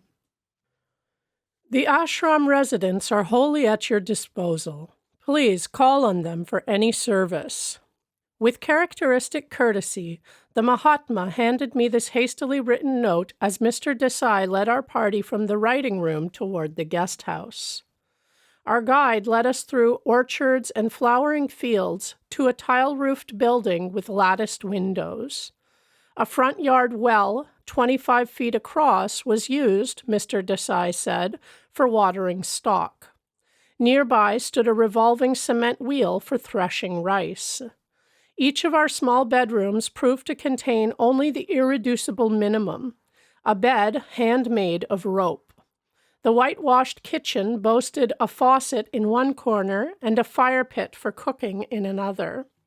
Simple Arcadian sounds reached our ears, the cries of crows and sparrows, the lowing of cattle, and the rap of chisels being used to chip stones. Observing Mr. Wright's travel diary, Mr. Desai opened a page and wrote on it a list of satyagraha, vows taken by all the Mahatma's strict followers, satyagrahis. Nonviolence, truth, non-stealing, celibacy, non-possession, body labor, control of the palate, fearlessness, equal respect for all religions, swadeshi, use of home manufactures, freedom from untouchability. These 11 should be observed as vows in a spirit of humility. Gandhi himself signed this page on the following day, giving the date also, August 27, 1935. 2 hours after our arrival, my companions and I were summoned to lunch. The Mahatma was already seated under the arcade of the ashram porch, across the courtyard from his study. About 25 barefooted satyagrahis were squatting before brass cups and plates. A community chorus of prayer, then a meal served from large brass pots containing chapatis, whole wheat unleavened bread, sprinkled with ghee, talsari, boiled and diced vegetables, and a lemon jam. The Mahatma ate chapatis, boiled beets, some raw vegetables, and oranges. On the side of his plate was a large lump of very bitter neem leaves, a notable blood cleanser. With his spoon, he separated a portion and placed it on my dish. I bolted it down with water, remembering childhood days when Mother had forced me to swallow the disagreeable dose. Gandhi, however, bit by bit was eating the neem paste with as much relish as if it had been a delicious sweetmeat. In this trifling incident, I noted the Mahatma's ability to detach his mind from the senses at will. I recalled the famous appendectomy performed on him some years ago. Refusing anesthetics, the saint had chatted cheerfully with his disciples throughout the operation, his infectious smile revealing his unawareness of pain. The afternoon brought an opportunity for a chat with Gandhi's noted disciple, daughter of an English admiral, Miss Madeline Slade, now called Mirabai. Her strong, calm face lit with enthusiasm as she told me, in flawless Hindi, of her daily activities. Rural reconstruction is rewarding. A group of us go every morning at 5 o'clock to serve the nearby villagers and teach them simple hygiene. We make it a point to clean their latrines and their mud-thatched huts. The villagers are illiterate. They cannot be educated except by example. She laughed gaily. I looked in admiration at this high-born Englishwoman whose true Christian humility enables her to do the scavengering work usually performed only by untouchables. I came to India in 1925, she told me. In this land, I feel that I have come back home. Now I would never be willing to return to my old life and old interests. We discussed America for a while. I am always pleased and amazed, she said, to see the deep interest in spiritual subjects exhibited by the many Americans who visit India. Mirabai's hands were soon busy at the sharka, spinning wheel, omnipresent in all the ashram rooms and, indeed, due to the Mahatma, omnipresent throughout rural India.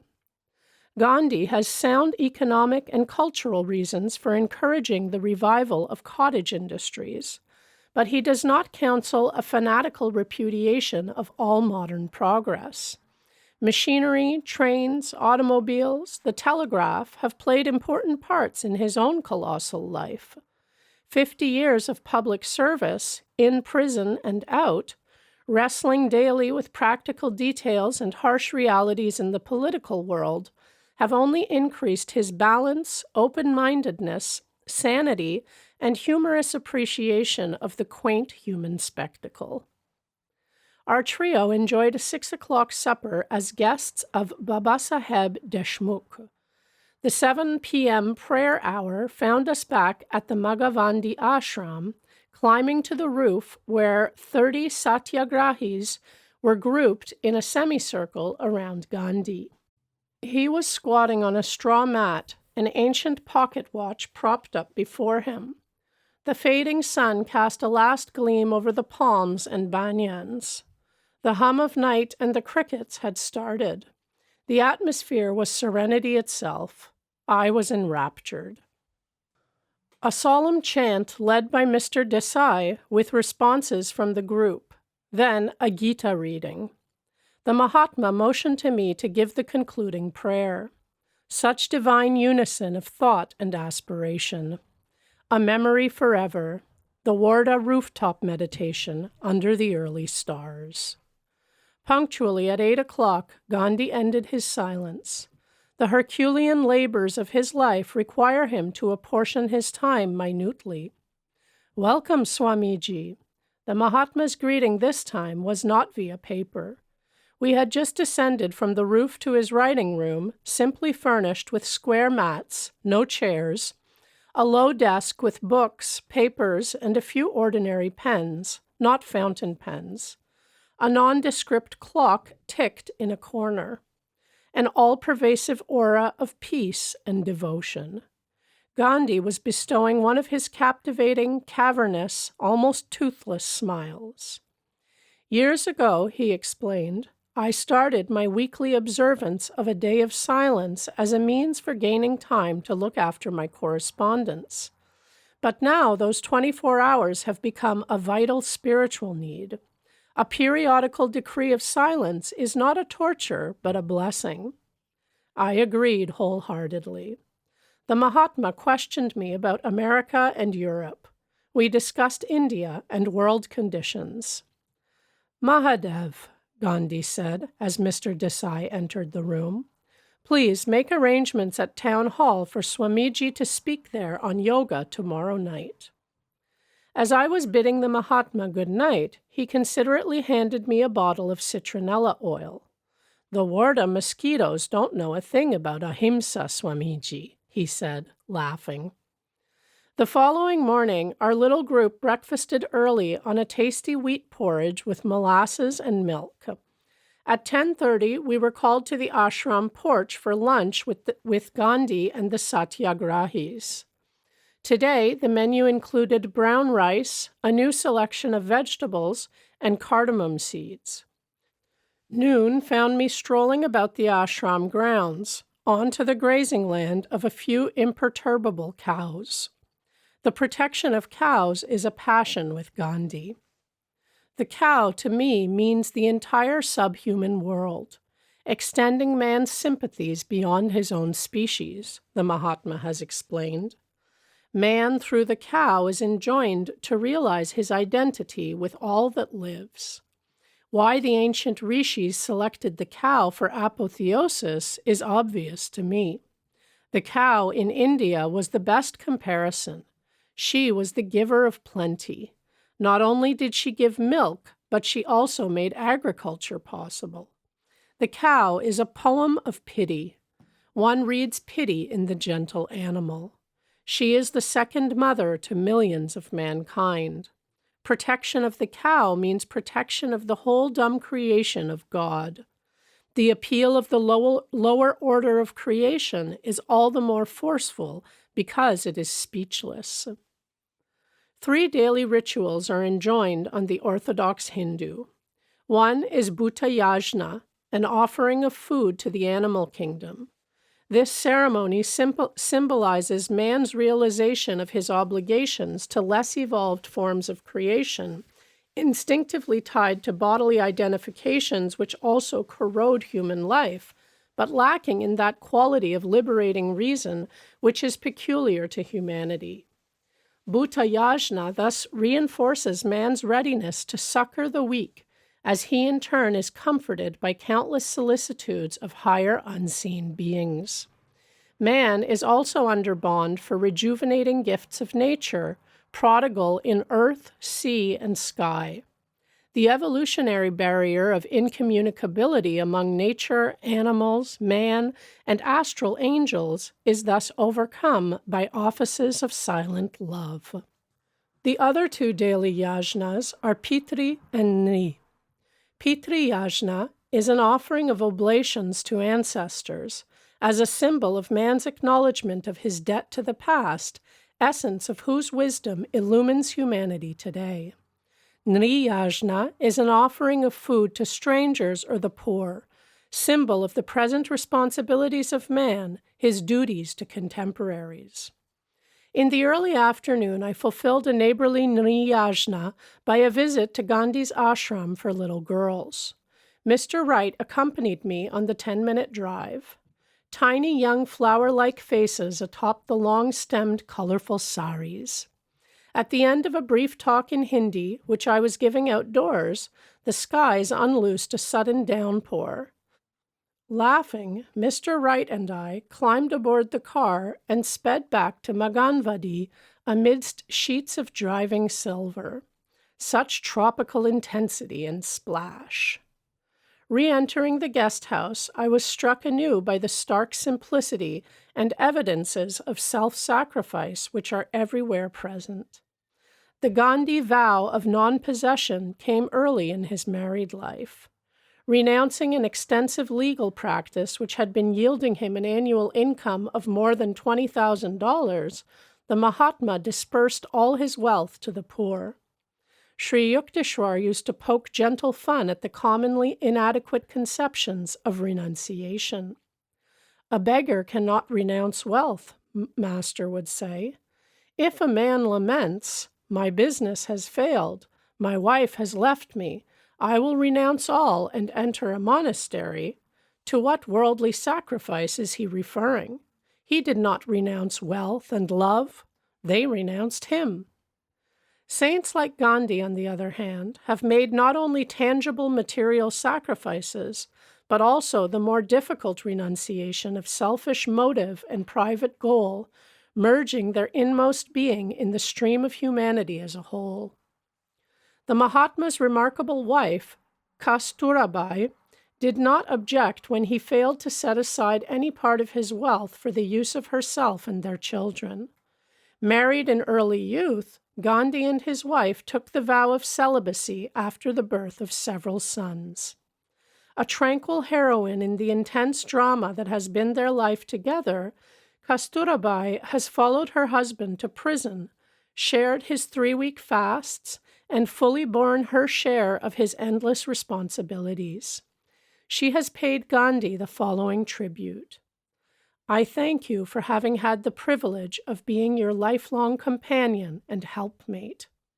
I thank you for the most perfect marriage in the world, based on brahmacharya, self-control, and not on sex. I thank you for having considered me your equal in your life work for India. I thank you for not being one of those husbands who spend their time in gambling, racing, women, wine, and song, tiring of their wives and children as the little boy quickly tires of his childhood toys. How thankful I am that you were not one of those husbands who devote their time to growing rich on the exploitation of the labor of others. How thankful I am that you put God and country before bribes, that you had the courage of your convictions and a complete and implicit faith in God. How thankful I am for a husband that put God and his country before me. I am grateful to you for your tolerance of me and my shortcomings of youth, when I grumbled and rebelled against the change you made in our mode of living from so much to so little. As a young child, I lived in your parents' home. Your mother was a great and good woman. She trained me, taught me how to be a brave, courageous wife, and how to keep the love and respect of her son, my future husband. As the years passed and you became India's most beloved leader, I had none of the fears that beset the wife who may be cast aside when her husband has climbed the ladder of success, as so often happens in other countries. I knew that death would still find us husband and wife. For years, Kasturabai performed the duties of treasurer of the public funds which the idolized Mahatma is able to raise by the millions. There are many humorous stories in Indian homes to the effect that husbands are nervous about their wives wearing any jewelry to a Gandhi meeting. The Mahatma's magical tongue, pleading for the downtrodden, charms the gold bracelets and diamond necklaces right off the arms and necks of the wealthy into the collection basket. One day, the public treasurer, Kasturabai, could not account for a disbursement of 4 rupees. Gandhi duly published an auditing in which he inexorably pointed out his wife's 4-rupee discrepancy. I had often told this story before classes of my American students. One evening, a woman in the hall had given an outraged gasp. "Mahatma or no Mahatma," she had cried, "if he were my husband, I would have given him a black eye for such an unnecessary public insult." After some good-humored banter had passed between us on the subject of American wives and Hindu wives, I had gone on to a fuller explanation. Mrs. Gandhi considers the Mahatma not as her husband, but as her guru, one who has the right to discipline her for even insignificant errors, I had pointed out. Sometime after Kasturabai had been publicly rebuked, Gandhi was sentenced to prison on a political charge. As he was calmly bidding farewell to his wife, she fell at his feet. "Master," she said humbly, "if I have ever offended you, please forgive me." At 3:00 that afternoon in Wardha, I betook myself, by previous appointment, to the writing room of the saint who had been able to make an unflinching disciple out of his own wife. Rare miracle. Gandhi looked up with his unforgettable smile. "Mahatmaji," I said, as I squatted beside him on the uncushioned mat, "please tell me your definition of ahimsa." "The avoidance of harm to any living creature in thought or deed." Beautiful ideal, but the world will always ask, may one not kill a cobra to protect a child or oneself?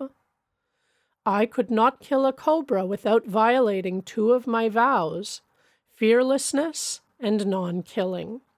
I would rather try inwardly to calm the snake by vibrations of love. I cannot possibly lower my standards to suit my circumstances. With his amazing candor, Gandhi added, "I must confess that I could not carry on this conversation were I faced by a cobra." I remarked on several very recent Western books on diet which lay on his desk.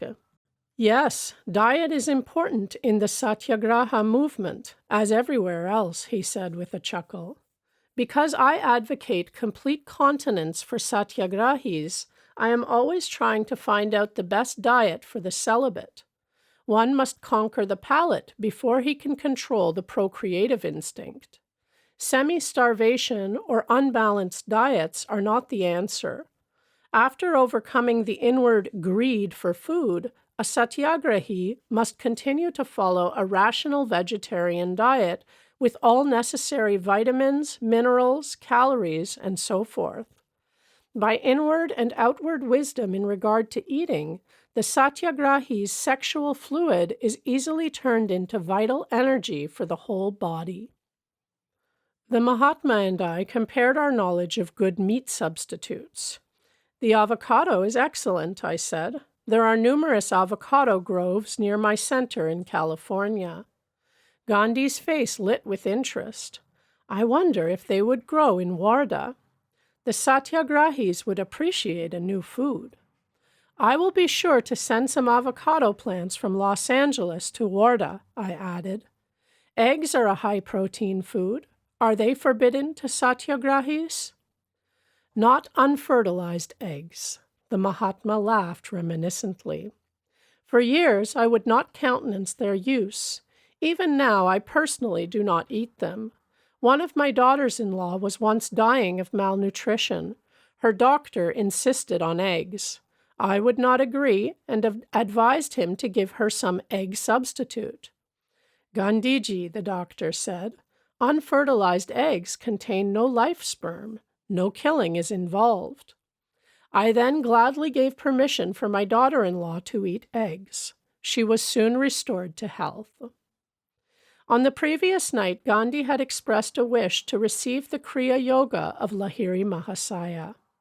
I was touched by the Mahatma's open-mindedness and spirit of inquiry. He is childlike in his divine quest, revealing that pure receptivity which Jesus praised in children. Of such is the kingdom of heaven. The hour for my promised instruction had arrived. Several satyagrahis now entered the room, Mr. Desai, Mr. Pingale, and a few others who desired the Kriya technique. I first taught the little class the physical yogoda exercises. The body is visualized as divided into 20 parts. The will directs energy in turn to each section. Soon, everyone was vibrating before me like a human motor. It was easy to observe the rippling effect on Gandhi's 20 body parts, at all times completely exposed to view. Though very thin, he is not unpleasingly so. The skin of his body is smooth and unwrinkled. Later, I initiated the group into the liberating technique of Kriya Yoga. The Mahatma has reverently studied all world religions. The Jain scriptures, the biblical New Testament, and the sociological writings of Tolstoy are the three main sources of Gandhi's nonviolent convictions. He has stated his credo thus: "I believe the Bible, the Quran, and the Zend-Avesta to be as divinely inspired as the Vedas. I believe in the institution of gurus, but in this age millions must go without a guru, because it is a rare thing to find a combination of perfect purity and perfect learning. But one need not despair of ever knowing the truth of one's religion, because the fundamentals of Hinduism, as of every great religion, are unchangeable and easily understood. I believe, like every Hindu, in God and his oneness, in rebirth and salvation. I can no more describe my feeling for Hinduism than for my own wife. She moves me as no other woman in the world can. Not that she has no faults. I dare say she has many more than I see myself. But the feeling of an indissoluble bond is there. Even so, I feel for and about Hinduism with all its faults and limitations. Nothing delights me so much as the music of the Gita or the Ramayana by Tulsidas. When I fancied I was taking my last breath, the Gita was my solace. Hinduism is not an exclusive religion. In it, there is room for the worship of all the prophets of the world. It is not a missionary religion in the ordinary sense of the term. It has no doubt absorbed many tribes in its fold, but this absorption has been of an evolutionary, imperceptible character. Hinduism tells each man to worship God according to his own faith or dharma, and so lives at peace with all religions. Of Christ, Gandhi has written, "I am sure that if he were living here now among men, he would bless the lives of many who perhaps have never even heard his name. Just as it is written, not every one that saith unto me, Lord, Lord, but he that doeth the will of my Father." In the lesson of his own life, Jesus gave humanity the magnificent purpose and the single objective toward which we all ought to aspire. I believe that he belongs not solely to Christianity, but to the entire world, to all lands and races. On my last evening in Wardha, I addressed the meeting which had been called by Mr. Desai in Town Hall. The room was thronged to the window sills with about 400 people assembled to hear the talk on yoga. I spoke first in Hindi, then in English. Our little group returned to the ashram in time for a good-night glimpse of Gandhi, enfolded in peace and correspondence. Night was still lingering when I rose at 5 a.m. Village life was already stirring. First a bullock cart by the ashram gates, then a peasant with his huge burden balanced precariously on his head. After breakfast, our trio sought out Gandhi for farewell pranams.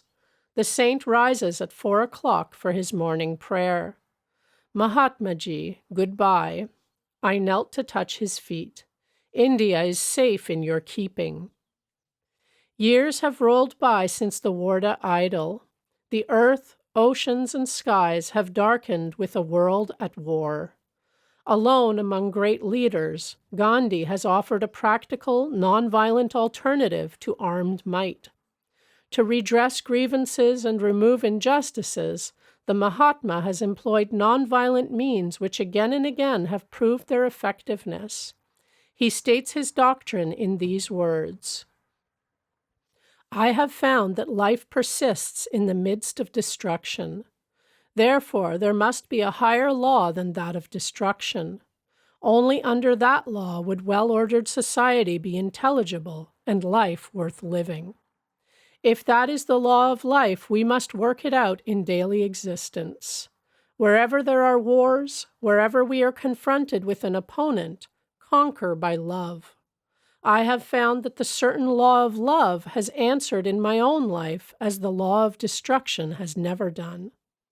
In India, we have had an ocular demonstration of the operation of this law on the widest scale possible. I don't claim that nonviolence has penetrated the 360 million people in India, but I do claim it has penetrated deeper than any other doctrine in an incredibly short time. It takes a fairly strenuous course of training to attain a mental state of nonviolence. It is a disciplined life, like the life of a soldier. The perfect state is reached only when the mind, body, and speech are in proper coordination. Every problem would lend itself to solution if we determined to make the law of truth and nonviolence the law of life. Just as a scientist will work wonders out of various applications of the laws of nature, a man who applies the laws of love with scientific precision can work greater wonders. Nonviolence is infinitely more wonderful and subtle than forces of nature like, for instance, electricity. The law of love is a far greater science than any modern science. Consulting history, one may reasonably state that the problems of mankind have not been solved by the use of brute force. World War I produced a world-chilling snowball of war karma that swelled into World War II. Only the warmth of brotherhood can melt the present colossal snowball of war karma, which may otherwise grow into World War III. This unholy trinity will banish forever the possibility of World War IV by a finality of atomic bombs. Use of jungle logic instead of human reason in settling disputes will restore the earth to a jungle. If brothers not in life, then brothers in violent death. War and crime never pay. The billions of dollars that went up in the smoke of explosive nothingness would have been sufficient to have made a new world, one almost free from disease and completely free from poverty. Not an earth of fear, chaos, famine, pestilence, the danse macabre, but one broad land of peace, of prosperity, and of widening knowledge. The nonviolent voice of Gandhi appeals to man's highest conscience. Let nations ally themselves no longer with death, but with life. Not with destruction, but with construction. Not with the annihilator, but with the Creator. One should forgive under any injury, says the Mahabharata. It hath been said that the continuation of species is due to man's being forgiving. Forgiveness is holiness. By forgiveness, the universe is held together. Forgiveness is the might of the mighty. Forgiveness is sacrifice. Forgiveness is quiet of mind. Forgiveness and gentleness are the qualities of the self-possessed. They represent eternal virtue. Nonviolence is the natural outgrowth of the law of forgiveness and love. If loss of life becomes necessary in a righteous battle, Gandhi proclaims, one should be prepared, like Jesus, to shed his own, not others' blood. Eventually, there will be less blood spilt in the world. Epics shall someday be written on the Indian satyagrahis who withstood hate with love, violence with nonviolence, who allowed themselves to be mercilessly slaughtered rather than retaliate. The result on certain historic occasions was that the armed opponents threw down their guns and fled, shamed, shaken to their depths by the sight of men who valued the life of another above their own. I would wait, if need be, for ages, Gandhi says, rather than seek the freedom of my country through bloody means. Never does the Mahatma forget the majestic warning, all they that take the sword shall perish with the sword. Gandhi has written, I call myself a nationalist, but my nationalism is as broad as the universe. It includes in its sweep all the nations of the earth. My nationalism includes the well-being of the whole world. I do not want my India to rise on the ashes of other nations. I do not want India to exploit a single human being. I want India to be strong in order that she can infect the other nations also with her strength. Not so with a single nation in Europe today. They do not give strength to the others. President Wilson mentioned his beautiful 14 points, but said, after all, if this endeavor of ours to arrive at peace fails, we have our armaments to fall back upon. I want to reverse that position, and I say, our armaments have failed already. Let us now be in search of something new. Let us try the force of love and God, which is truth. When we have got that, we shall want nothing else. By the Mahatma's training of thousands of true satyagrahis, those who have taken the 11 rigorous vows mentioned in the first part of this chapter, who in turn spread the message. By patiently educating the Indian masses to understand the spiritual and eventually material benefits of nonviolence. By arming his people with nonviolent weapons. Non-cooperation with injustice, the willingness to endure indignities, prison, death itself rather than resort to arms.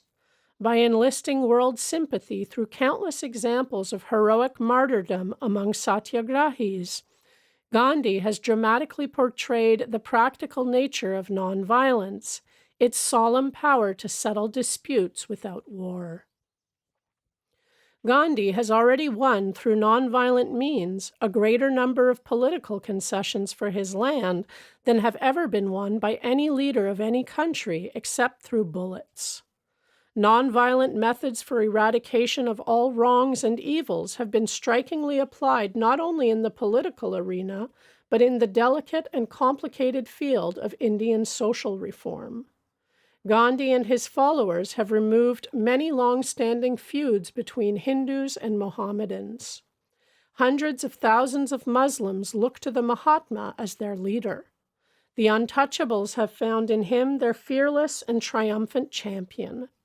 "If there be a rebirth in store for me," Gandhi wrote, "I wish to be born a pariah in the midst of pariahs, because thereby I would be able to render them more effective service." The Mahatma is indeed a great soul, but it was illiterate millions who had the discernment to bestow the title. This gentle prophet is honored in his own land. The lowly peasant has been able to rise to Gandhi's high challenge. The Mahatma wholeheartedly believes in the inherent nobility of man. The inevitable failures have never disillusioned him. Even if the opponent plays him false 20 times, he writes, the Satyagrahi is ready to trust him the 21st time, for an implicit trust in human nature is the very essence of the creed. Mahatmaji, you are an exceptional man. You must not expect the world to act as you do, a critic once made this observation. It is curious how we delude ourselves, fancying that the body can be improved, but that it is impossible to evoke the hidden powers of the soul, Gandhi replied. I am engaged in trying to show that if I have any of those powers, I am as frail a mortal as any of us, and that I never had anything extraordinary about me, nor have I now. I am a simple individual liable to err like any other fellow mortal. I own, however, that I have enough humility to confess my errors and to retrace my steps. I own that I have an immovable faith in God and His goodness, and an unconsumable passion for truth and love. But is that not what every person has latent in him? If we are to make progress, we must not repeat history, but make new history. We must add to the inheritance left by our ancestors. If we may make new discoveries and inventions in the phenomenal world, must we declare our bankruptcy in the spiritual domain? Is it impossible to multiply the exceptions so as to make them the rule? Must man always be brute first and man after, if at all? Americans may well remember with pride the successful nonviolent experiment of William Penn in founding his 17th century colony in Pennsylvania. There were no forts, no soldiers, no militia, even no arms. Amidst the savage frontier wars and the butcheries that went on between the new settlers and the Red Indians, the Quakers of Pennsylvania alone remained unmolested. Others were slain, others were massacred, but they were safe. Not a Quaker woman suffered assault, not a Quaker child was slain, not a Quaker man was tortured. When the Quakers were finally forced to give up the government of the state, war broke out, and some Pennsylvanians were killed. But only 3 Quakers were killed, 3 who had so far fallen from their faith as to carry weapons of defense. Resort to force in the Great War, the first, failed to bring tranquility.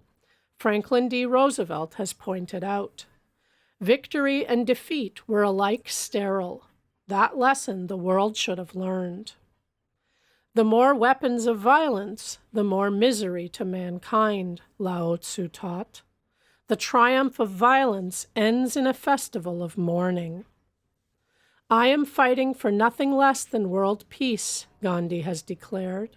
If the Indian movement is carried to success on a non-violent satyagraha basis, it will give a new meaning to patriotism and, if I may say so in all humility, to life itself. Before the West dismisses Gandhi's program as one of an impractical dreamer, let it first reflect on a definition of satyagraha by the Master of Galilee. Ye have heard that it hath been said, an eye for an eye, and a tooth for a tooth. But I say unto you, that ye resist not evil, but whosoever shall smite thee on thy right cheek, turn to him the other also. Gandhi's epic has extended, with the beautiful precision of cosmic timing, into a century already desolated and devastated by 2 world wars. A divine handwriting appears on the granite wall of his life, a warning against the further shedding of blood among brothers. Chapter 45. The Bengali Joy-Permeated Mother. Sir, please do not leave India without a glimpse of Nirmala Devi. Her sanctity is intense. She is known far and wide as Ananda Moyi Ma, Joy-Permeated Mother. My niece, Amio Bose, gazed at me earnestly. Of course, I want very much to see the woman saint, I added. I have read of her advanced state of God realization. A little article about her appeared years ago in East West. I have met her, Amio went on. She recently visited my own little town of Jamshedpur. At the entreaty of a disciple, Ananda Moyi Ma went to the home of a dying man. She stood by his bedside. As her hand touched his forehead, his death rattle ceased. The disease vanished at once. To the man's glad astonishment, he was well. A few days later, I heard that the blissful mother was staying at the home of a disciple in the Bhawanipur section of Calcutta. Mr. Wright and I set out immediately from my father's Calcutta home. As the Ford neared the Bhawanipur house, my companion and I observed an unusual street scene. Ananda Moyi Ma was standing in an open-topped automobile, blessing a throng of about 100 disciples. She was evidently on the point of departure. Mr. Wright parked the Ford some distance away and accompanied me on foot toward the quiet assemblage. The woman saint glanced in our direction. She alit from her car and walked toward us. "Father, you have come." With these fervent words, she put her arm around my neck and her head on my shoulder. Mr. Wright, to whom I had just remarked that I did not know the saint, was hugely enjoying this extraordinary demonstration of welcome. The eyes of the 100 chelas were also fixed with some surprise on the affectionate tableau. I had instantly seen that the saint was in a high state of samadhi. Utterly oblivious to her outward garb as a woman, she knew herself as the changeless soul. From that plane, she was joyously greeting another devotee of God. She led me by the hand into her automobile. "Anandi Moyi Ma, I am delaying your journey," I protested. "Father, I am meeting you for the first time in this life, after ages," she said. "Please do not leave yet." We sat together in the rear seats of the car. The blissful mother soon entered the immobile, ecstatic state. Her beautiful eyes glanced heavenward and, half opened, became stilled, gazing into the near-far inner Elysium. The disciples chanted gently, "Victory to Mother Divine." I had found many men of God realization in India, but never before had I met such an exalted woman saint. Her gentle face was burnished with the ineffable joy that had given her the name of Blissful Mother. Long black tresses lay loosely behind her unveiled head. A red dot of sandalwood paste on her forehead symbolized the spiritual eye, ever open within her. Tiny face, tiny hands, tiny feet, a contrast to her spiritual magnitude. I put some questions to a nearby woman chela while Ananda Moyi Ma remained entranced. The blissful mother travels widely in India. In many parts, she has hundreds of disciples, the chela told me. Her courageous efforts have brought about many desirable social reforms. Although a Brahmin, the saint recognizes no caste distinctions. A group of us always travel with her, looking after her comforts. We have to mother her. She takes no notice of her body. If no one gave her food, she would not eat or make any inquiries. Even when meals are placed before her, she does not touch them. To prevent her disappearance from this world, we disciples feed her with our own hands. For days together, she often stays in the divine trance, scarcely breathing, her eyes unwinking. One of her chief disciples is her husband. Many years ago, soon after their marriage, he took the vow of silence. The chela pointed to a broad-shouldered, fine-featured man with long hair and hoary beard. He was standing quietly in the midst of the gathering, his hands folded in a disciple's reverential attitude. Refreshed by her dip in the infinite, Ananda Moyi Ma was now focusing her consciousness on the material world. "Father, please tell me where you stay." Her voice was clear and melodious. "At present in Calcutta or Ranchi, but soon I shall be returning to America." "America?" "Yes, an Indian woman saint would be sincerely appreciated there by spiritual seekers. Would you like to go?" "If Father can take me, I will go." This reply caused her nearby disciples to start in alarm. 20 or more of us always travel with the blissful mother, one of them told me firmly. We could not live without her. Wherever she goes, we must go. Reluctantly, I abandoned the plan, as possessing an impractical feature of spontaneous enlargement. "Please come at least to Ranchi with your disciples," I said, on taking leave of the saint. "As a divine child yourself, you will enjoy the little ones in my school. Whenever Father takes me, I will gladly go." A short time later, the Ranchi Vidyalaya was in gala array for the saint's promised visit. The youngsters looked forward to any day of festivity, no lessons, hours of music, and a feast for the climax. "Victory! Ananda Moyi Ma Ki Jai!" This reiterated chant from scores of enthusiastic little throats greeted the saint's party as it entered the school gates. Showers of marigolds, tinkle of cymbals, lusty blowing of conch shells, and beat of the mridanga drum. The blissful mother wandered smilingly over the sunny Vidyalaya grounds, ever carrying within her the portable paradise. "It is beautiful here," Ananda Moyi Ma said graciously as I led her into the main building. She seated herself with a childlike smile by my side. The closest of dear friends, she made one feel, yet an aura of remoteness was ever around her, the paradoxical isolation of omnipresence. "Please tell me something of your life." "Father knows all about it. Why repeat it?" She evidently felt that the factual history of one short incarnation was beneath notice. I laughed, gently repeating my question. "Father, there is little to tell." She spread her graceful hands in a deprecatory gesture. "My consciousness has never associated itself with this temporary body. Before I came on this earth, Father, I was the same. As a little girl, I was the same. I grew into womanhood, but still I was the same. When the family in which I had been born made arrangements to have this body married, I was the same. And when, passion-drunk, my husband came to me and murmured endearing words, lightly touching my body, he received a violent shock as if struck by lightning, for even then I was the same.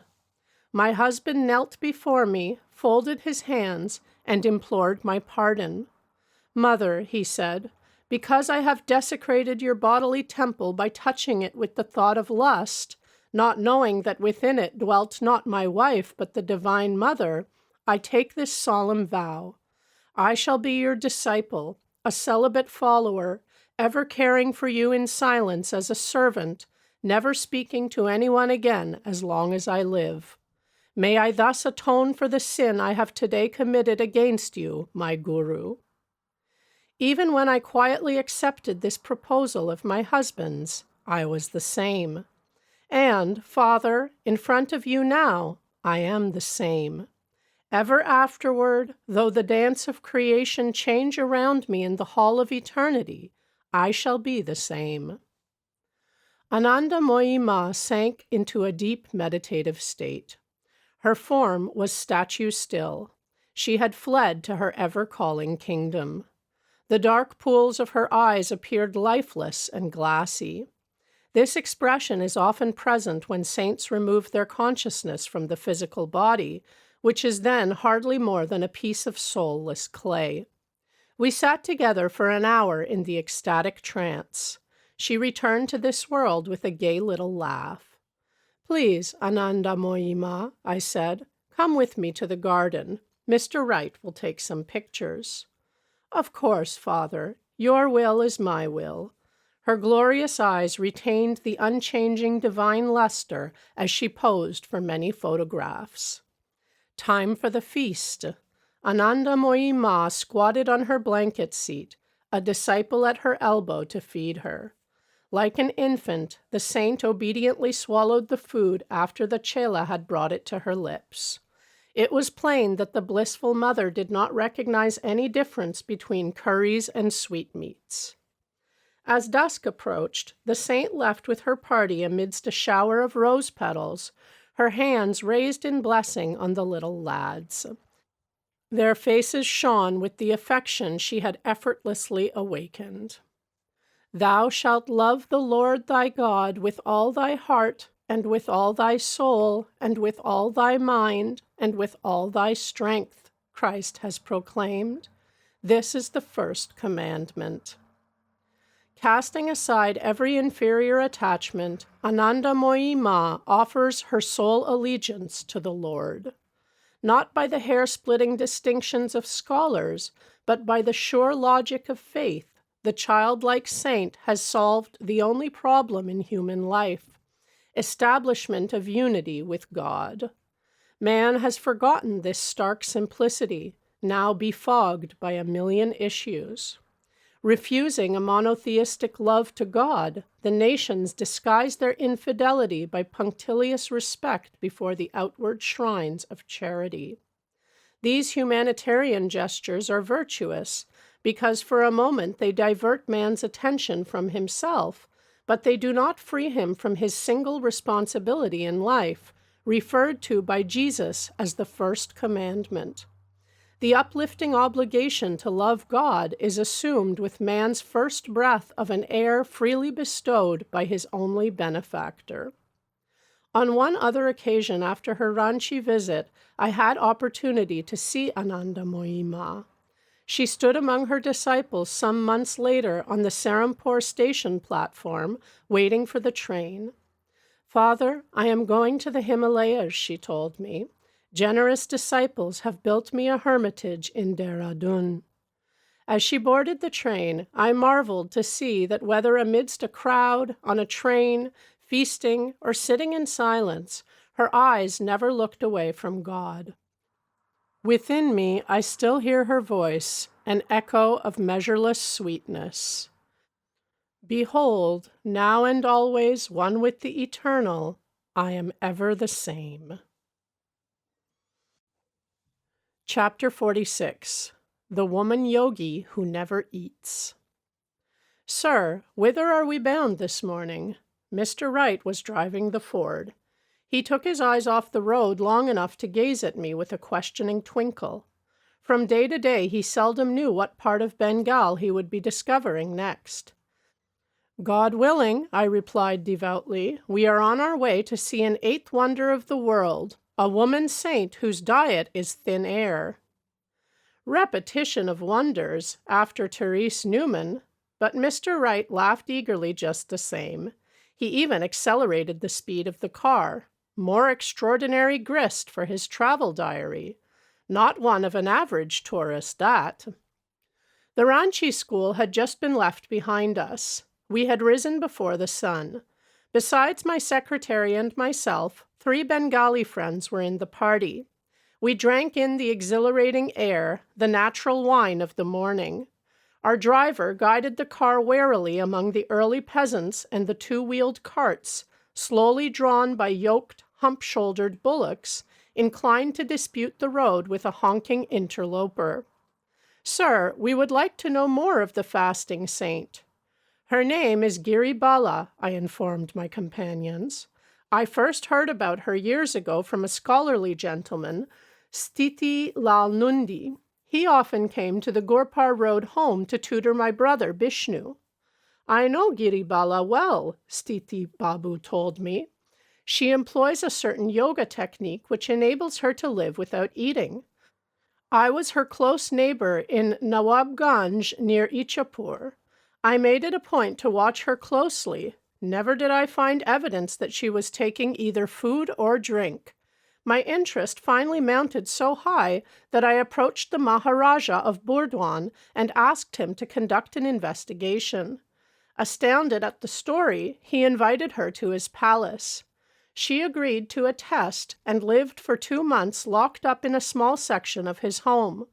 Later, she returned for a palace visit of 20 days, and then for a third test of 15 days. The Maharaja himself told me that these 3 rigorous scrutinies had convinced him beyond doubt of her non-eating state. This story of Stiti Babu's has remained in my mind for over 25 years, I concluded.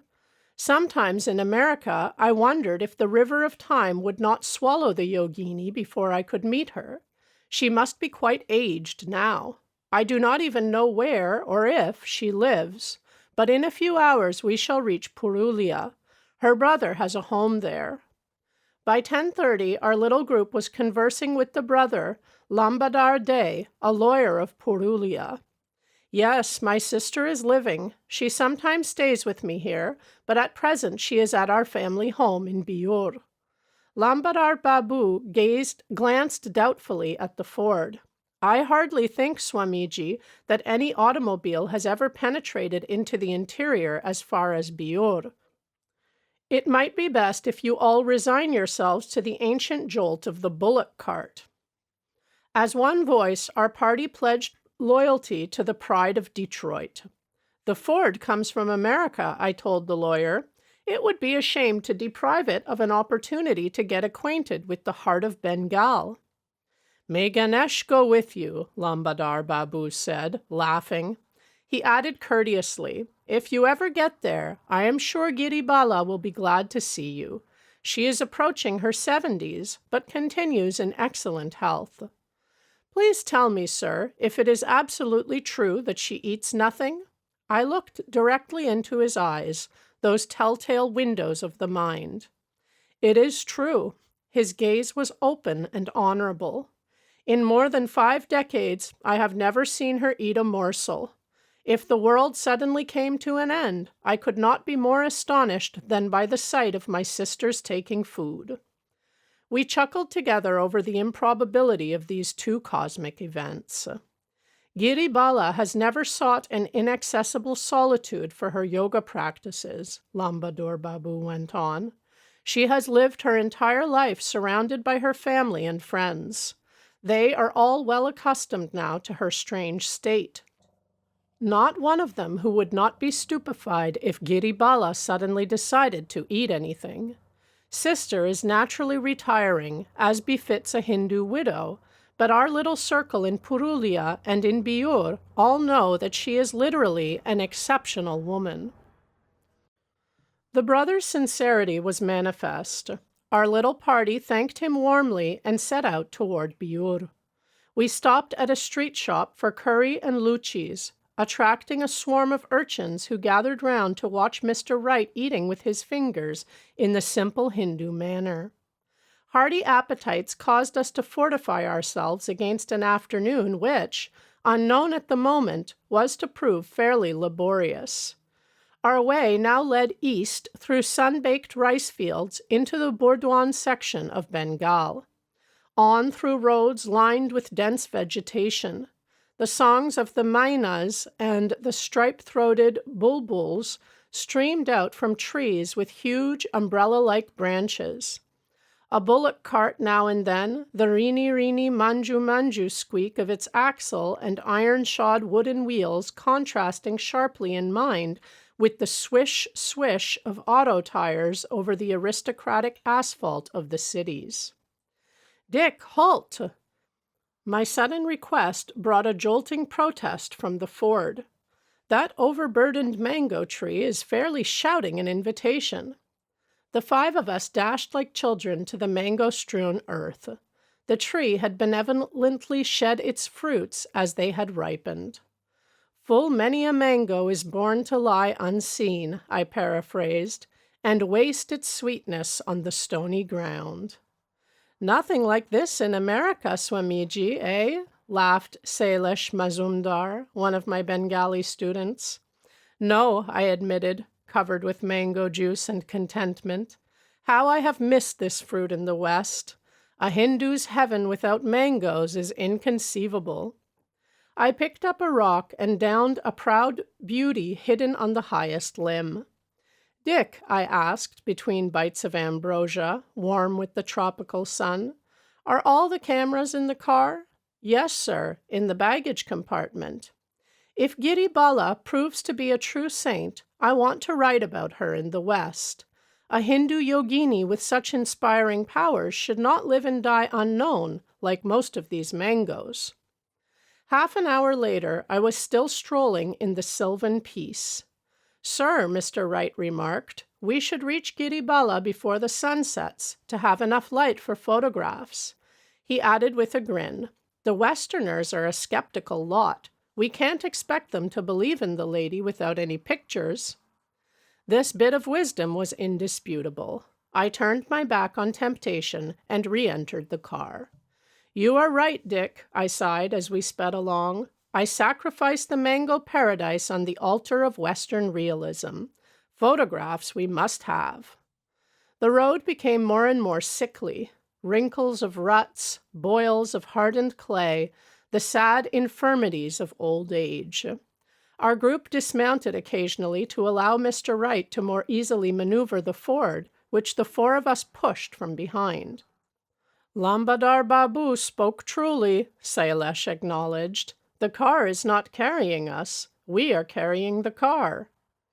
Our climb-in, climb-out auto tedium was beguiled ever and anon by the appearance of a village, each one a scene of quaint simplicity. Our way twisted and turned through groves of palms among ancient, unspoiled villages nestling in the forest's shade. Mr. Wright has recorded in his travel diary under date of May 5th, 1936. Very fascinating are these clusters of thatched mud huts, decorated with one of the names of God on the door. Many small, naked children innocently playing about, pausing to stare or run wildly from this big black bullockless carriage tearing madly through their village. The women merely peep from the shadows, while the men lazily loll beneath the trees along the roadside, curious beneath their nonchalance. In one place, all the villagers were gaily bathing in the large tank, in their garments, changing by draping dry cloths around their bodies, dropping the wet ones. Women bearing water to their homes in huge brass jars.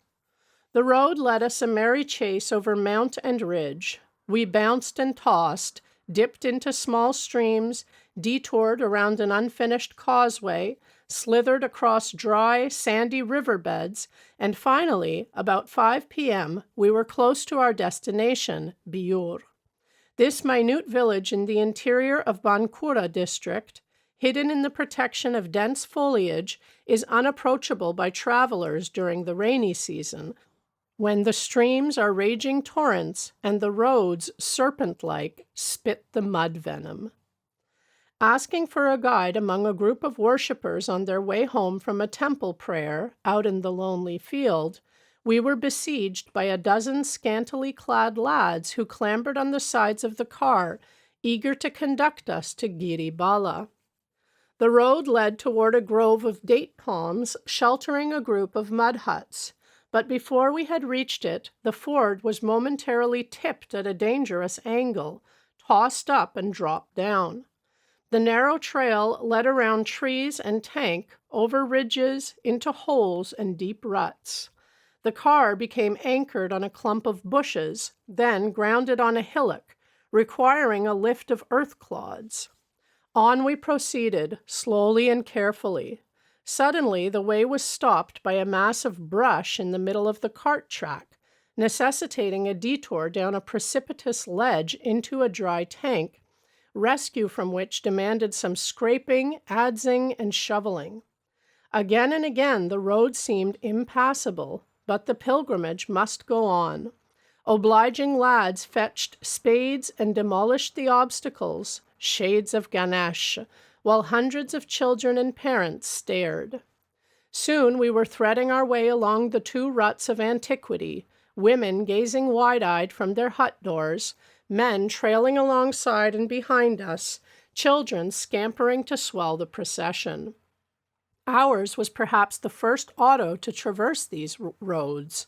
The bullock cart union must be omnipotent here. What a sensation we created. A group piloted by an American and pioneering in a snorting car right into their hamlet fastness, invading the ancient privacy and sanctity.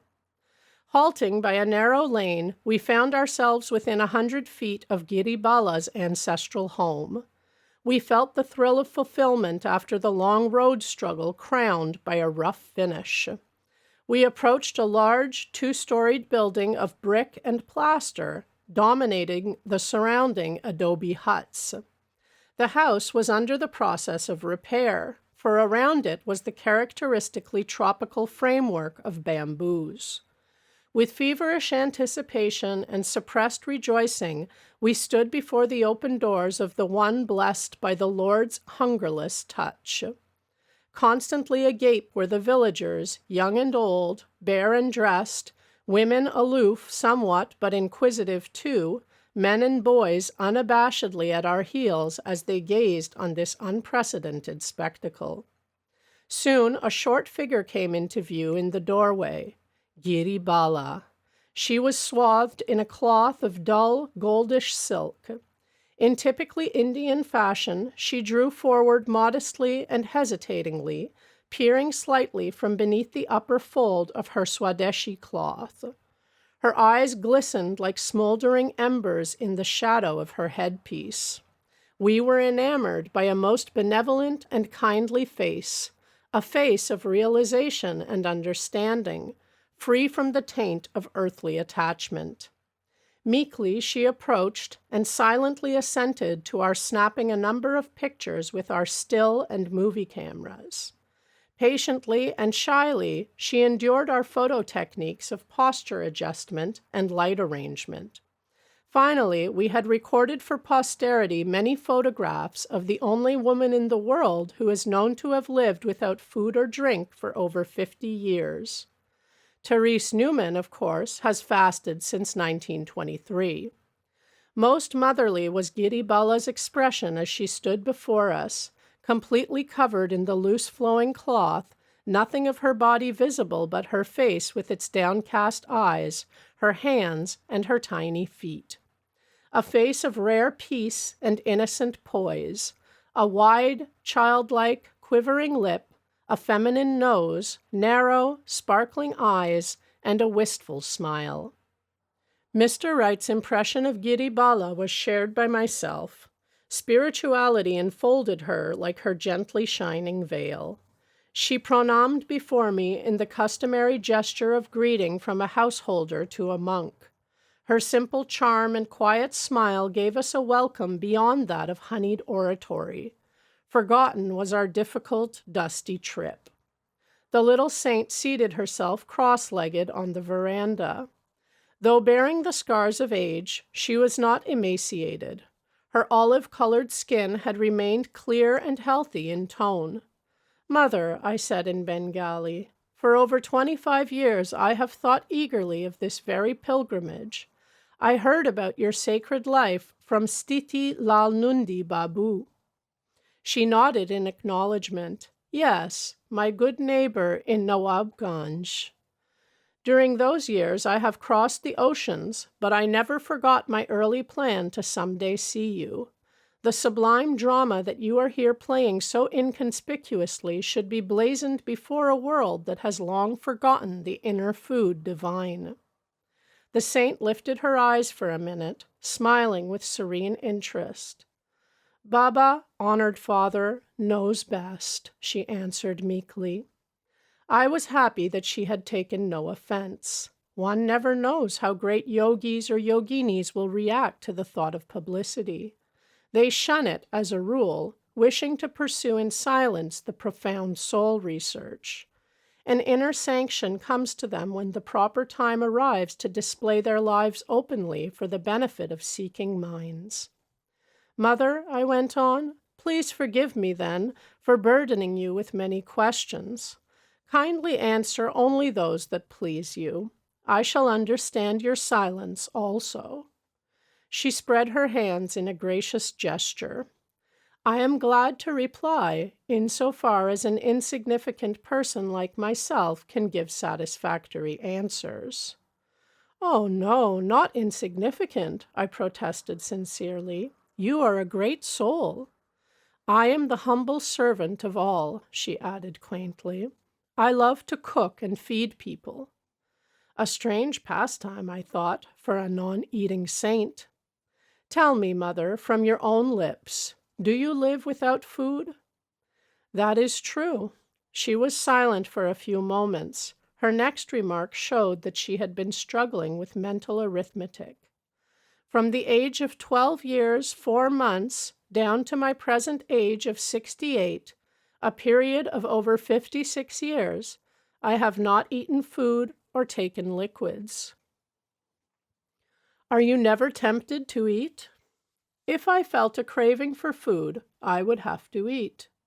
Simply yet regally she stated this axiomatic truth, one known too well by a world revolving around 3 meals a day.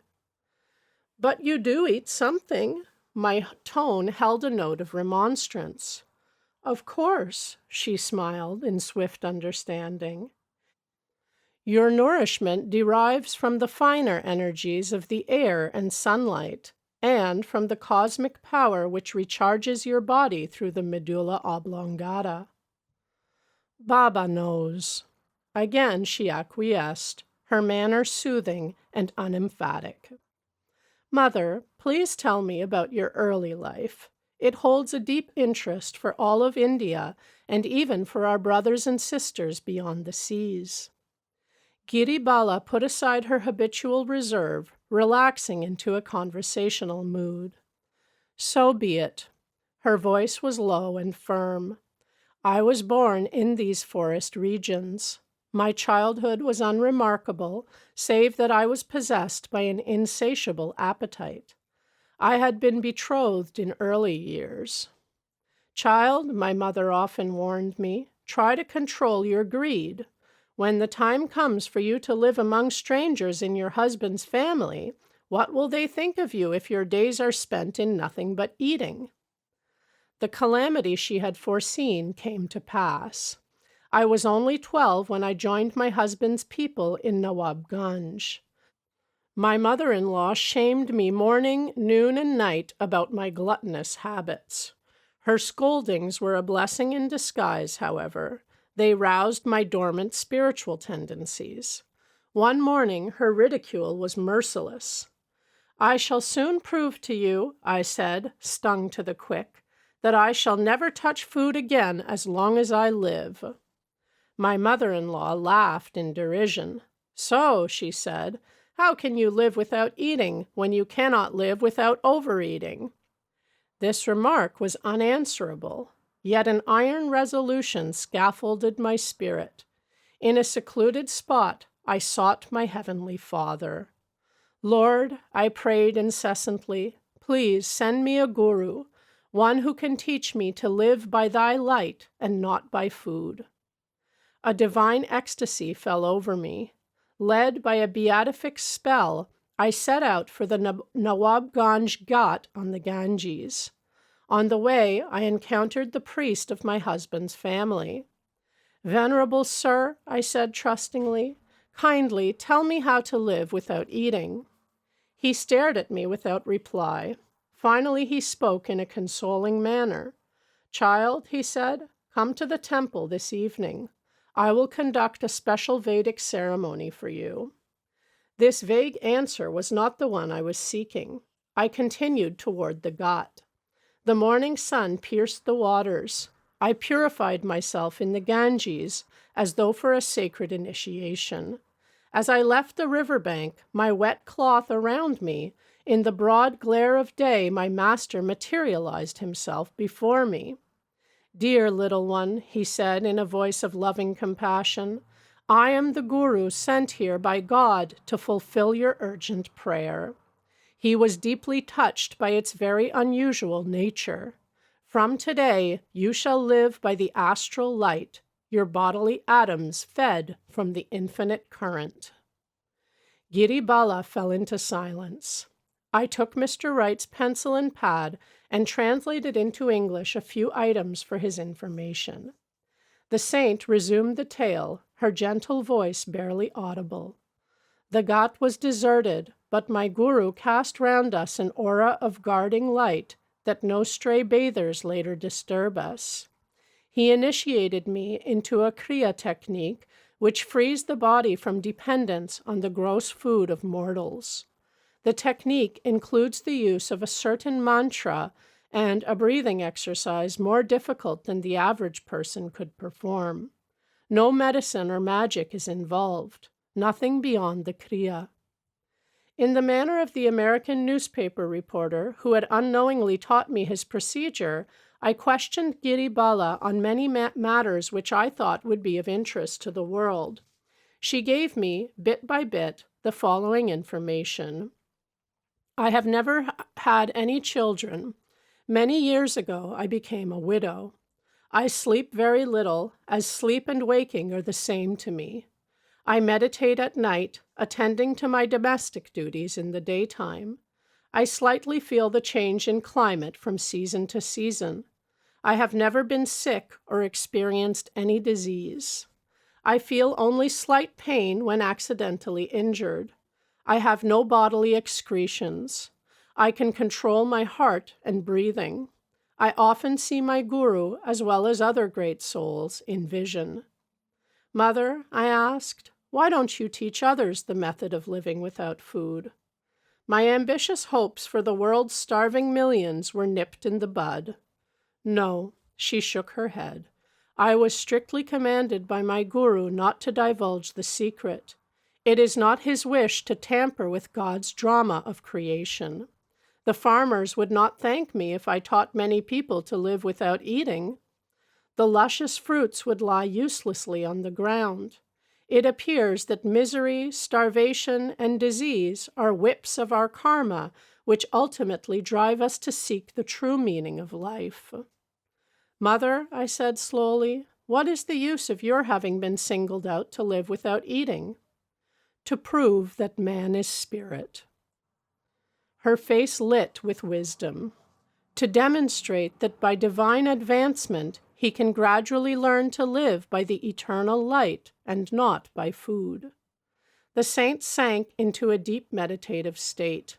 Her gaze was directed inward. The gentle depths of her eyes became expressionless. She gave a certain sigh, the prelude to the ecstatic, breathless trance. For a time, she had fled to the questionless realm, the heaven of inner joy. The tropical darkness had fallen. The light of a small kerosene lamp flickered fitfully over the faces of a score of villagers squatting silently in the shadows. The darting glowworms and distant oil lanterns of the huts wove bright, eerie patterns into the velvet night. It was the painful hour of parting. A slow, tedious journey lay before our little party. "Giri Bala," I said as the saint opened her eyes, "please give me a keepsake, a strip of one of your saris." She soon returned with a piece of Benares silk, extending it in her hand as she suddenly prostrated herself on the ground. "Mother," I said reverently, "rather let me touch your own blessed feet." Chapter 47. I return to the West. I have given many yoga lessons in India and America, but I must confess that, as a Hindu, I am unusually happy to be conducting a class for English students. My London class members laughed appreciatively. No political turmoils ever disturbed our yoga peace. India was now a hallowed memory. It is September 1936. I am in England to fulfill a promise given 16 months earlier to lecture again in London. England, too, is receptive to the timeless yoga message. Reporters and newsreel cameramen swarmed over my quarters at Grosvenor House. The British National Council of the World Fellowship of Faiths organized a meeting on September 29th at Whitefields Congregational Church, where I addressed the audience on the weighty subject of how faith in fellowship may save civilization. The 8 o'clock lectures at Caxton Hall attracted such crowds that on 2 nights the overflow waited in Windsor House Auditorium for my second talk at 9:30. Yoga classes during the following weeks grew so large that Mr. Wright was obliged to arrange a transfer to another hall. The English tenacity has admirable expression in a spiritual relationship. The London yoga students loyally organized themselves, after my departure, into a self-realization fellowship center, holding their meditation meetings weekly throughout the bitter war years. Unforgettable weeks in England, days of sightseeing in London, then over the beautiful countryside. Mr. Wright and I summoned the trusty Ford to visit the birthplaces and tombs of the great poets and heroes of British history. Our little party sailed from Southampton for America in late October on the Bremen.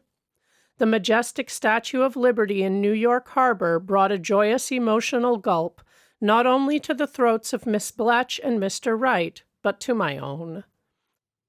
The Ford, a bit battered from struggles with ancient soils, was still puissant. It now took in its stride the transcontinental trip to California. In late 1936, lo, Mount Washington.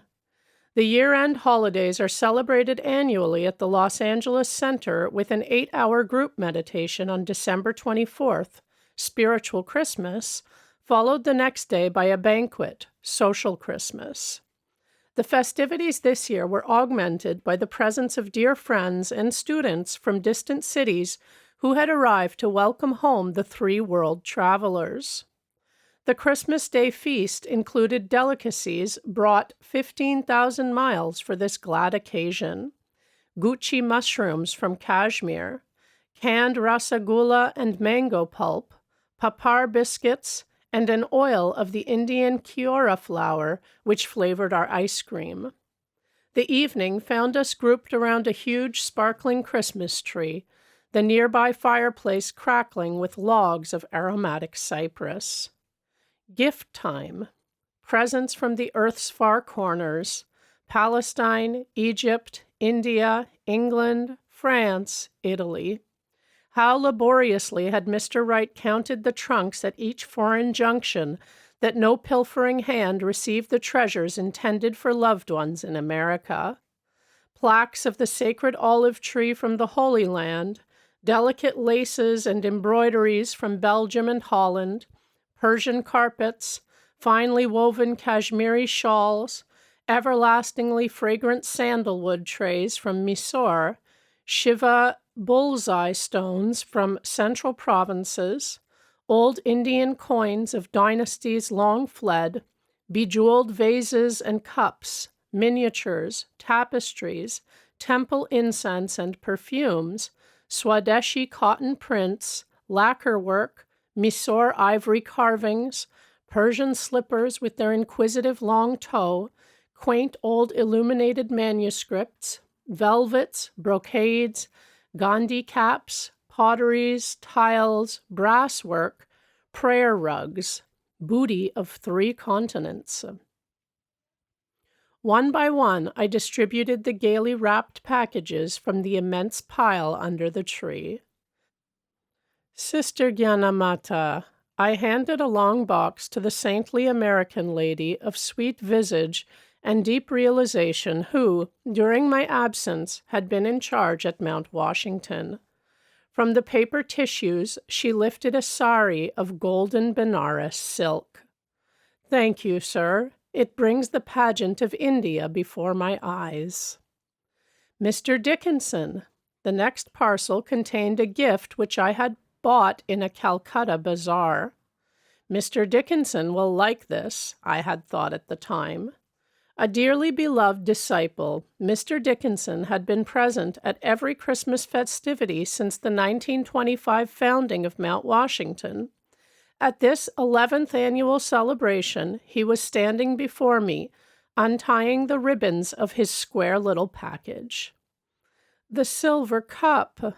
Struggling with emotion, he stared at the present, a tall drinking cup. He seated himself some distance away, apparently in a daze. I smiled at him affectionately before resuming my role as Santa Claus. The ejaculatory evening closed with a prayer to the giver of all gifts, then a group singing of Christmas carols. Mr. Dickinson and I were chatting together some time later.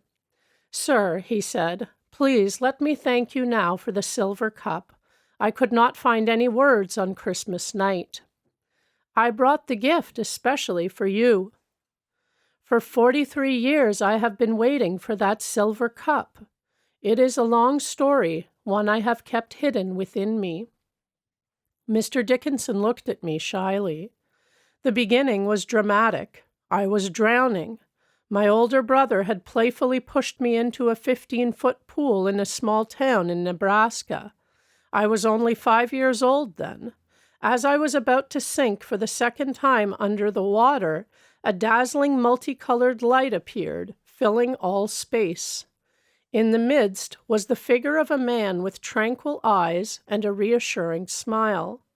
My body was sinking for the third time when one of my brother's companions bent a tall, slender willow tree in such a low dip that I could grasp it with my desperate fingers. The boys lifted me to the bank and successfully gave me first aid treatment. 12 years later, a youth of 17, I visited Chicago with my mother. It was 1893. The great World Parliament of Religions was in session. Mother and I were walking down a main street when again I saw the mighty flash of light. A few paces away, strolling leisurely along, was the same man I had seen years before in vision. He approached a large auditorium and vanished within the door. "Mother," I cried, "that was the man who appeared at the time I was drowning." She and I hastened into the building. The man was seated on a lecture platform. We soon learned that he was Swami Vivekananda of India. After he had given a soul-stirring talk, I went forward to meet him. He smiled on me graciously, as though we were old friends. I was so young that I did not know how to give expression to my feelings, but in my heart I was hoping that he would offer to be my teacher. He read my thought. "No, my son, I am not your guru." Vivekananda gazed with his beautiful, piercing eyes deep into my own. "Your teacher will come later. He will give you a silver cup." After a little pause, he added, smiling, "He will pour out to you more blessings than you are now able to hold." I left Chicago in a few days, Mr. Dickinson went on, and never saw the great Vivekananda again. But every word he had uttered was indelibly written on my inmost consciousness. Years passed. No teacher appeared. One night in 1925, I prayed deeply that the Lord would send me my guru. A few hours later, I was awakened from sleep by soft strains of melody. A band of celestial beings, carrying flutes and other instruments, came before my view. After filling the air with glorious music, the angels slowly vanished. The next evening I attended, for the first time, one of your lectures here in Los Angeles, and knew then that my prayer had been granted. We smiled at each other in silence. For 11 years now, I have been your Kriya Yoga disciple, Mr. Dickinson continued. Sometimes I wondered about the silver cup. I had almost persuaded myself that Vivekananda's words were only metaphorical. But on Christmas night, as you handed me the square box by the tree, I saw, for the third time in my life, the same dazzling flash of light. In another minute, I was gazing on my guru's gift, which Vivekananda had foreseen for me 43 years earlier, a silver cup. Chapter 48. At Encinitas in California. A surprise, sir. During your absence abroad, we have had this Encinitas hermitage built. It is a welcome home gift. Sister Gyanamata smilingly led me through a gate and up a tree-shaded walk. I saw a building jutting out like a great white ocean liner toward the blue brine. First speechlessly, then with ohs and ahs, finally with man's insufficient vocabulary of joy and gratitude, I examined the ashram.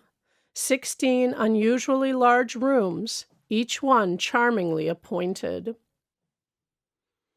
The stately central hall, with immense ceiling-high windows, looked out on a united altar of grass, ocean, sky, a symphony in emerald, opal, sapphire.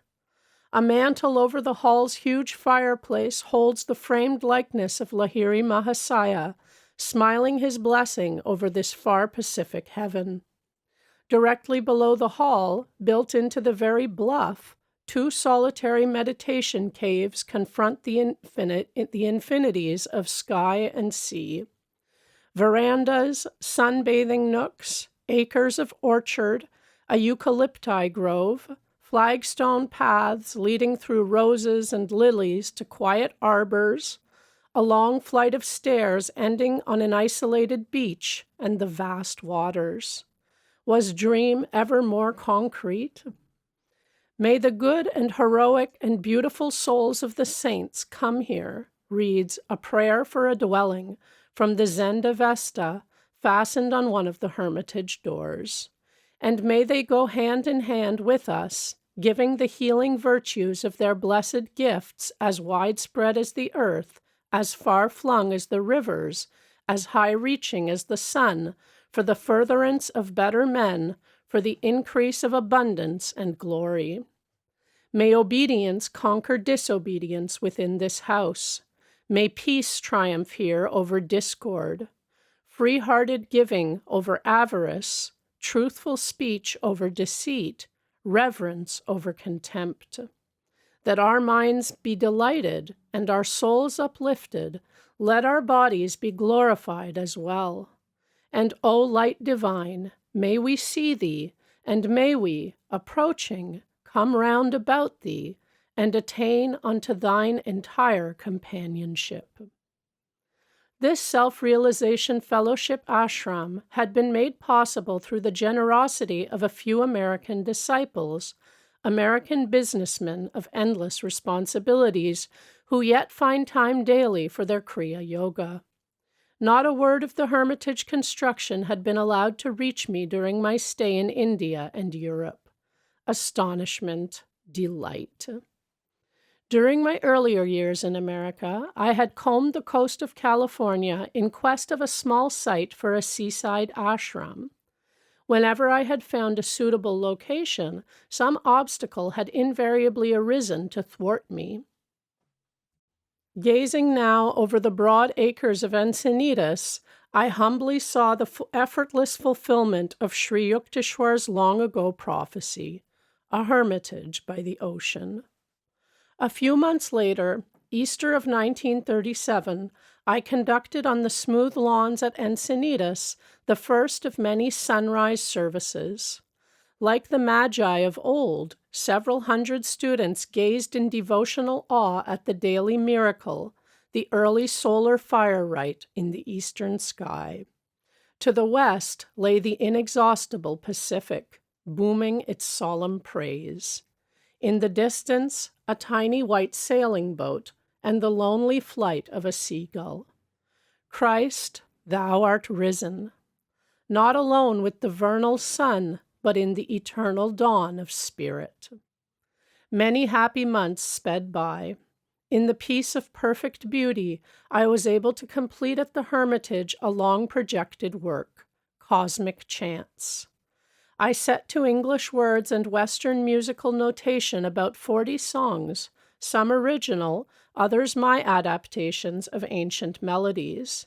Included were the Shankara chant, No Birth, No Death, two favorites of Sri Yukteswar's, Wake, Yet Wake, O my Saint, and Desire, My Great Enemy.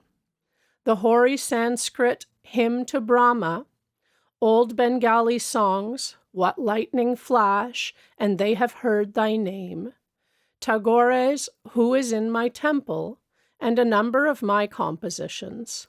I Will Be Thine Always, In the Land Beyond My Dreams, Come Out of the Silent Sky, Listen to My Soul Call, In the Temple of Silence, and Thou Art My Life. For a preface to the songbook, I recounted my first outstanding experience with the receptivity of Westerners to the quaintly devotional airs of the East. The occasion had been a public lecture, the time, April 18, 1926. The place, Carnegie Hall in New York. Mr. Hunsicker, I had confided to an American student, I am planning to ask the audience to sing an ancient Hindu chant, O God Beautiful. Sir, Mr. Hunsicker had protested, these Oriental songs are alien to American understanding. What a shame if the lecture were to be marred by a commentary of overripe tomatoes. I had laughingly disagreed. Music is a universal language. Americans will not fail to feel the soul aspiration in this lofty chant. During the lecture, Mr. Hunsicker had sat behind me on the platform, probably fearing for my safety. His doubts were groundless. Not only had there been an absence of unwelcome vegetables, but for 1 hour and 25 minutes, the strain of O God Beautiful had sounded uninterruptedly from 3,000 throats. Blaze no longer, dear New Yorkers. Your hearts had soared out in a simple paean of rejoicing. Divine healings had taken place that evening among the devotees chanting with love the Lord's blessed name. The secluded life of a literary minstrel was not my role for long. Soon I was dividing every fortnight between Los Angeles and Encinitas. Sunday services, classes, lectures before clubs and colleges, interviews with students, ceaseless streams of correspondence, articles for East-West, direction of activities in India, and numerous small centers in American cities. Much time was given also to the arrangement of Kriya and other self-realization fellowship teachings into a series of studies for the distant yoga seekers whose zeal recognized no limitation of space. Joyous dedication of a self-realization church of all religions took place in 1938 at Washington, D.C. Set amidst landscaped grounds, the stately church stands in a section of the city aptly called Friendship Heights. The Washington leader is Swami Premananda, educated at the Ranchi School and Calcutta University. I had summoned him in 1928 to assume leadership of the Washington Self-Realization Fellowship Center. Premananda, I told him during a visit to his new temple, this Eastern headquarters is a memorial in stone to your tireless devotion. Here in the nation's capital, you have held aloft the light of Lahiri Mahasaya's ideals. Premananda accompanied me from Washington for a brief visit to the Self-Realization Fellowship Center in Boston. What joy to see again the Kriya Yoga band who had remained steadfast since 1920. The Boston leader, Dr. M.W. Lewis, lodged my companion and myself in a modern, artistically decorated suite. "Sir," Dr. Lewis said to me, smiling, "during your early years in America, you stayed in this city in a single room without bath. I wanted you to know that Boston possesses some luxurious apartments." The shadows of approaching carnage were lengthening over the world. Already the acute ear might hear the frightful drums of war. During interviews with thousands in California and through a worldwide correspondence, I found that men and women were deeply searching their hearts. The tragic outer insecurity had emphasized need for the eternal anchorage. "We have indeed learned the value of meditation," the leader of the London Self-Realization Fellowship Center wrote me in 1941, "and know that nothing can disturb our inner peace. In the last few weeks during the meetings, we have heard air raid warnings and listened to the explosion of delayed action bombs, but our students still gather and thoroughly enjoy our beautiful service." Another letter reached me from war-torn England just before America entered the conflict. In nobly pathetic words, Dr. L. Cranmer Bing, noted editor of The Wisdom of the East series, wrote, "When I read East-West, I realized how far apart we seemed to be, apparently living in two different worlds. Beauty, order, calm, and peace come to me from Los Angeles, sailing into port as a vessel laden with the blessings and comfort of the Holy Grail to a beleaguered city. I see as in a dream your palm tree grove and the temple at Encinitas with its ocean stretches and mountain views, and above all its fellowship of spiritually minded men and women, a community comprehended in unity, absorbed in creative work, and replenished in contemplation. It is the world of my own vision, in the making of which I hope to bear my little part, and now. Perhaps in the body I shall never reach your golden shores nor worship in your temple. But it is something and more to have had the vision and know that in the midst of war there is still a peace that abides in your harbors and among your hills. Greetings to all the fellowship from a common soldier, written on the watchtower waiting for the dawn." The war years brought a spiritual awakening among men whose diversions had never before included a study of the New Testament. One sweet distilment from the bitter herbs of war.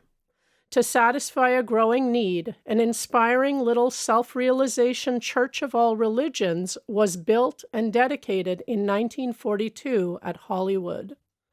The site faces Olive Hill and the distant Los Angeles Planetarium. The church, finished in blue, white, and gold, is reflected amidst the water hyacinths in a large pool. The gardens are gay with flowers, a few startled stone deer, a stained glass pergola, and a quaint wishing well. Thrown in with the pennies and the kaleidoscopic wishes of many has been many a pure aspiration for the sole treasure of spirit.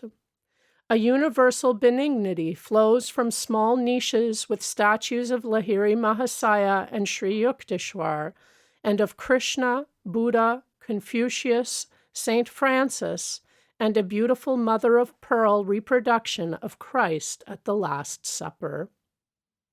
Sitting one evening in this tranquil haven, I was pouring out my heart in song. Under my fingers was the sweet-toned organ of the church, on my lips the yearning plaint of an ancient Bengali devotee who had searched for eternal solace. "In this world, Mother, none can love me. In this world they do not know love divine. Where is their pure loving love? Where is there truly loving thee? There my heart longs to be." My companion in the chapel, Dr. Lloyd Kennel, the San Diego Center leader, was smiling a little at the words of the song. "Tell me truly, Paramahansa ji, has it been worth it?" He gazed at me with an earnest sincerity. I understood his laconic question. "Have you been happy in America? What about the disillusionments, the heartaches, the center leaders who could not lead, the students who could not be taught? Blessed is the man whom the Lord doth test, Doctor. He has remembered now and then to put a burden on me. I thought then of all the faithful ones, of the love and devotion and understanding that lay in the heart of America.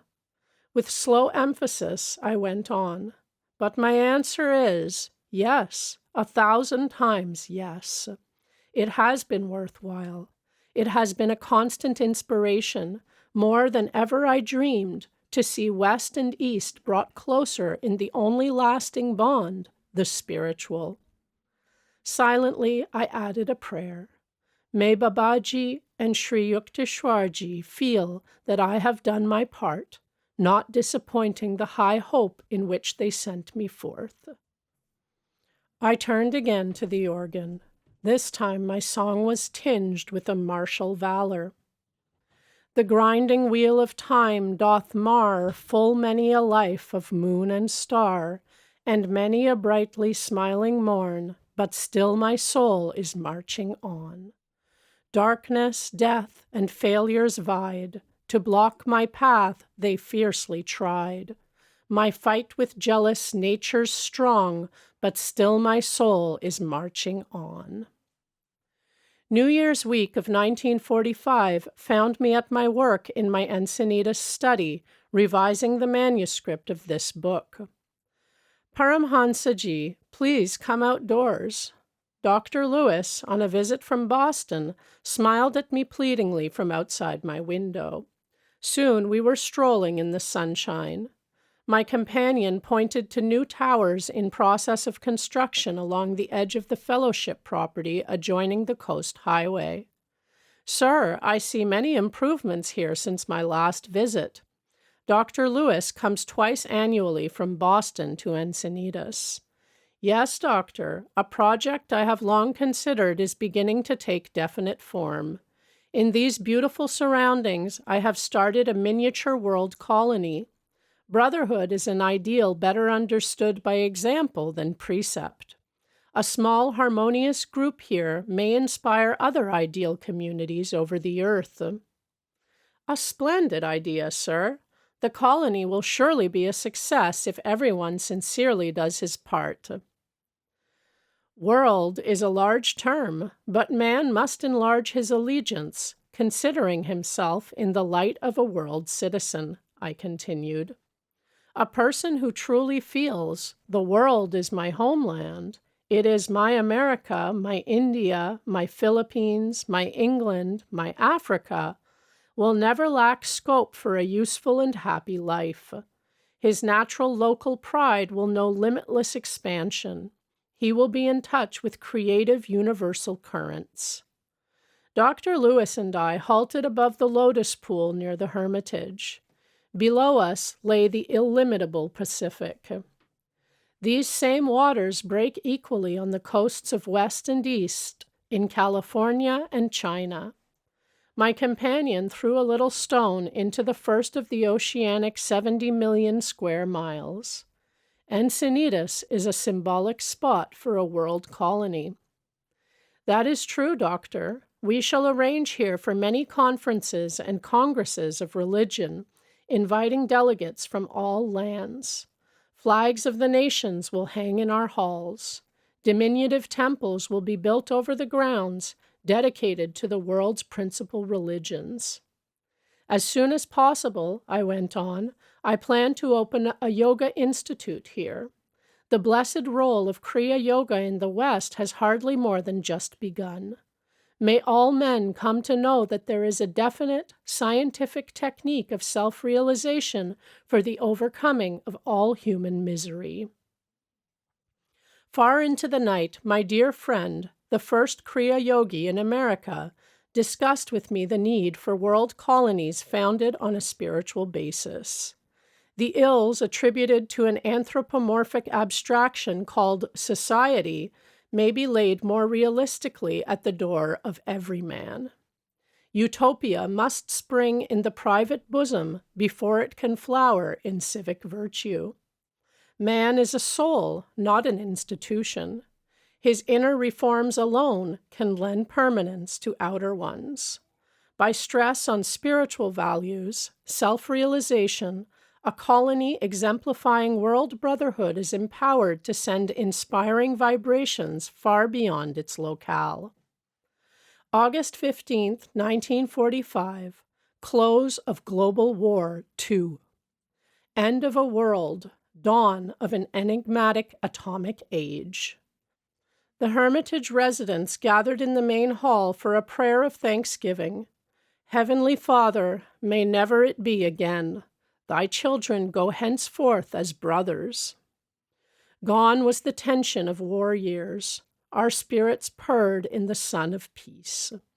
I gazed happily at each of my American comrades. Lord, I thought gratefully, Thou hast given this monk a large family.